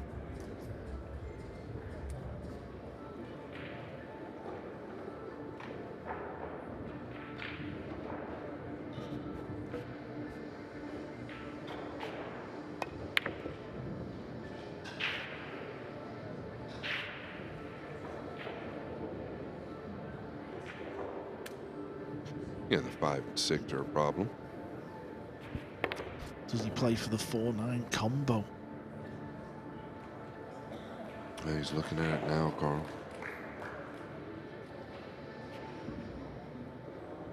Can get yourself in trouble trying to get good on a combination like that versus figuring something else out with the 5 and 6. It's not like the 5 and 6 are completely tied up. It looks like he might go to the combo if this continues to run, but it didn't.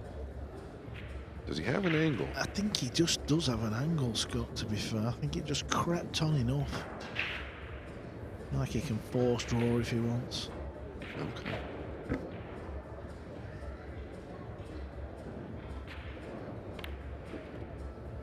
One of the worst places to be with a combination like this is quite a bit above it. Better off being below it. It's just easier to see the line with the combination. That way you can stun it a bit better. Yeah, we're only on about the combo because the purple 5 is awkward.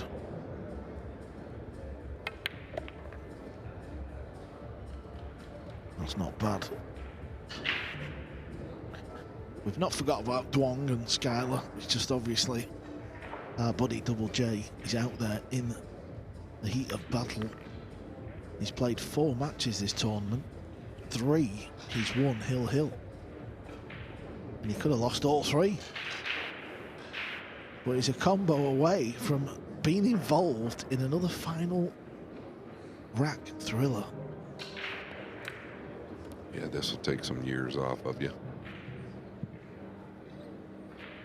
I feel it's tougher when you're on the high end of this combination. Cue ball is free of the rail, so he can get into it okay. You don't want to roll this. I don't like a high ball either. Like just kind of stunning the cue ball to the left long rail. Total commitment on the combination.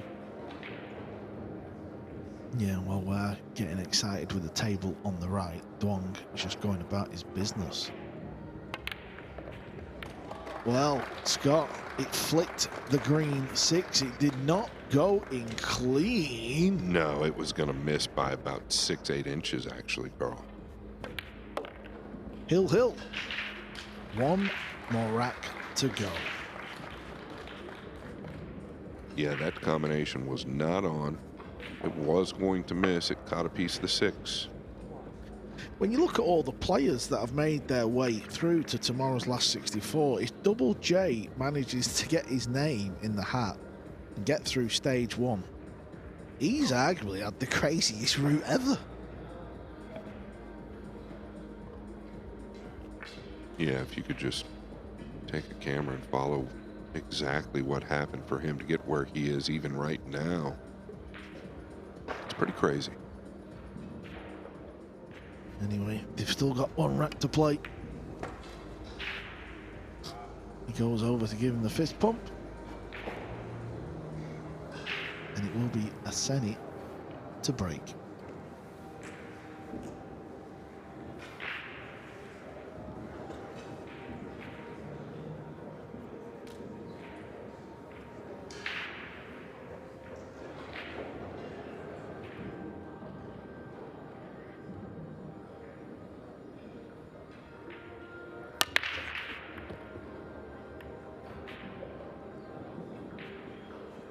this look that Duong's going to have on the 2.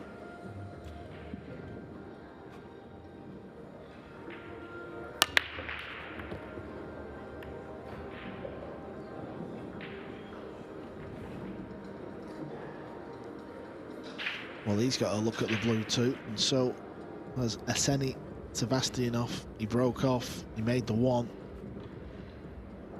and he has a look at the blue 2. Yeah, it's really a good layout too, very natural to the 3. I guess it's the 4 to the 5. It'll be the trick. Yeah, this is the beauty of the split screen. We can bring you a couple of tables to watch, especially when one table gets to a hill match, and Duong has missed the blue 2. Is it contagious?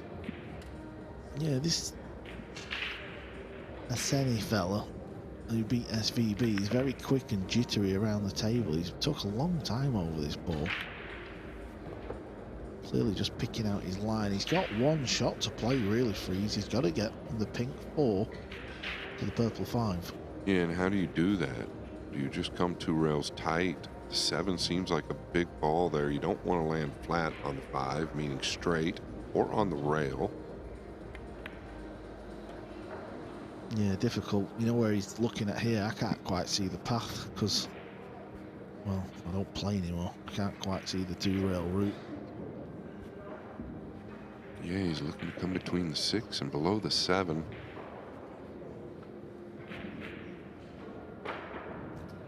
Yeah, he's weighing up his options. Obviously, he's a lefty, so this side of the table is easy for him to reach. If he goes middle of the table, he might have to kind of stretch over. You're a lefty, Freeze. Where do you want it?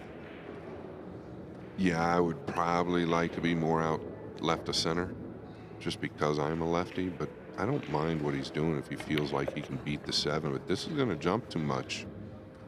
And now he's got a lot of work to do. He was way overamped that ball.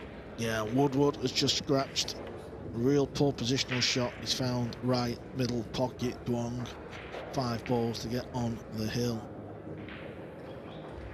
Yeah, he's over pumped here. I mean, rightly so. 8-8. He's the lefty.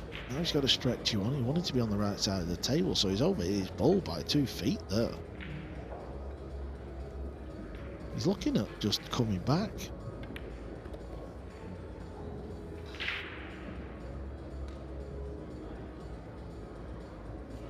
So many people Scott have walked over. You can see him just surrounding the back of the main table. They're all facing the other way. They're all watching Jeremy's table. Yeah, and the ref was just peering down as Arseny was down on the 4 ball. All ball fouls here. You do not want the shirt to touch the purple 5. That would be a heartbreaker, or the 9. I'm going to take his medicine. I actually thought that would be a consideration initially anyway, going this way. There's nothing wrong if you wanted to go into the 9. If you think you can stay thin up and down, that's okay too, but you don't want to roll this, that's for sure.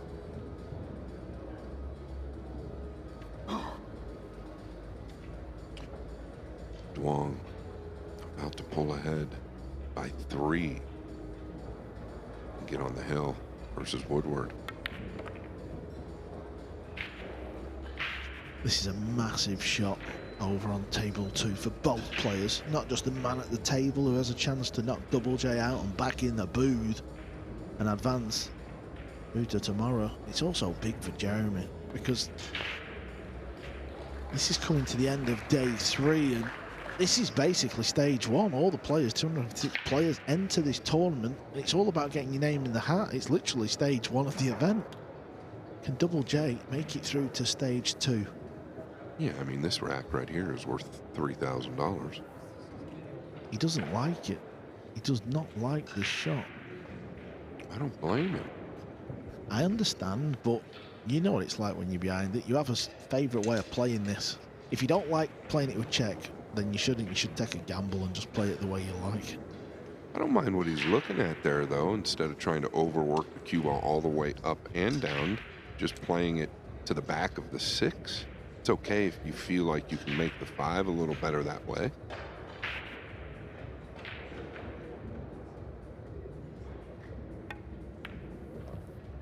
Yeah, he's cut it a little thick, Carl. We got action. We have got a little bit of action. Didn't get into the cue ball as much as he wanted. Decision time here.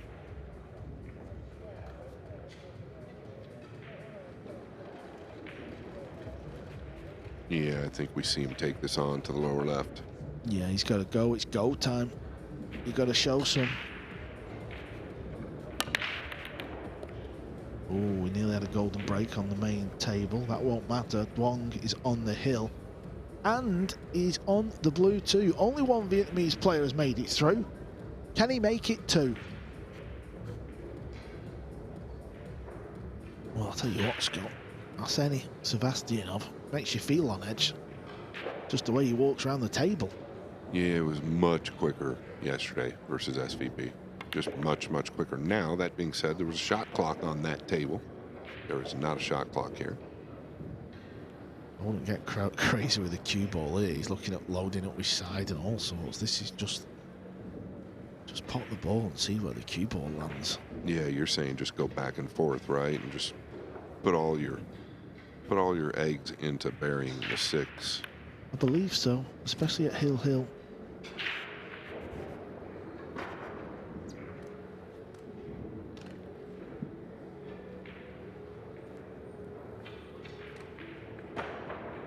Yeah, I would not try and go with a low right ball here and wrap around 3 rails. I don't think there's value there. It's too easy to miss it.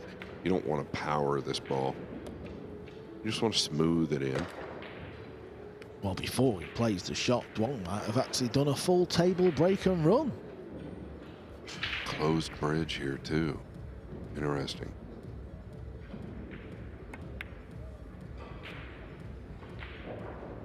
He has hit it sweet, Carl. I tell you what, that's not far off shot of the day. He's still got to get the job done, but that was borderline lunacy. Yeah, he shot it with an inside beating the right side pocket versus a natural running spin. Wow. I know, and the pace, Scott, I don't know what he's looking at here. Is he not good? Oh, I know what he's looking at. I apologise. I was just thinking top corner and come down the right. He's thinking, do I go to the middle? I'm not saying that's the right shot. I didn't clock the middle. Yeah, I don't mind the corner, though. It's kind of a natural ball to come back that way. This can get short. Yes. This is the wrong pocket for me. Me too. 100% me too, because you can use the running English. And maybe he's concerned about the bridge because of where the 9 ball is. He goes to the corner. But he's got to get down here. It's real easy to let up. Oh, he checked it really well. Where's it going to finish? Jeremy needs it to land straight. Bounce. Did he get straight? I'll tell you what, it's straight enough that he might have to go to the middle pocket with the 9. I apologise, that was not very professional of me. Shouting bounce for a straight ball.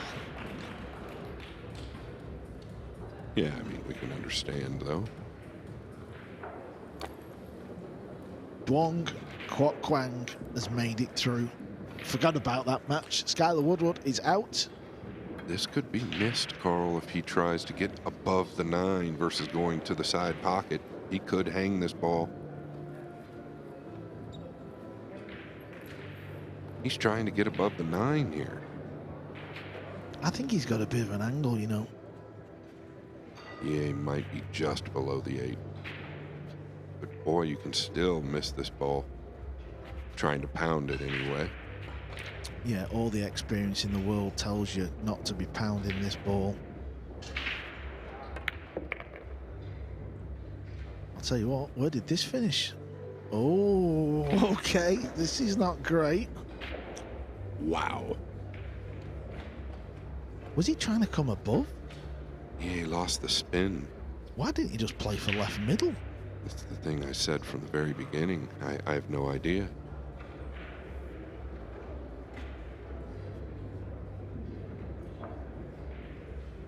Arseny just had to pot the 8 and bounce off the right-hand side rail and play for it in the middle. Now he's banking. Is he cutting?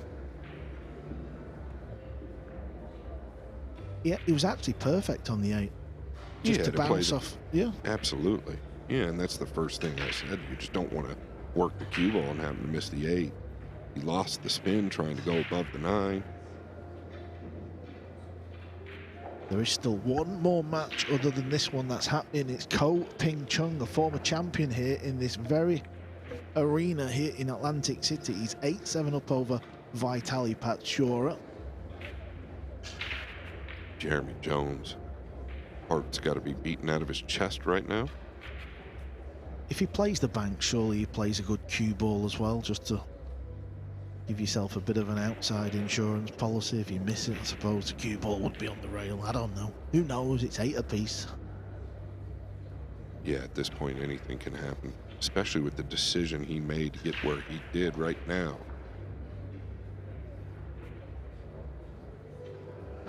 He's the type of player that would probably end up just pounding at this bank, though. Well, he's doing a lot of measuring. Really figuring it out. He's got the protector out, trying to have a math lesson. Here we go. It's a bank for the match. And it's there. That is a naughty finish at Hill Hill, even though it's against our very own Jeremy Jones. What a finish. Arseny Zvezdnikov has just knocked in. What a day we have had here on day 3 at the 48th US Open Pool Championship. We lost a 5-time US Open champ in Shane Van Bonen. The current champion is still in. The draw will be done soon after the last match has finished. Head over to WNTLivescores.com. You'll be able to see the draw, and we'll be back tomorrow when the last 64 will begin.